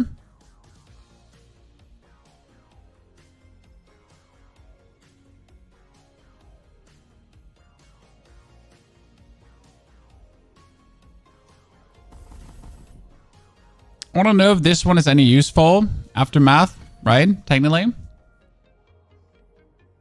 But not actually if Aftermath is useful. What I would like to know is if I do restore the energy. If my thingy makes random death traps.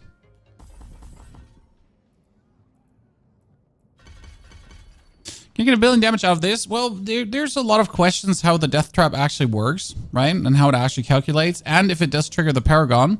The problem is I don't know how the symbol looks like. This is the no witnesses symbol. And if I put down now the trap, then no witnesses activates. Okay, so this is increased damage after casting an ultimate skill. That one activates. That's no witnesses.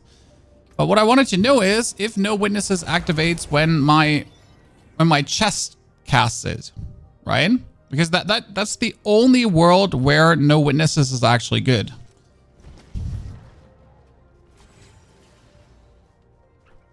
Otherwise, I can actually forget about that board. Because technically, this gives me 45% damage multiplier, right?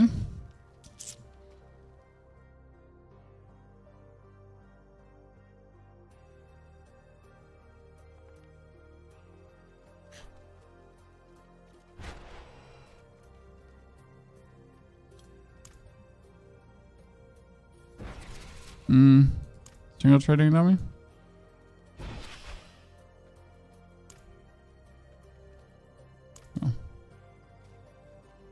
So if I activate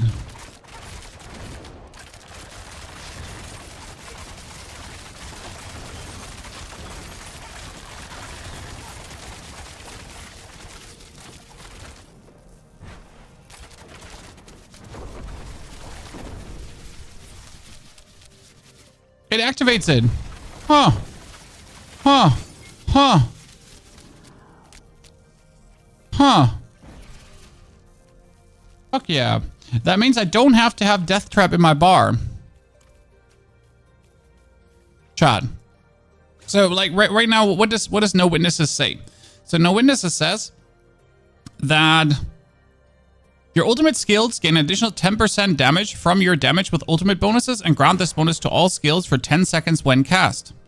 So that means I'm just blasting away, and boom, suddenly, No Witnesses, 45% damage bonus. And since I'm I'm casting this more often, right? But that means, so this is very interesting. That means I don't have to have Death Trap into my skill bar. So we can actually move Death Trap out since Death Trap is working automatically. And I can get, boom, so Death Trap, fuck you. And I can actually get back my Puncture to make sure that I have always enough energy. And not only could I get my Puncture back, I could actually say screw the Umber Crew. So the Umber Crew was kind of nice, right? But technically I don't actually need the Umber Crew. I could throw that away again to put my standard dagger back in and get another aspect slot. Take it off your bar and try. So let's, I think we just tried, right? I'm just gonna, here, there was the, yeah, there, it works. It works. Okay, that's interesting. Well, so again, the ultimate skill is being cast from my Scoundrel's Leather. So that's the whole plan. Like I don't cast this myself. My leather casts this. So that's pretty fucking good, honestly. I mean, I kind of need a bit more core skill damage bonus to actually get Leyranas in. Where do we get core skill damage bonus from? Chat. Someone like, it doesn't exist as a stat, correct? Core skill damage bonus doesn't exist as a stat. Where? Damage to core skills doesn't exist as a stat, correct? No, Banished Talisman has core skill ranks, but not damage to core skills anymore. Ring of Starless Skies. Does Ring of Starless Skies still say it? Wait, the new. Does it still say it? I thought they altered it.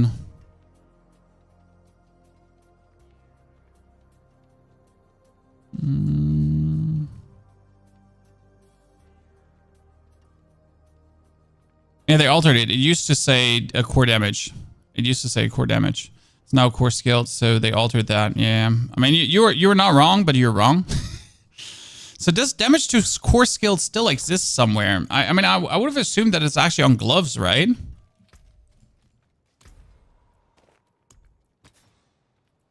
But it's like, it's overpower, critical, overpower, blah, blah, blah. Is there a temper for core skill damage?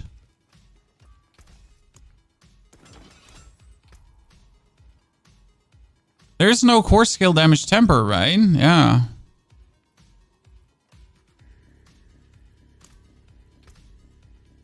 That's so weird because how are we getting core skill damage, correct? So there's this skill, Leyranas Instinct. When inner sight gauge becomes full, you gain 100% dodge chance, okay? And then your core skills deal increased damage equal to 25% off your core skill damage bonus while inner sight gauge remains full, okay? Makes sense. The thing is, the only way for me to get core skill damage, right? So here, core, is from this board, right? I don't have any other core skill. There's no core skill here. There is no core skill there. There's just critical strike damage and physical damage, which would be great to get. And then there is damage to crowd controlled. So literally my only way to get it is from here with this glyph, with a Pride Glyph. What I could do is I could level Pride Glyph further up because Pride Glyph is currently multiplying up finisher. Wait a second. Let's max that one out. Oh, fuck you, chat. Sorry. Gently. Let's get that to 21 to get more damage out of this. We still need to figure out if truly the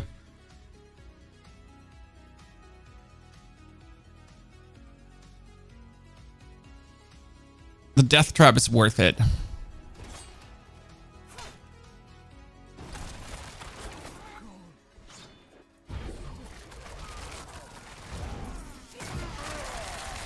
And the question would rather be, could we drop the arrow storms? Say screw the arrow storms and just use other stuff, right? My problem currently is lucky hit chance. I just need more lucky hit chance. Like every ring needs to have lucky hit chance. My gloves have lucky hit chance, right? And that's also mandatory. So everything needs to have lucky hit chance.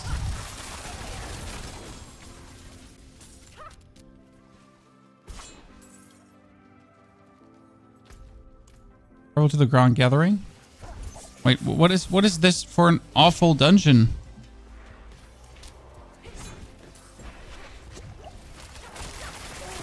What is this for an awful dungeon?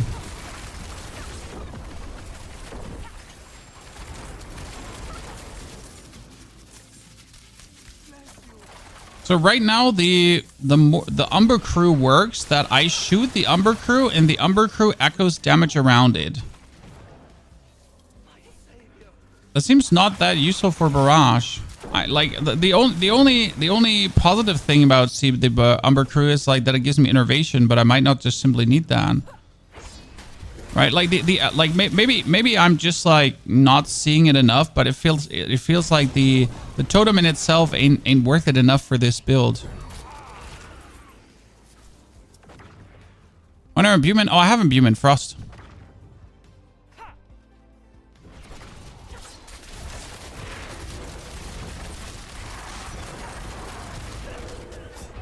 Sorry, sir? Oh, my armor and my resistances. Yeah, we forget about that problem with the armor and the resistances. Sorry, Chad. I was like, pardon me. Parlez-vous français? I'm lacking here, as you can see.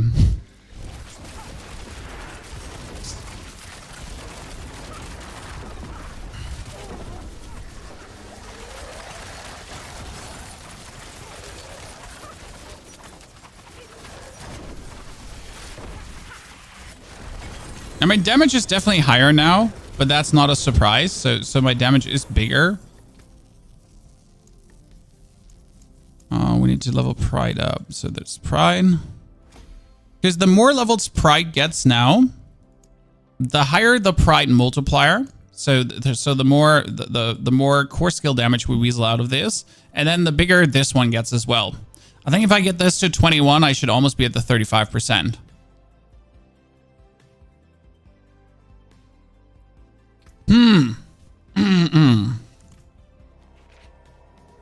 So the Arrow Storm damage wouldn't boost my trap damage, and it wouldn't boost my barrage damage. So what could we now do to boost our trap and barrage damage, chat? I mean, let's put the Umber Crew away again, because we kind of solved this issue otherwise, so we are kind of not in need of the Umber Crew anymore.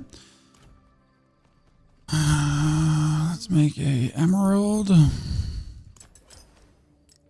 Okay, we're sitting at a comfortable 1,300. Our resistances are currently ass, but that could kind of fix itself if we actually get bigger diamonds.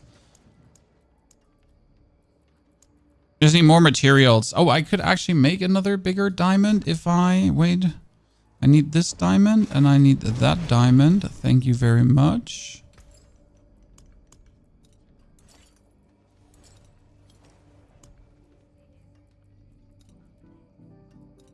Interestingly enough, with the build that we have currently, right, we could technically play two ultimates. So we're playing the...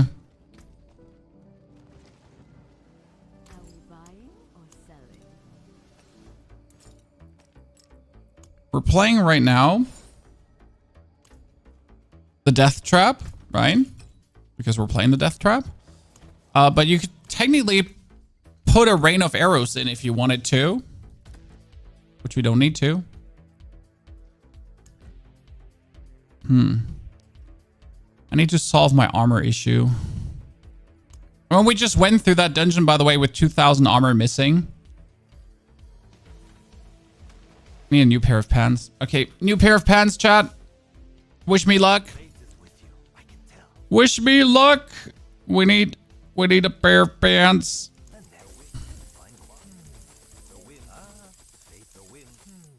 So,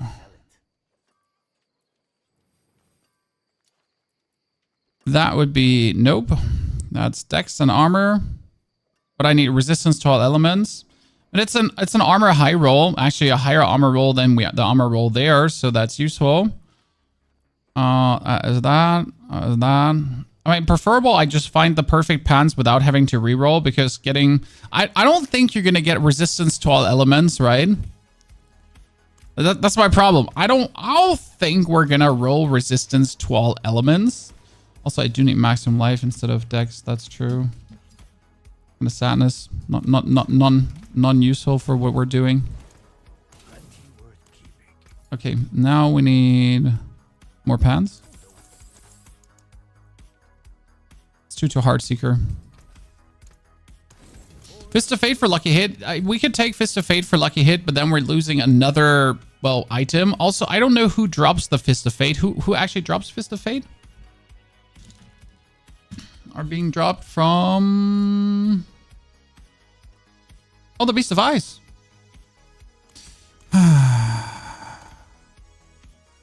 There's a questionable thing I could attempt.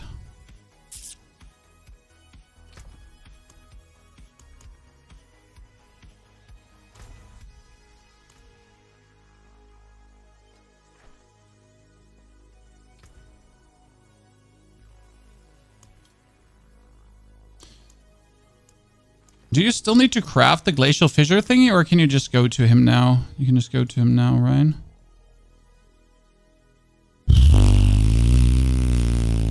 Hey, Neil, do you need the Fists of Fate, or are we going to get the Fists of Fate now?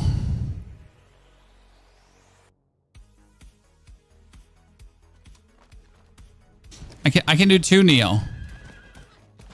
I can do 2 Beast of Eyes. Anyone needs the Beast of Eyes? And if we're already going, right, we might as well take the community with me. Like, Contour, if you want to go again, like, bring it on.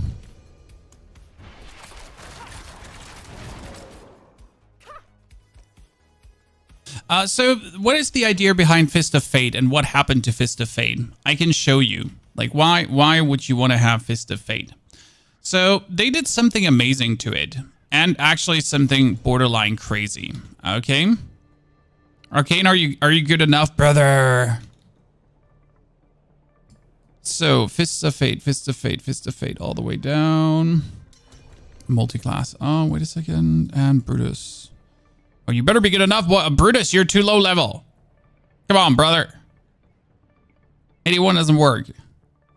So where is Fist of Fate? Fist of Fate, Fist of Fate, Fist of Frostburn, Fist of Fate. Ah, here. So what Fist of Fate does now is... Jesus.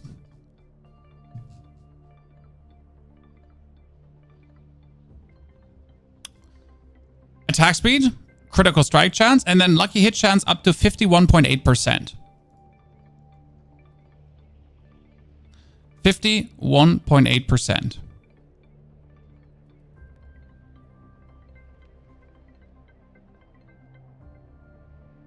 Yeah.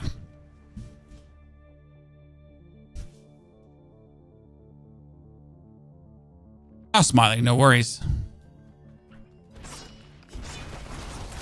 Wait, I thought they took the whole dungeon away. Is there still a little bit of a dungeon piece? What's up, Neil? Bye, Neil. So that's the basic idea, because right now we need right now our lucky hit chance is sitting at a comfortable 20% for this attack, 124% for Shadow Stab, right? And 43% for Puncture.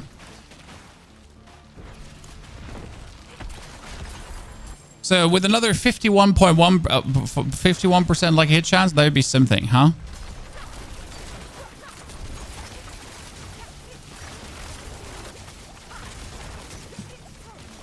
I forget that part where my inner side is bugged here. Ow! I did not expect that to wreck me.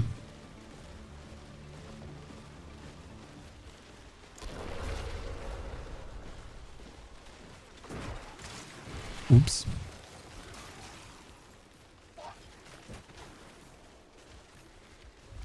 I thought I could stand through that explosion.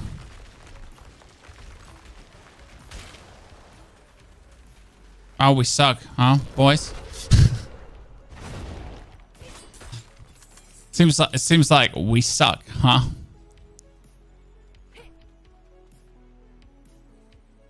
Tormented Beast of Ice has a one. Oh shit! I accidentally summoned him. You were too slow, boys. I mean, biggest problem also here is oh, wow, he just one-shots all of us. Okay, cool. Oh, okay. Yeah, I think, like, thank you for telling us about that one-shot bug. I guess would have been helpful to know earlier.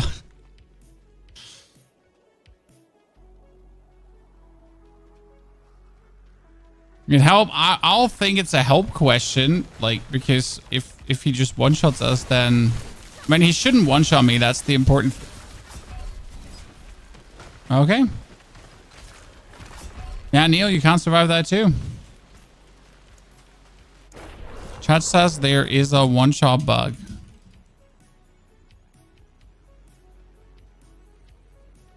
Well, that's interesting. I mean, I can stay away from him and potentially survive. No, he doesn't hit hard. I mean, we just did him and didn't get one shot. You know?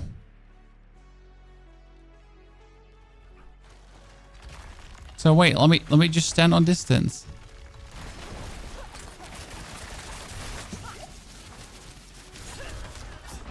Yeah, unlucky.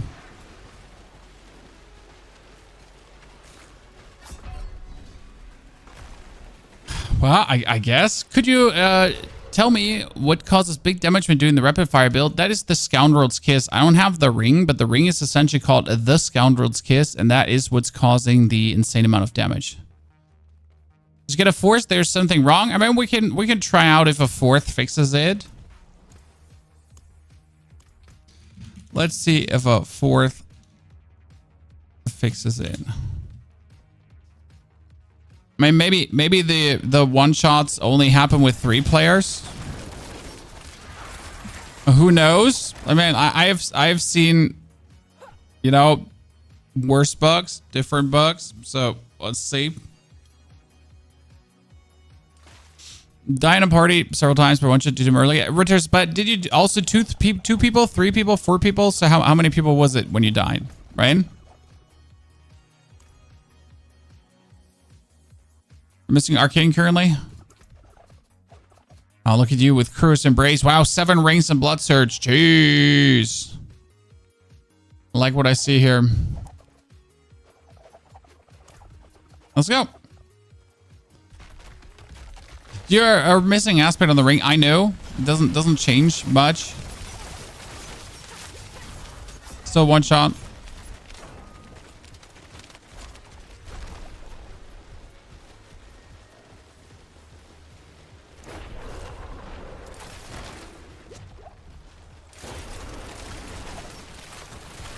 Oh, still one shot. By everything. So if it's one shot, it's one shot by whatever he does.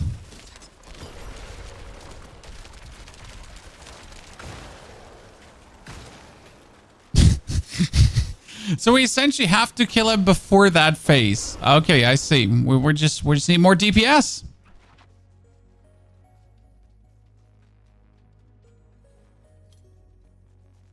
Yeah, you get Tyrael's armor cap still down one shot. It happens.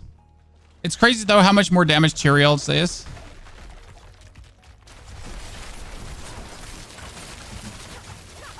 Oh, he doesn't even like main hit me, right? He just off hits me.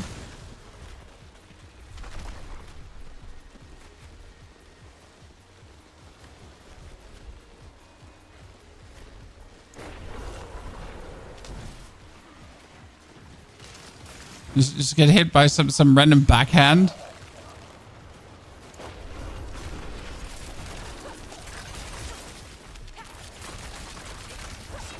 I never knew how to avoid that damage. Like it's literally like I don't know how to avoid that frost damage from him.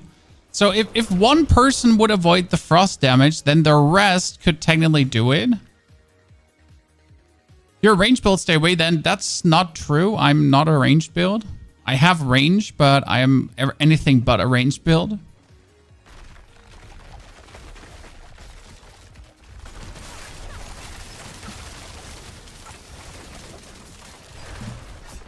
Okay, you just see that's the thing about staying away.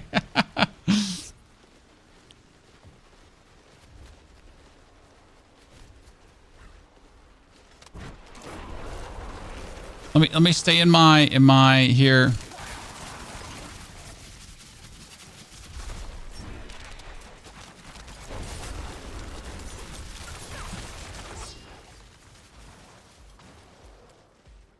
No! Well, how is that instant damage?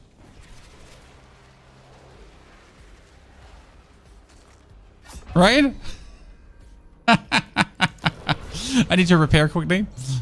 Did they buff this? No, it's bugged. Definitely bugged. I mean, like, the thing is, our first fight versus him, he was normal. Right? And then he was just turning weird. I mean, luckily this is my stone and no one else's, so I'm not even bad.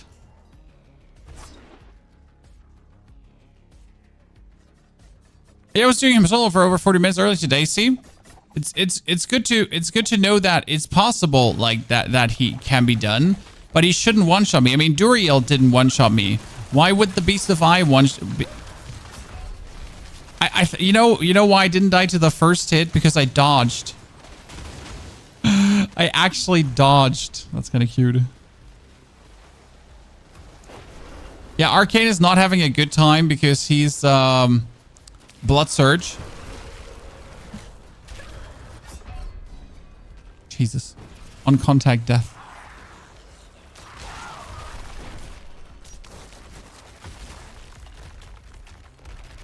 Okay, let's see if he can avoid it all.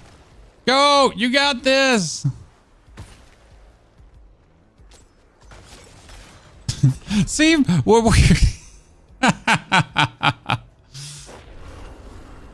yeah, you see, I mean, it's at this point, it's obvious that it's a that it's a bug. Well, I guess, but like then, let's do let's do one more, and then it's kind of like, you know, done.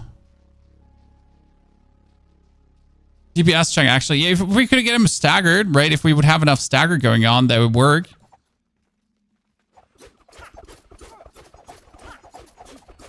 Wait, more stagger.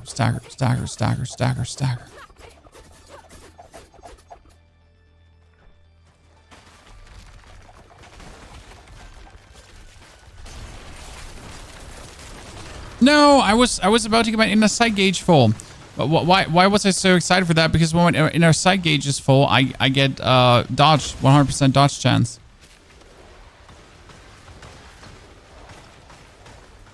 Actually, it's actually a little thing there, right? Okay, one more. Come on. So when I get my inner sight gauge full, I become super undodgeable. They can't get me anymore. Actually, quite cute.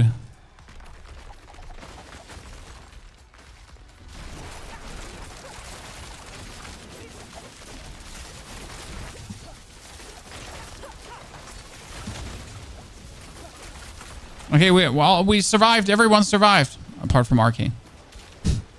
Everyone but Arcane survived.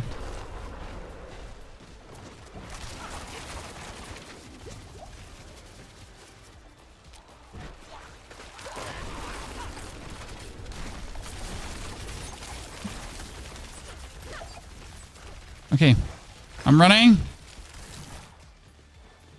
No, the timing. I mean, seriously, how are you even remotely supposed to like?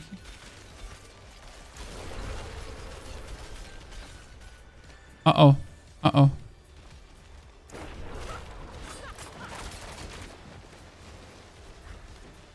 It's like an absolute millisecond.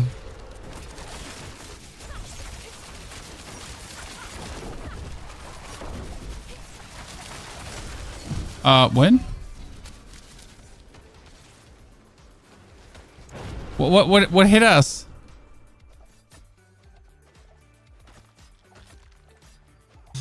Oh. This is actually funny.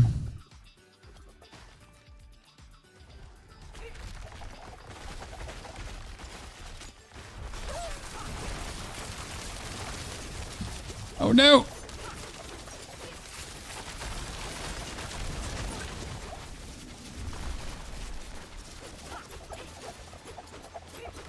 It's honestly, like, it's annoying that it's a bug, but it's kind of funny to still almost get it done, right? We're playing Elden Ring here, chat. Okay.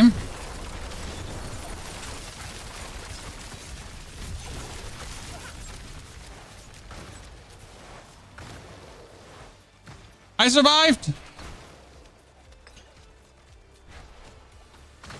No! Oh, we're so close to the stagger. If we actually get that stagger there, you know, probably I should stop that. You know, like we're there.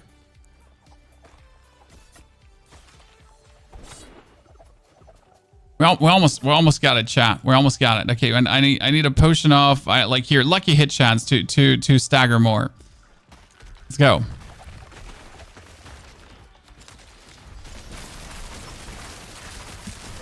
No. Potion of lucky hit chance didn't give me enough lucky hit, huh?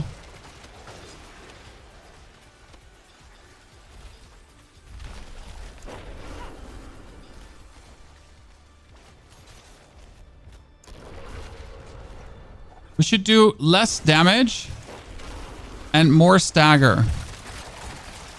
Right?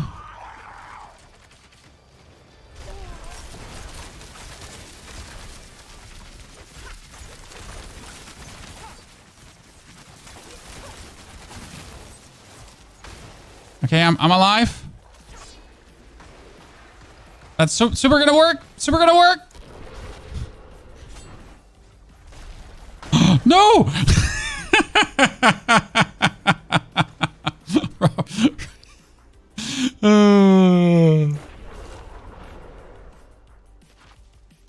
Robbery.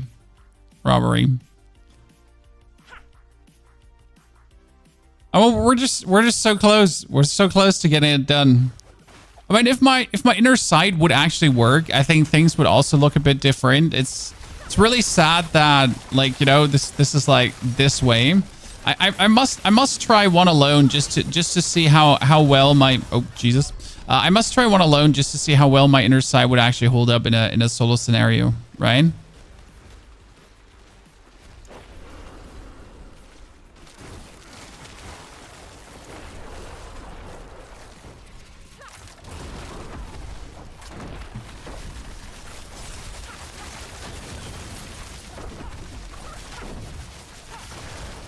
I was lucky enough to get my inner sight triggered. I couldn't resist. I had to go.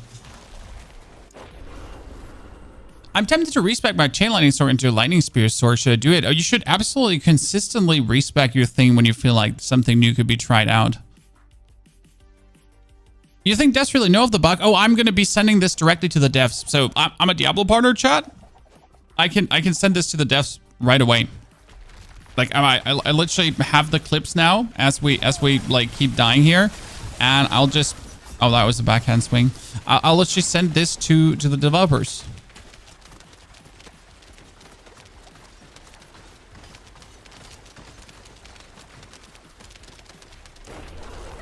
This is the most damage we've ever dealt in a single try.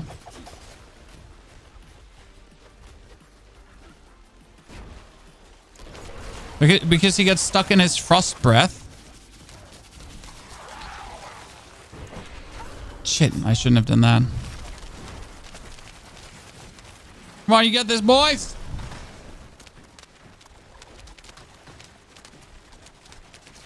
I think we bugged him. Woo! Easy. And now do it again.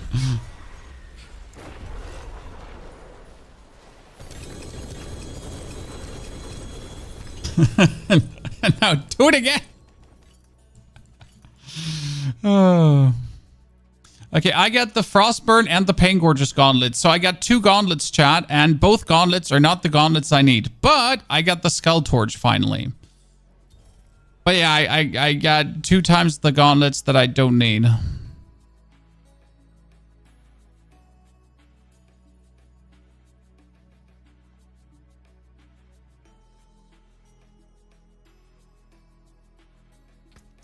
It's trash. Oh yeah, sure. I mean, it has 50, Neil, it has 50% lucky hit chance, but just the rest is shit. I'll try it out. Give it, Neil.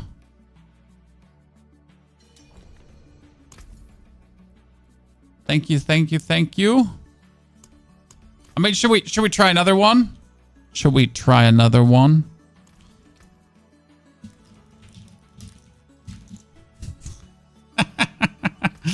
If that's gonna break or not.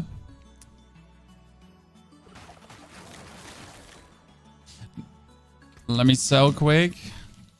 Nothing to do in phase 6. Mosin, I'm not in phase 6. I'm in phase 5 currently on my server. So there's nothing to do in phase 5, no.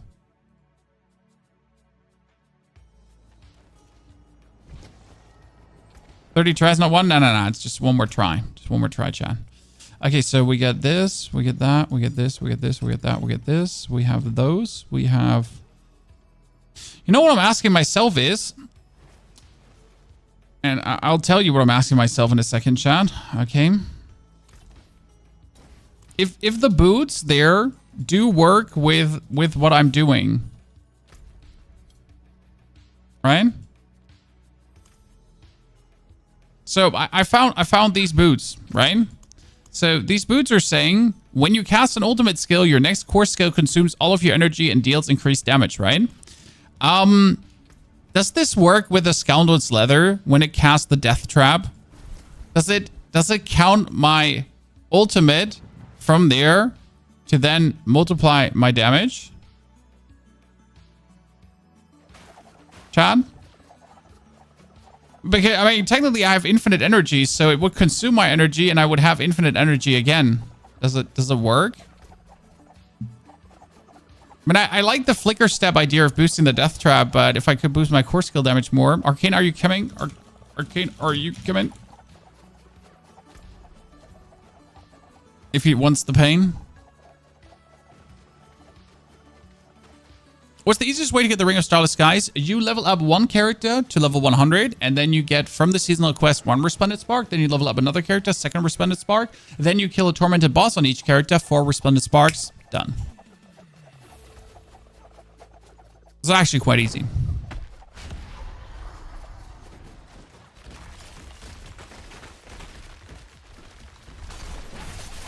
We should have probably... Yeah, it's still bugged. We should have probably disbanded the team and reloaded the instance or something like that. Swap the world. Oh, why he's doing the press? More damage, more DPS. That was last time. Yeah. Look at that. Boys, that's it. This is the try.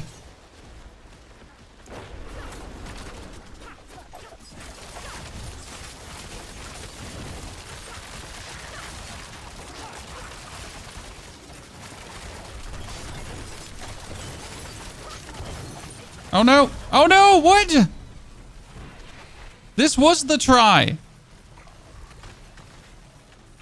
But then he did something unpredicted. Neil! I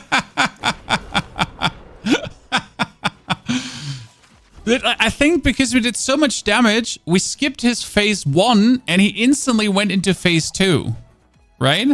Yeah, we skipped the phase. We did a little bit too much damage.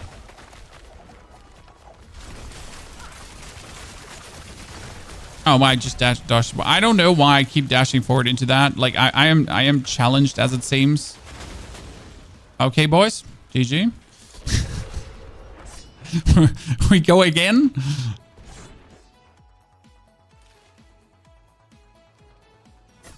Repair once. If Arcane goes repair, I quickly go repair too. Look at this. Whew. Difficult, huh?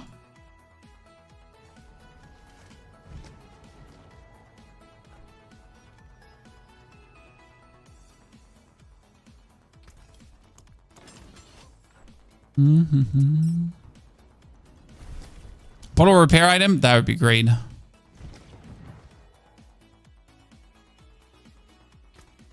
At least this is fun. I mean, as annoying as this is, it's kind of fun, you know?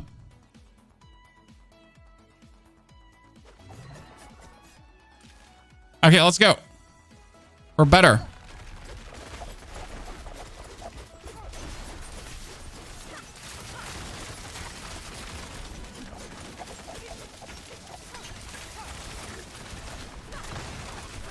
No! I did not expect him to shoot out ice spikes.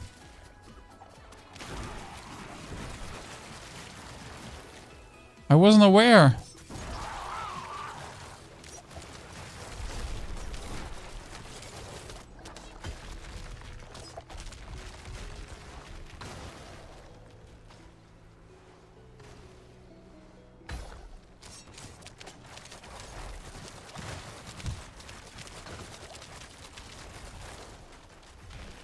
Yeah, that explosion with the ice splinters, that's too much. Yeah, and if he does that too. If you're not skipping that phase, you're not doing it. I need to be lucky enough to build up my inner sight on a random mob, because obviously on the Uber bosses it's broken. So in case you missed it, like on top of the boss currently like being one-shot broken, right?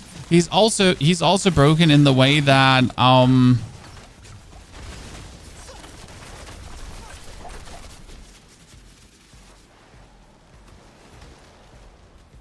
that inner sight does not fill up during group content.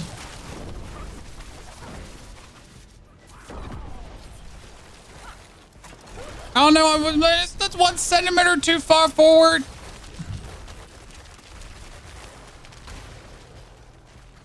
Neil, you got this. Look at you.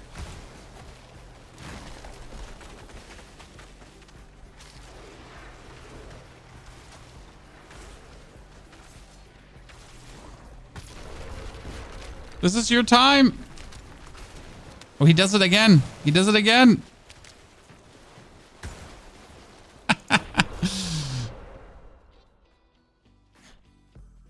Yeah, like we need the good burst early. So it's literally like there's one iteration where he goes for the breath attack in the first phase, where we can deal so much damage that he essentially dies. That's like the only iteration you have, and that's it.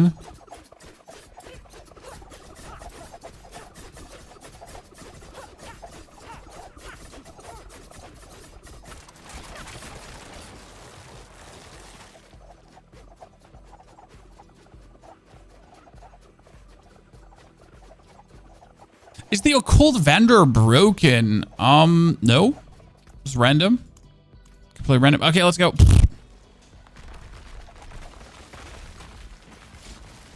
Should we have been smarter after the first try to not attempt another one? We should have been. Why didn't we? I mean, listen.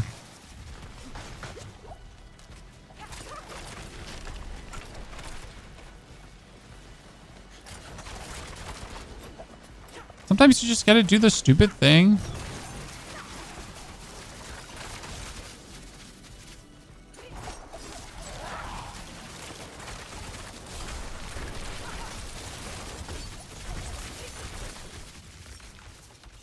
What? I want to say, is no one being hounded? Okay, damage, DPS, stagger. Yes! Woo!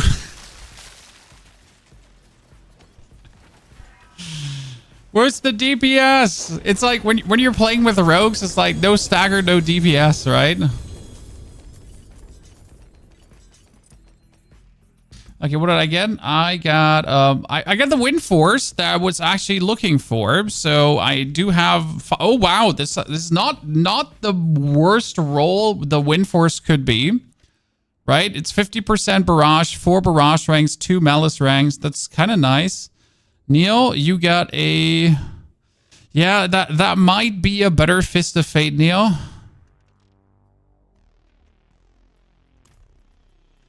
But still not good. I see me like hunting this for years to oops. I see me hunting this for years to come. Thank you, Neo. Pain Gorgers. I mean, Pain Gorgers is great. 6 to basic skills. Jeez, you're gonna sell that for trillions. You get 52 resistance to all elements with a greater affix tacit. Honestly, you know, the tacit of the Dawning Sky might be worth it at some point. But if I didn't need the aspect, I could go for that. Okay, thank you, lads. Appreciate it.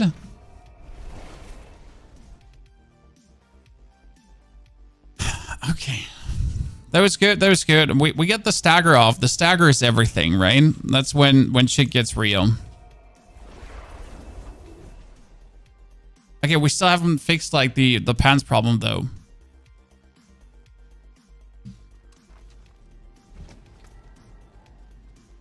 I still need a pair of pants.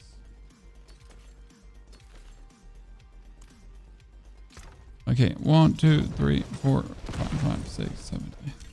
So technically, this is what we want to have, right? Technically, the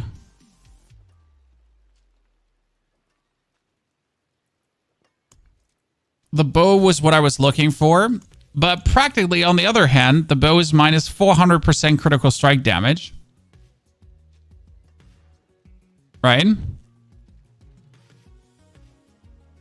It gives you 130% damage to crowd-controlled enemies. Huh. I didn't think about it, but if it gives 130% to crowd-control enemies, right? Then if you're playing that bow, you want to play Cheap Shot. Because you deal 5% increased damage for each nearby enemy that is crowd-controlled up to 25%. A nearby second boss counts, but it's not the point. When you're actually playing that bow, you need to play this key passive. So there's the key passive called Close Quarters, which multiplies up with the damage versus crowd control that you have, right?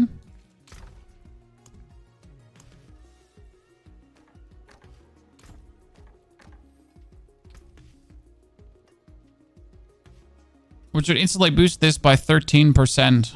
Huh. So we would have to go away from crit if I wanted to play Wind Force. Interesting. Never thought about it.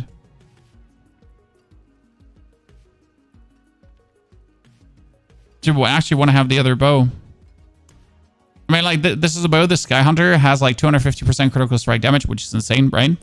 Yeah, you kind of want to have that one.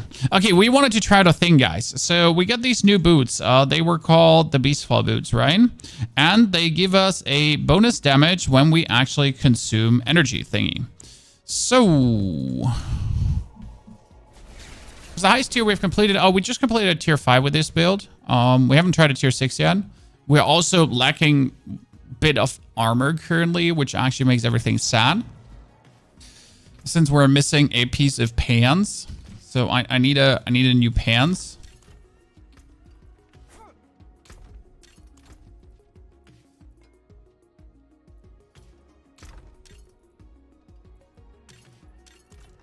Factually actually need a new pair of pants.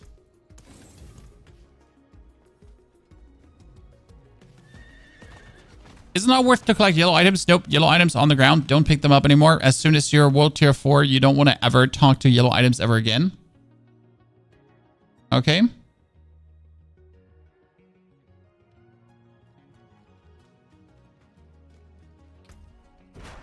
So this says, when you cast an ultimate skill, your next core skill consumes all of your energy and deals increased damage per consumed.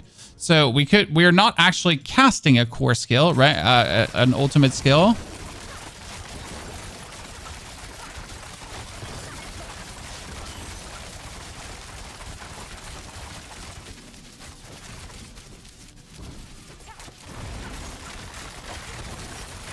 We didn't get a single death trap.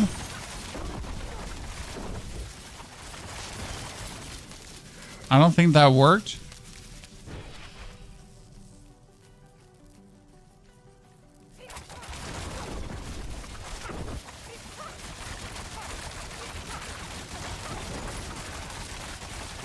I don't think that worked.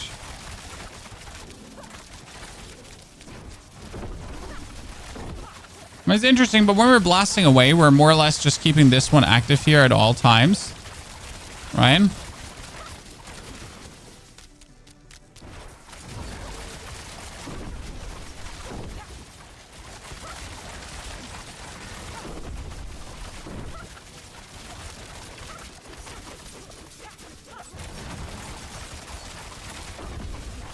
Okay, so the boots don't work. Not sure what build you would ever use them with, to be honest. Right? I need more. I want to try the Fist of Fate. Yeah. So this was lucky hit, attack speed, and that. But currently I'm at 11.2% with 100 dex, and the Fist of Fate would give me 17.1. And 8.3, so slightly less attack speed, but it will give me crit and a chance for random crowd control. Honestly, this thing in greater affix is actually insane, right? Okay, we need to bring back the final affix.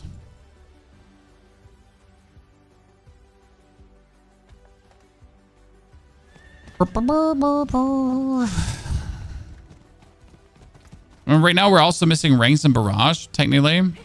If I ever wanted to do something meaningful, right? Technically, we had to go and reroll that.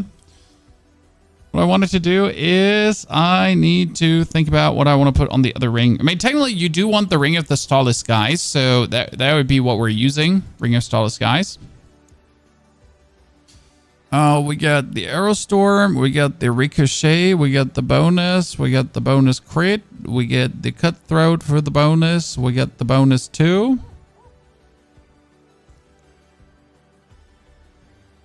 Technically,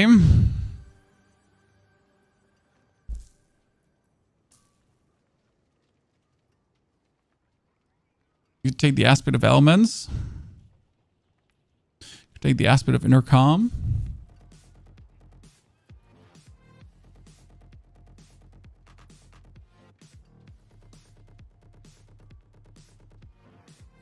There's nothing really what we want.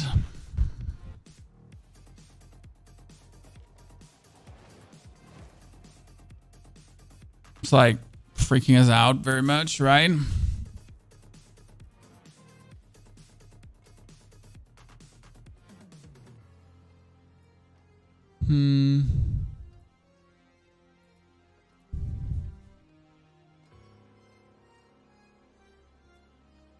Nah, there's nothing really that we kind of want. It's like just checking. We could just get Cold Clip back. Get Etch Master back. I mean, best case scenario, you would just play Etch Master because you're actually full of resource at any given moment, right? So chat was asking, could we do a tier 6 compass? We've done a tier 5. I mean, for tier 6, we're like actually short of armor, as you can see. I have 800 armor short, and some of my resistances are short. So I shouldn't do this because we're going to die to random things, right?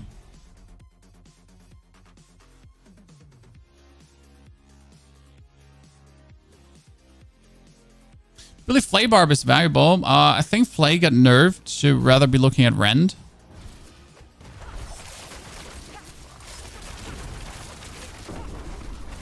I mean, Flay is 100% still viable. Just weaker than it has ever been before.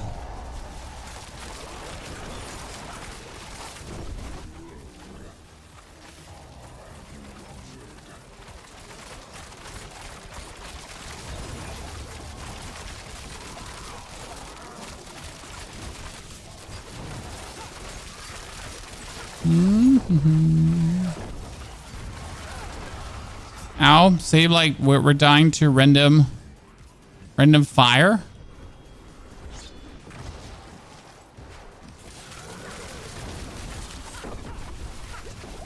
However, that fire's chunking so much. Like, seriously.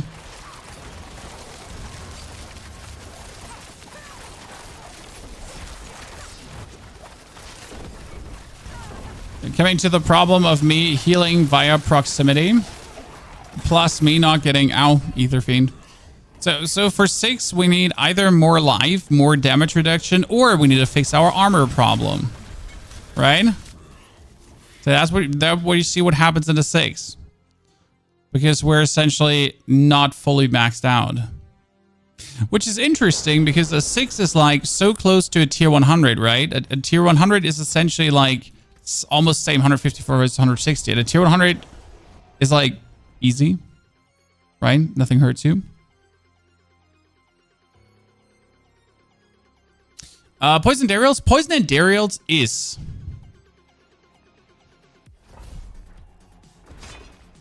the current S tier build for this season. With the downside that you obviously do need Endarials, so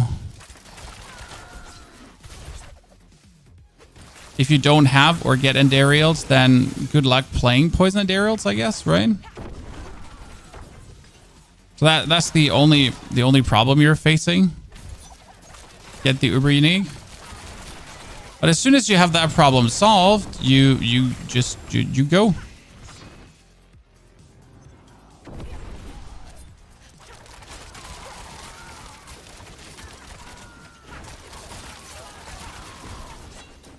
Oh. I'm gonna look at that. There was an ancestral item in there. Any good puncture builds? Puncture is essentially freeze builds, which has one problem, and that is if the enemy ain't staggered, then you ain't going crazy.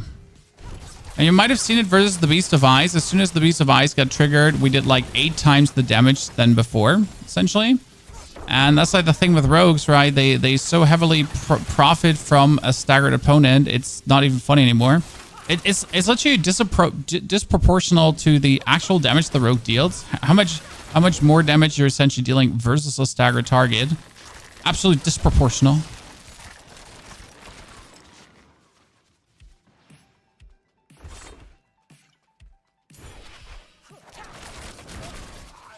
So yeah.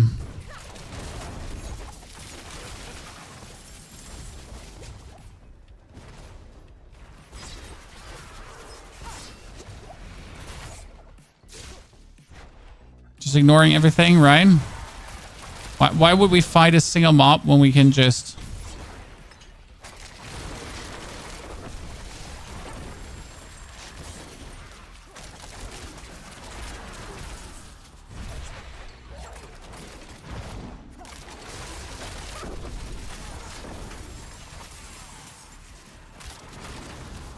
I'm sad. I'm sad with the thought of like putting Aerostorm away. It's so much like Aerostorm is so much beautiful damage.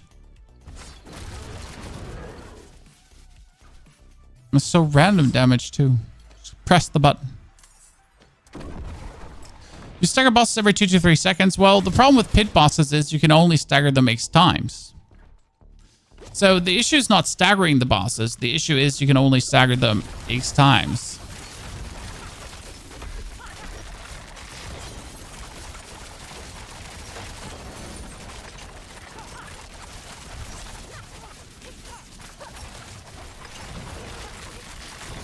After you've staggered him X times, there's no... Oh, Jesus.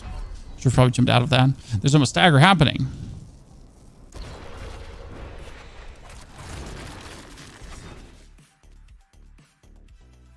So, yeah.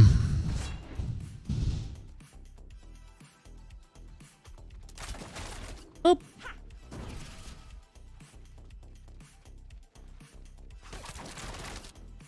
So I'm definitely happy about the 45% damage boost we get from the key passive. But my question would rather be if we want to really lean so heavily into this, or if we want to... Like, right, if there's a way to make Death Trap do even more damage, is there another unique related to Death Trap? I mean, does Death Trap have like its own unique? I don't know all the rogue uniques, so I'm asking myself if there's more I could do. Pride.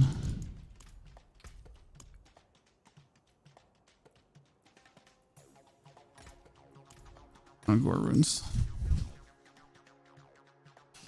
Pan's eyes in the dark. Oh.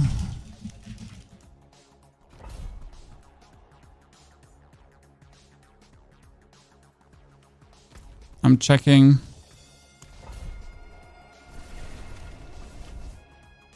Where's my D4 builds?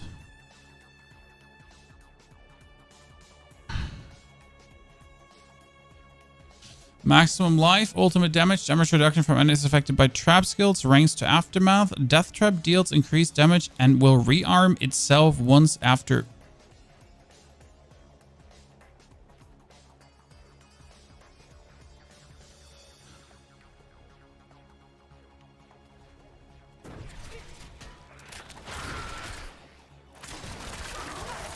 If the pans rearm themselves after activating.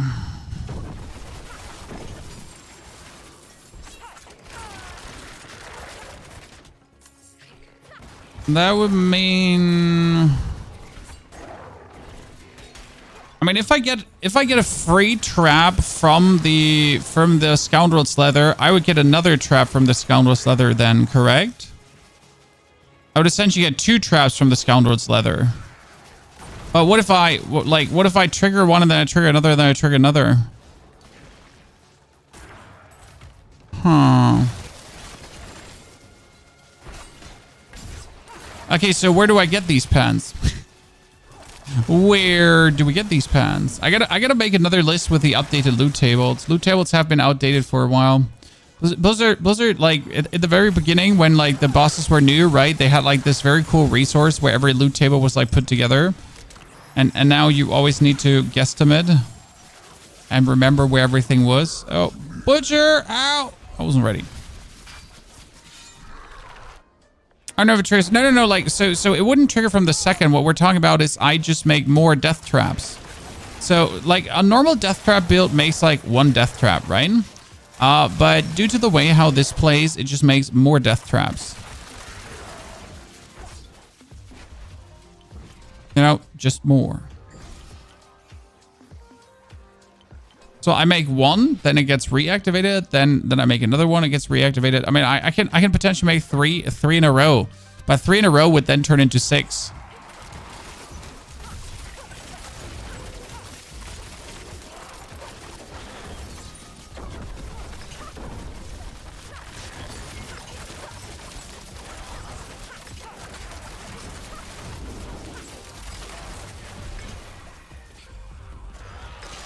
Get absolutely shut on.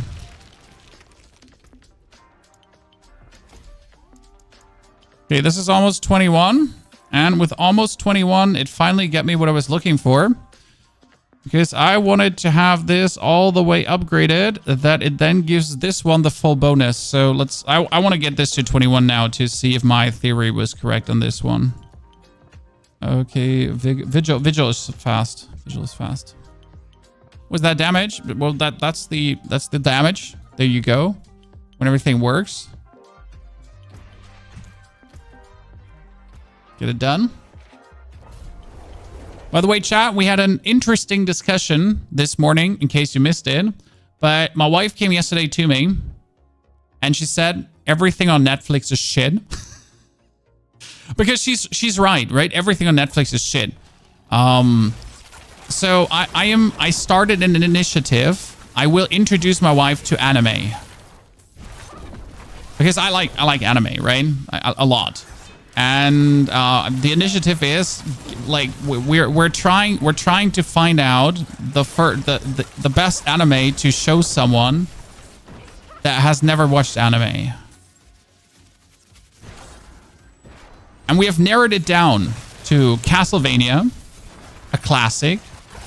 Maybe Delicious in Dungeon because it's so new and made for mainstream, or potentially Frieren, which is a very emotional, still good action, nicely animated one, right? It's solo leveling for sure. Nah, solo leveling is for people, for level up enjoyers, for people that like the animation and so on. Solo leveling is too much. Shangri-La Frontier would better in that case. Cowboy Bebop is good, but Cowboy Bebop also has maybe too much fan service. You know, for someone that's new to anime. Not that my wife is prude, but, you know. Fan service is a dangerous territory. Fearing is a great idea. I know. KG number 8 is also a good one. Jojo. No, not Jojo. You Jojo my ass. Seriously. I stopped watching Jojo because I couldn't get on the train. I literally stopped. It wasn't for me.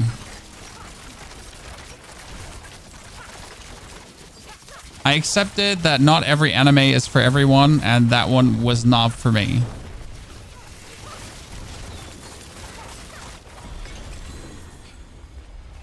Certainly. Hunter x Hunter is fantastic, but it's more like Hunter x Hunter could remind her too much of Dragon Ball. You know, little kid going on an adventure, so on. Despite Hunter x Hunter being fantastic, so don't, like, you know, pure love.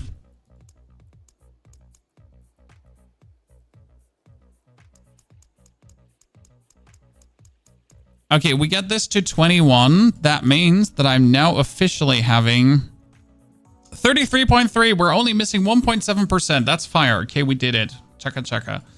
That makes me very happy, actually.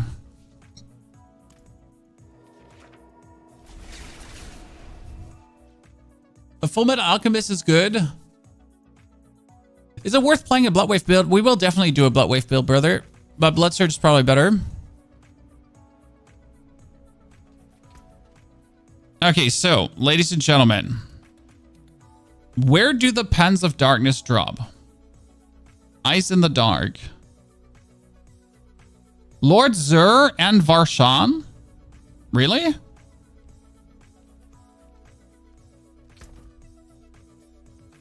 Toxic. Made in the Abyss. Oh. Did I watch?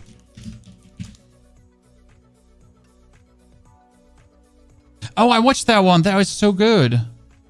That is actually a very good one. I don't know if you've ever watched Made in the Abyss, but that one, yeah, I remember. That was the No, I see. Many people of culture in the chat. Vinland Saga. I couldn't get behind Vinland Saga. I started watching it like for 10 minutes and I was like, this is shit. I'm leaving. Now, I might have not given it the benefit of the doubt, right? I might have not given it the shebang it deserves. Okay, which one should we try to solo? Varshan or Zur, Chan?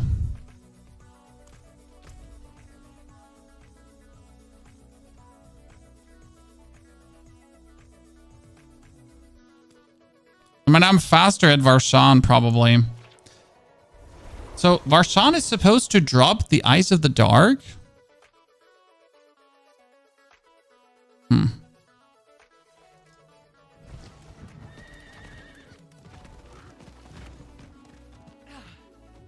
Vampire Hunter D. Vampire Hunter D is actually pretty good.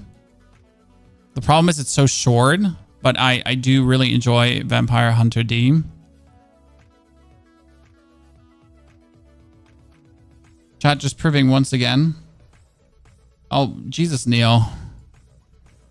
Okay, Conjuration cooldown reduced by for when a frozen orb explodes. Damn, Neil. I mean, it's sad that you get the low lucky hit, right? But these two greater affixes are nice. Oh, you get more in that image dump.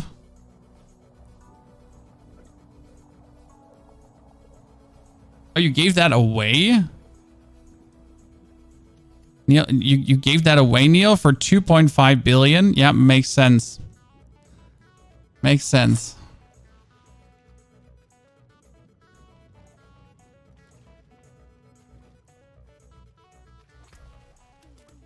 Okay, let's see if this works out.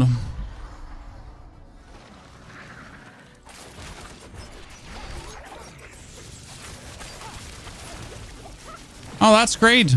I'm also not getting inner sight when I'm solo fighting versus a grade.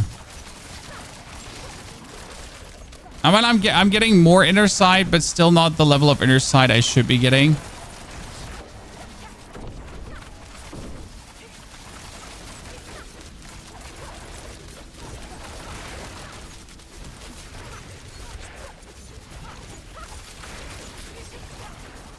Interesting.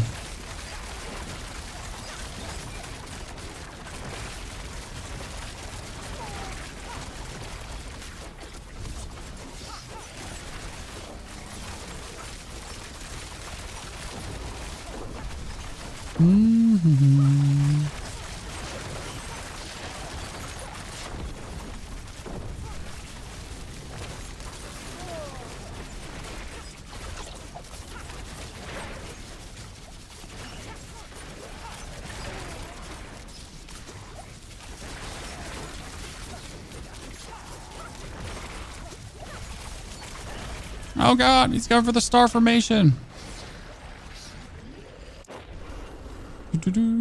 Someone had to farm 2.5 billion. Well, the people that have 2.5 billion either did it over the Infernal Hordes, which actually gives you a lot of money, or the people that 2.5 billion, they went on the internet and they asked your friendly neighborhood Chinese bot farm if they could be getting 2.5 billion from them.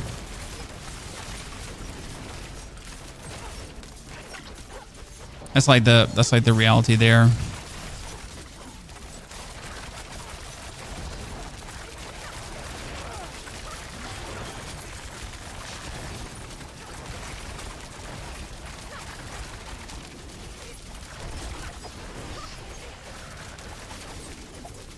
In case you're asking yourself, where do people get so much money from?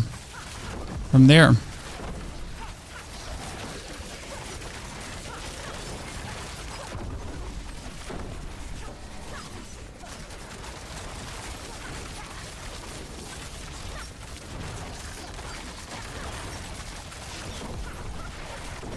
I like that his mana draining effect that he has in the middle phases is just completely not working against inner sight, right?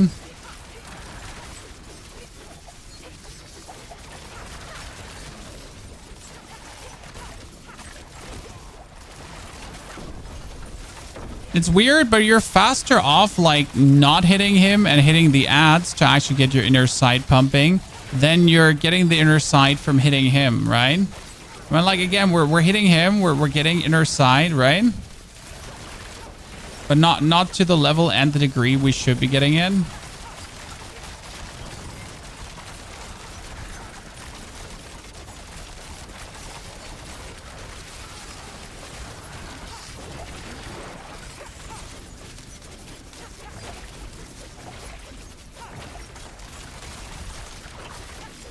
I'm unsure how we're not like getting hit a 400 billion times over by this shit, because I kind of feel like we're not doing a good job at dodging this.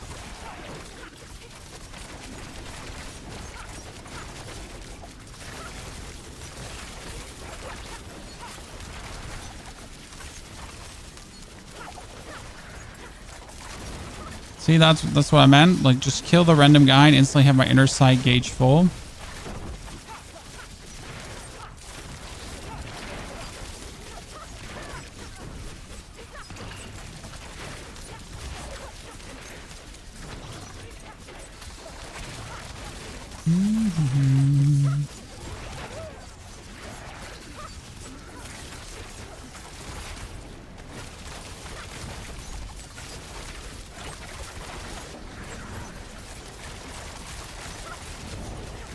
When he's staggered, the inner sight gauge fills up faster.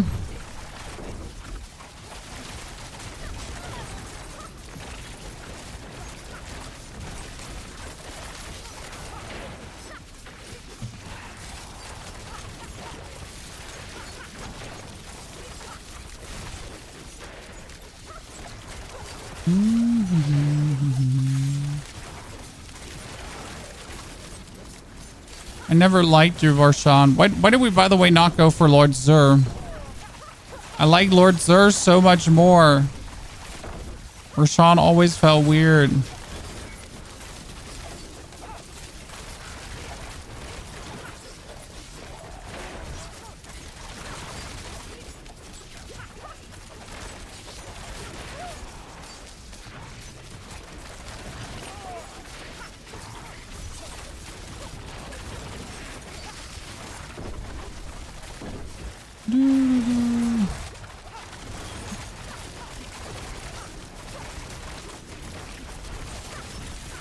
What did I get myself get hit 5 times? I have myself get hit 5 times.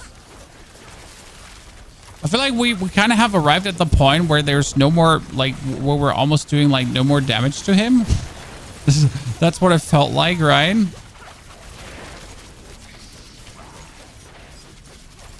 Like, as if he wasn't, like, taking any more damage.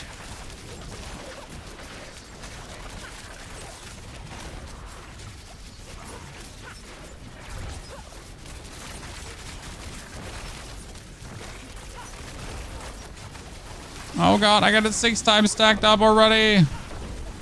This is gonna go bad.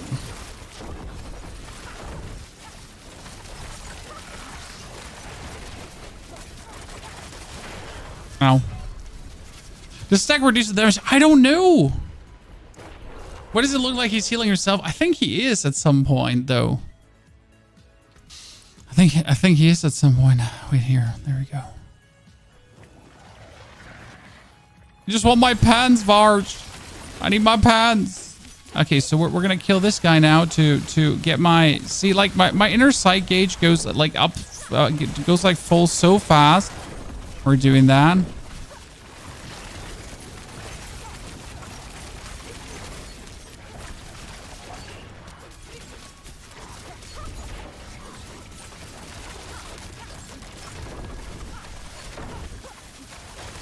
Wow.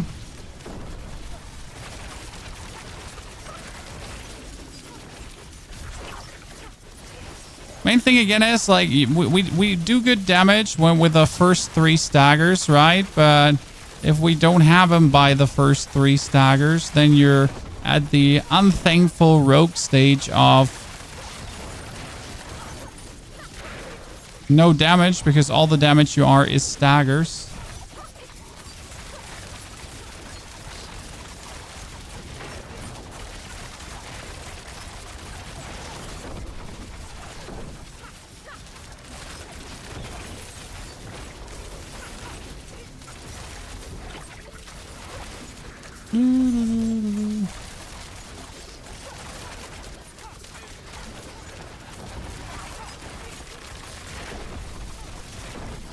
This is, by the way, why you also consider playing this build with close quarter key passive, because you might have the precision key passive for critting, right?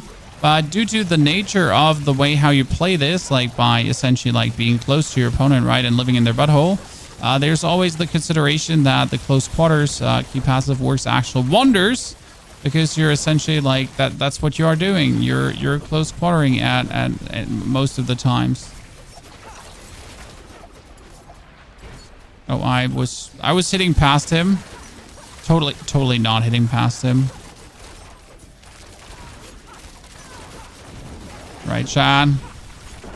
That would be weird. Who would be hitting past their opponent like that?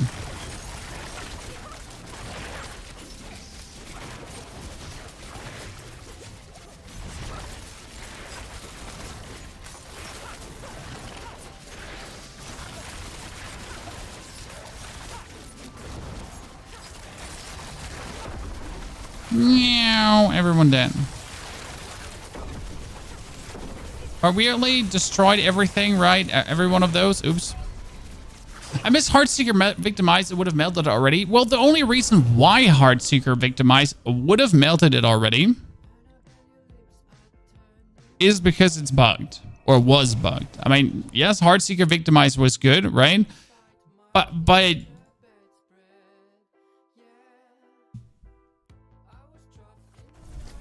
it was only good because it was overscaling. Okay, Neil, I'm calling in the backup police, chat.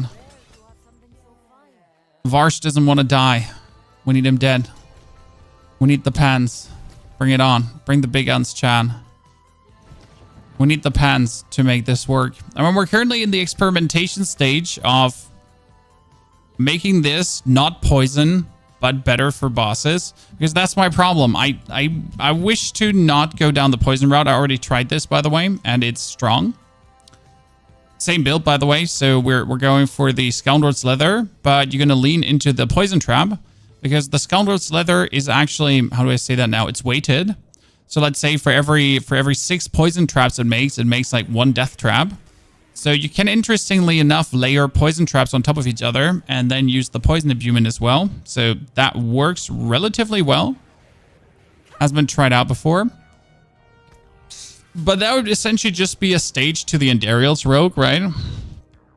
Where I just really want to, like, I kind of like the idea of making Death Trap work. The interesting question, rather, is do we then dump Lucky Hit completely? Right? Because if you play Death Trap, Trigger, and the Scoundrel's Leather is not Lucky Hit chance, right? The Scoundrel's Leather just exists. So it's an actual chance baked into it without Lucky Hit. So would it then be better to...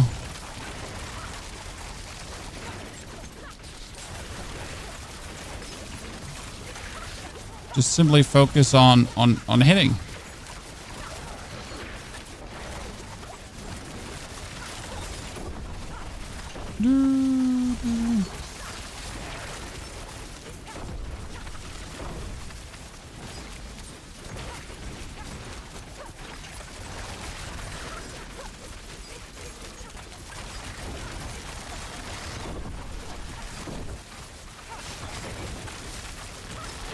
Hey, give me those pants. There's pants, chat. Pants. We got pants. Pants twice.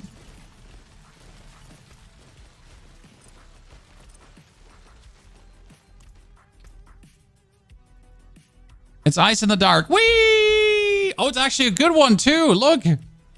300% ultimate. Okay, we got this. Thank you, Neil. Appreciation. 2 Ice in the Dark begotten. 4 ranks to Aftermath. Okay, let's see how this works out now. But for this, I would have to put the Panth in my skill in my skill tree. My skill bar for Aftermath to be good. Okay. Okay, so Neil's just pulling out. Oh god, you got robbed, Neil. You got robbed. You probably, honestly, Neil, someone's gonna buy it.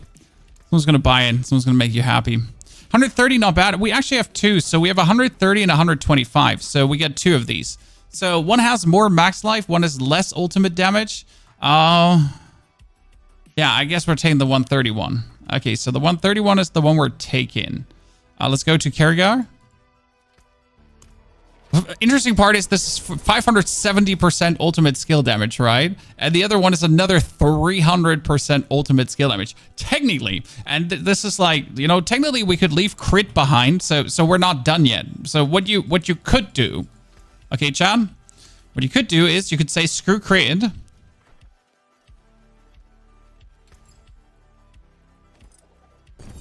Come here, Eyes in the Dark. Where did you just go? There. So. Okay. Then we're going to yoink the... Oh, it's going to be so complicated to get everything done now. So we're going to yoink that out. What was I considering? So that's ultimate skill damage. That's ultimate skill damage. Then we got to do...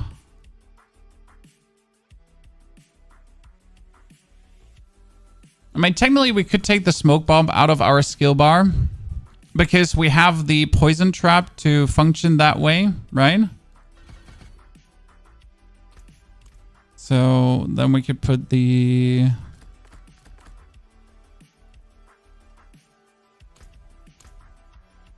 one skill point in the death trap. I don't have a skill point. I don't have a skill point that I can put in there.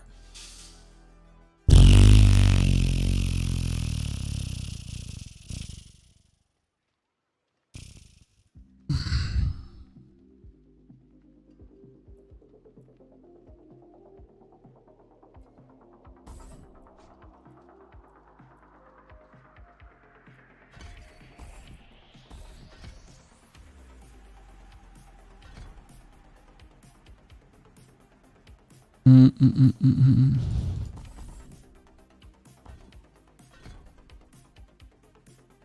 I need some more points to do things. Okay. Let me see. Let me see, chat. So what you could do, and that was what I'm talking about. So you could technically make a bunch of diamonds, right? And do more ultimate damage. Because right now we're playing crits, right? We have all the crits in. But you could technically also boost your ultimate skill damage by tons, if you then wish to be like an ultimate skill damage meanie.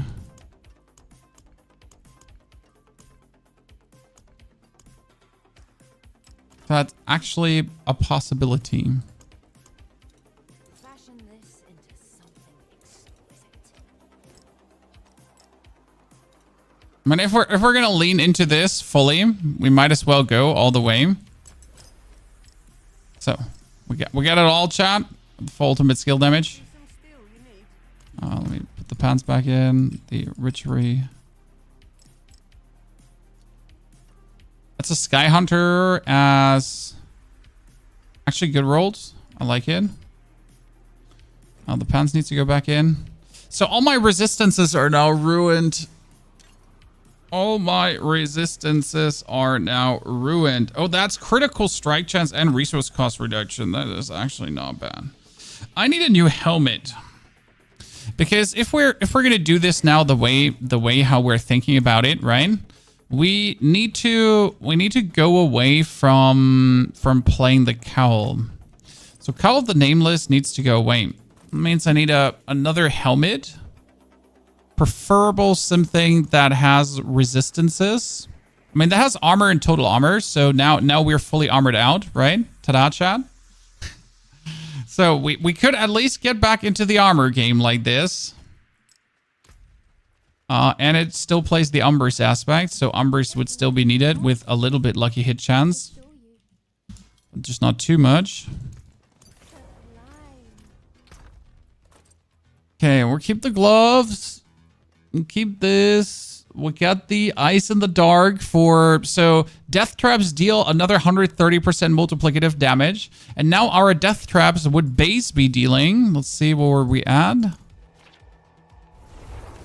We do temper ultimate damage as well. Tyre, we probably would temper ultimate skill damage as well. If you're going all the way. Because ultimate skill damage could be a lot of temper. Now, the problem is, as always, you might have to go away from Inner Sight, but that makes no sense, so you still have to play Inner Sight. Because technically, going away from Inner Sight would allow you to play Preparation, but going away from Inner Sight would make no sense, as it allows you to essentially activate the traps. So how much skill damage are we going for? And we're sitting at 3 million damage for the trap, Chad. Basic. So we have 100% crit chance and almost 4 million trap damage. The problem is seeing the actual trap damage, right? I don't know how much damage the trap is dealing because I can't see it.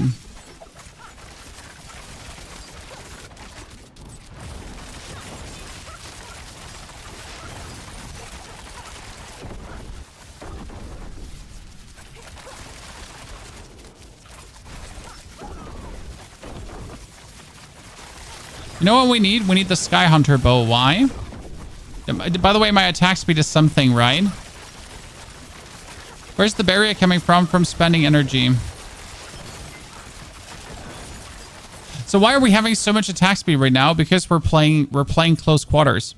So close quarters says damaging a close enemy with marksman or cutthroat skill grants 15% attack bonus for 8 seconds. While both attack speed bonuses are active, you deal increased damage equal to 10% of your damage versus crowd control bonuses.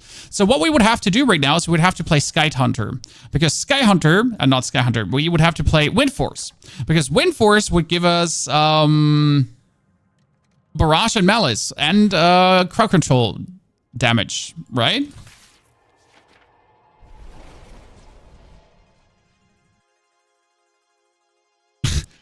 Technically that?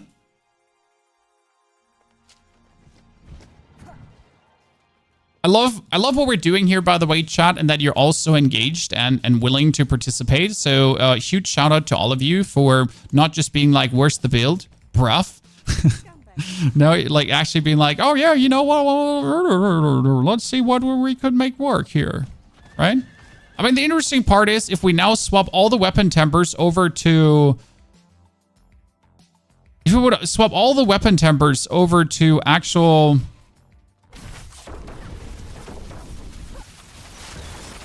Are we shooting even more, Chad?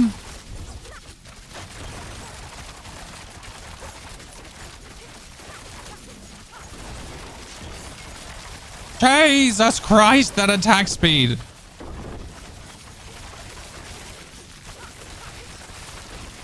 See, what I'm asking myself at this point is...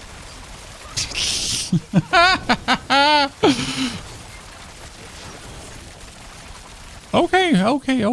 Everyone calm down. Like, do we get rid of the... Do we get rid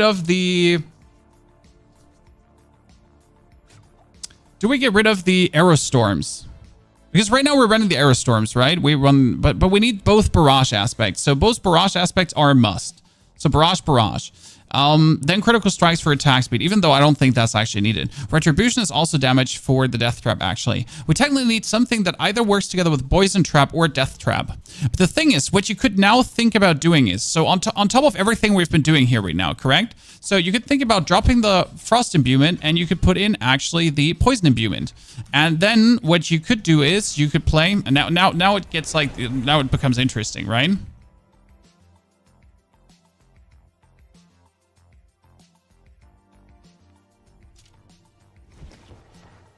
So now you could then go for Bursting Venom, which essentially doesn't get a better lucky hit chance if you put it there, right? The lucky hit chance doesn't get better, so this one still goes on the ring. So you would put Bursting Venom on, and Bursting Venom puts you essentially in a pool of poison, right? But you do need lucky hit for this, which is then again stupid because we're kind of just been putting lucky hit away, right?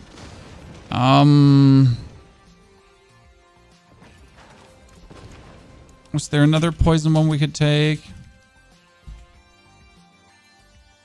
Take aspect of elements, puncture, every third puncture.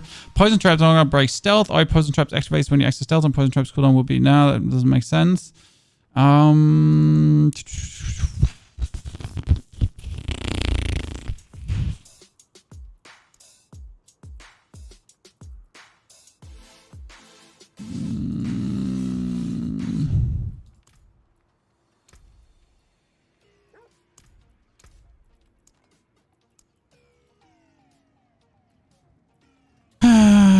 Nothing too interesting to take.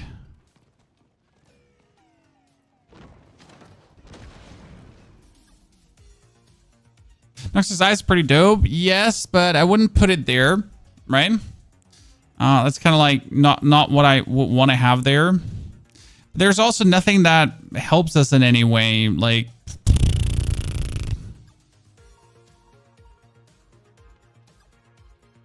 It's more like I have just nothing that helps me otherwise. And I could make my Poison Kiss skilled still cold enchanted, right? But that wouldn't really do things for me. I mean, I could do dealing damage to enemies affected by your trap skills has a chance to cause an explosion, but that was also unnecessary. Right? I mean, technically what I would want to play is a Cursed Touch, so I actually do have just a vulnerable source, and I don't have to think about it anymore.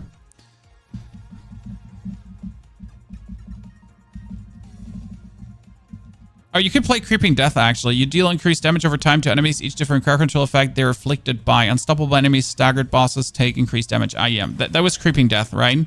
So unstoppable enemies and staggered bosses take increased damage over time from you instead.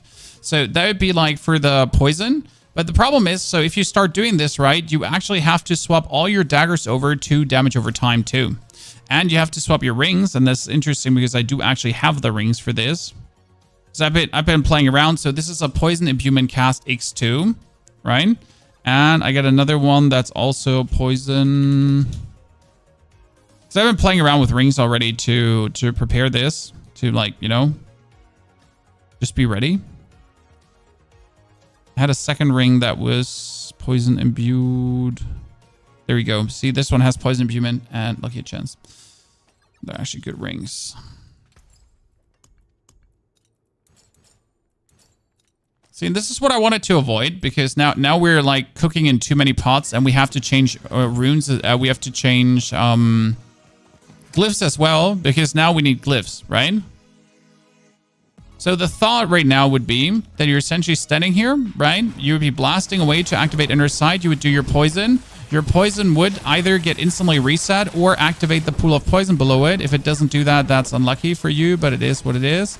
Then you essentially just blasting away until the inner sight is back up again. We go for full inner sight. We have the attack speed with the poison. The poison sadly doesn't again activate what we wanted it to activate, because you have poison imbued skills have the chance to make the bursting venom. So right now we're essentially at the point where we have too few lucky hit. Right? To actually spam this. So we get here another 15% lucky hit from this. We have our general lucky hit, so we're now sitting here. If we do this,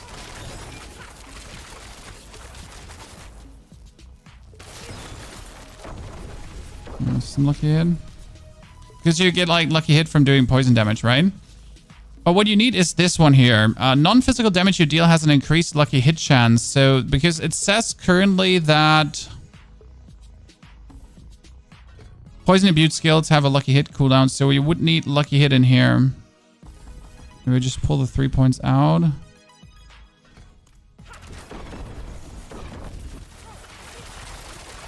So right now we haven't gotten a single time bursting venom, right?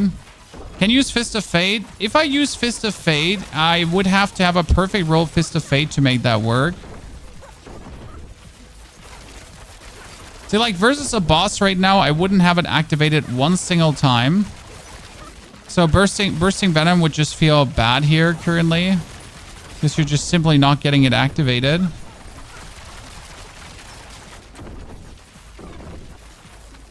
I mean, it's still like an incredible, interesting thing with the poison there, right?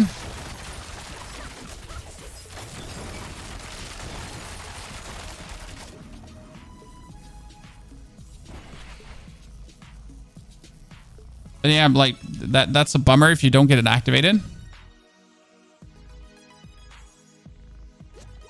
So we get the hey Chan. Instead of putting bursting venom on, we put a second retribution. We swap the ring and we don't have bursting venom.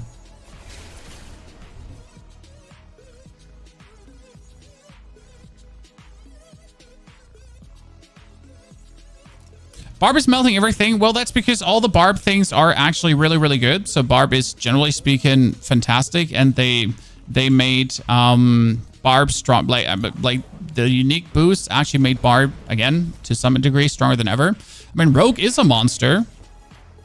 Don't get me wrong. Rogue is a monster. There we go. There we go, guys. Poison pool activated. Infinite poison. Infinite poison. This is what I'm talking about. Ah! Okay, so that was the plan, that you're essentially getting this one. Right? So we activate this and then pool of poison and then infinite poison while you have infinite energy, and it's like, ah! Does that make sense to you?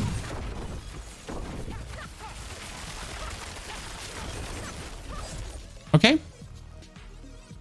So that's the basic idea. But but in order to make this work now, my whole Paragon board is technically not working, because what we're missing, for example, right now is we have Diminish in here. Diminish is obviously useless in this case.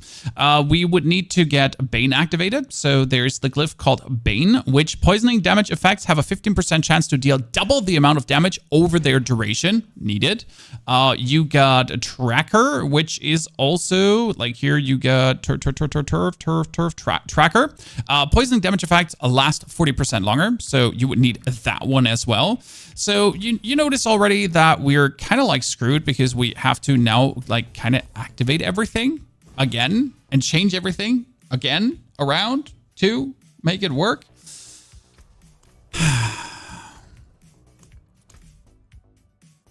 So yeah, now let's do a tier 100 and see how different it feels. Crutherdus Cathedral, fantastic. Use preparation. No, preparation is not worth it. Preparation is literally not worth it because we need inner sight or we're not getting the death traps. Okay. So the whole plan was to actually so the poison is actually not the main theme of the show, right? The poison is again just a shtick. The main theme of the show is actually the...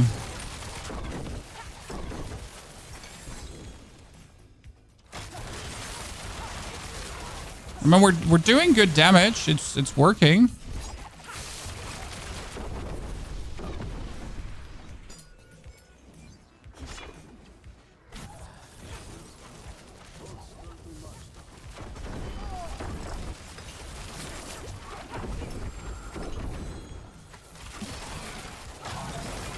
Or are they all getting knocked over? Oh, that's the Sky Hunter. Try Frostbolt, we did. But the problem is that Frostbolt hits a wall at some point.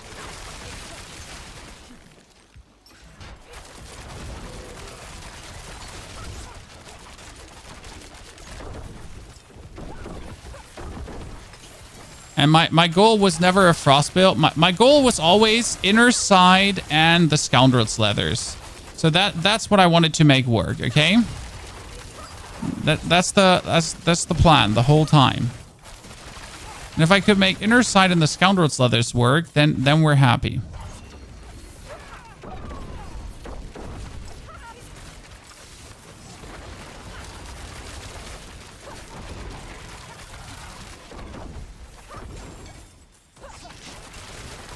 But that was like the whole time my sneaky plan.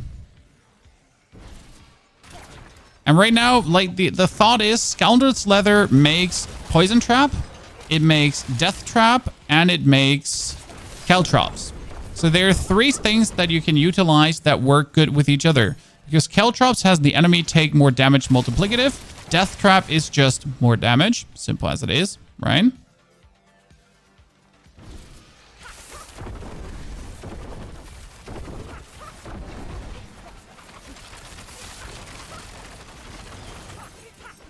And see, now without the proper runes, we're essentially having him fully poison imbued, right, the whole time.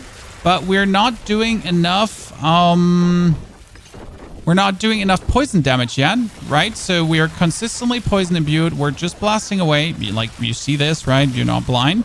But we're essentially, we don't have enough damage over time to get the most out of it, if that makes sense.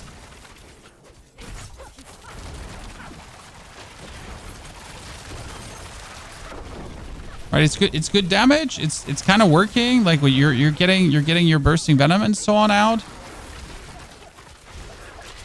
But without having like the actual poison things activated, you're kind of missing out.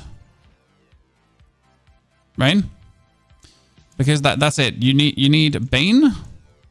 Bane is poisoning effects double and trackers also. And then there's also the general things that you want to have. So Bane. Will boss in 3 minutes of interested? Not really, but might as well go for it. You have a video with Frostbuild. Yes, the video of the Frostbuild is already uploaded.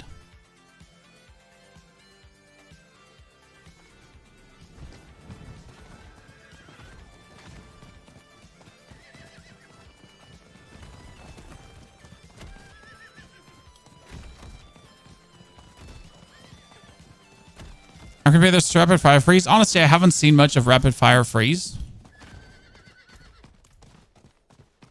Yeah. Also, chat, we haven't really looked at how Eye in the Dark actually works. We need to pay more attention to it.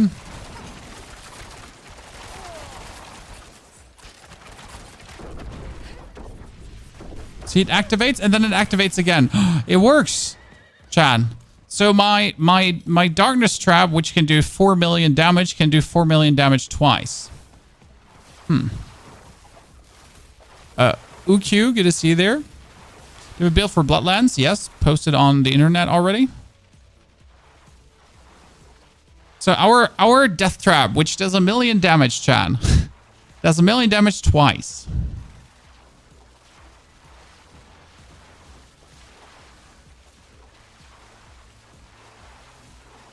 And that damage should technically get multiplied up by everything we do, right?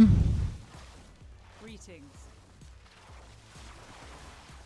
By all our fancy pantsy damage multiplier. But that's the thing, if we're playing Death Trap, you kind of want to play crit again. Because like the damage would then be critical strike potentially updated, right?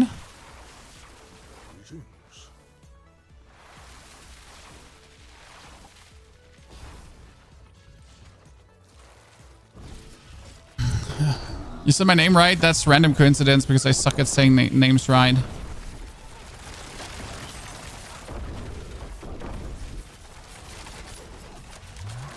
Really bad at it, I swear.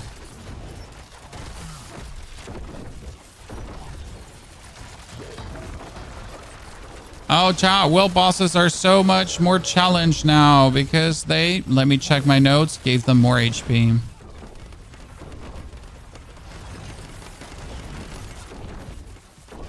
Well, my greatest problem is that I have no clue what is doing which damage because like I'm just like my numbers are just blending into each other, right?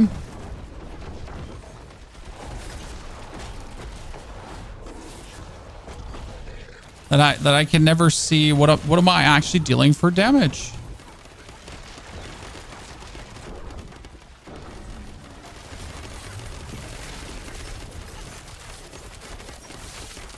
And what if I get a very good Fist of Fate, I would probably play it.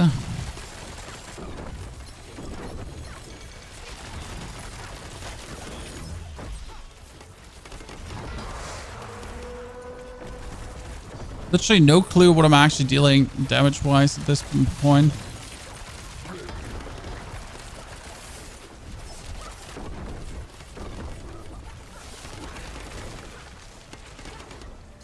I'm sad that the Paragon node for the ultimate bonus damage is capped for Rogue. If the Paragon node for ultimate bonus damage wasn't capped, that would be interesting. You hate Lilith, you give up? I mean, we had her with this build down. We're just too lazy to go through with the final try. So we already had her at the last 20%, and then we just got hit by a fireball. But so the build, the ice build can already do it. Now is obviously the question, what can the fire build do? The fire build. What can the Death Trap build do?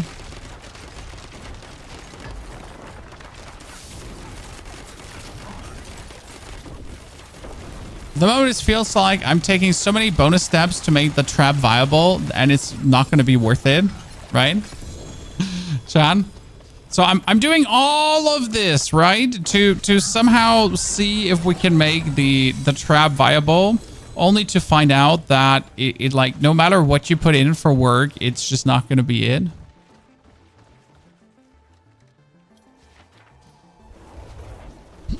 Chat, I mean, the build is already uploaded. The actual Frost build that we know it works. We don't know if this one is actually going to work, right? Maybe this whole Death Trap build is not the way to go. Maybe you're wrong. Okay? Maybe. Listen, you're wrong. And it's absolutely the way to go.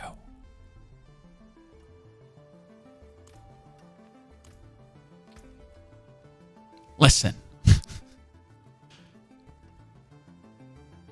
Stop doubting. There gotta be a way to make the Caltrops Poison Death Trap together with the Ice in the Dark work. There gotta be a way. What we can actually compare is, just out of interest, right? Without doing any Paragon board changes, right? So technically, we would have to do Paragon board changes right now. But practically, we can just now try something. Isn't Death Trap usually paired with Shadow? Well, Death Trap is not Shadow damage. Mute. I thought Death Trap is Shadow damage too, but it is not. it's actually a scam. So if you hover over it, it tells you, right? This is imbuement, this is core chain marksman imbuable, and this is just ultimate damage. Just ultimate damage. You'd think it would be, yeah, you think it would be, right? You think it would fucking be.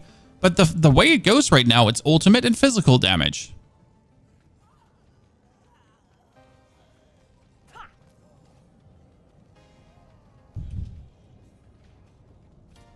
The question rather is, would you want to treat it as a source of damage, right? Or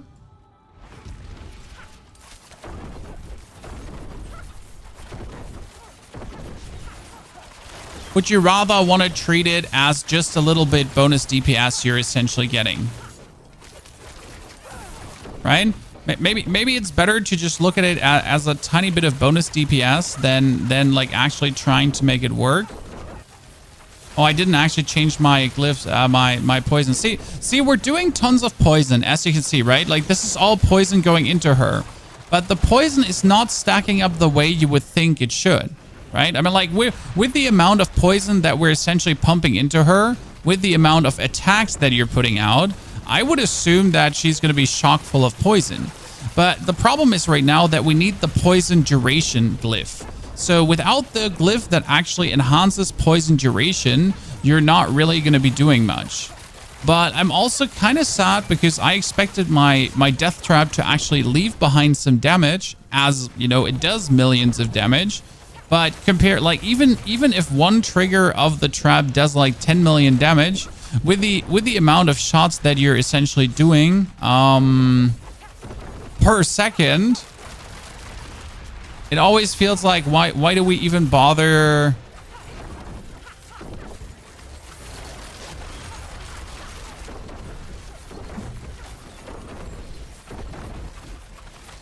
Right? Because right now you're missing the arrow storm.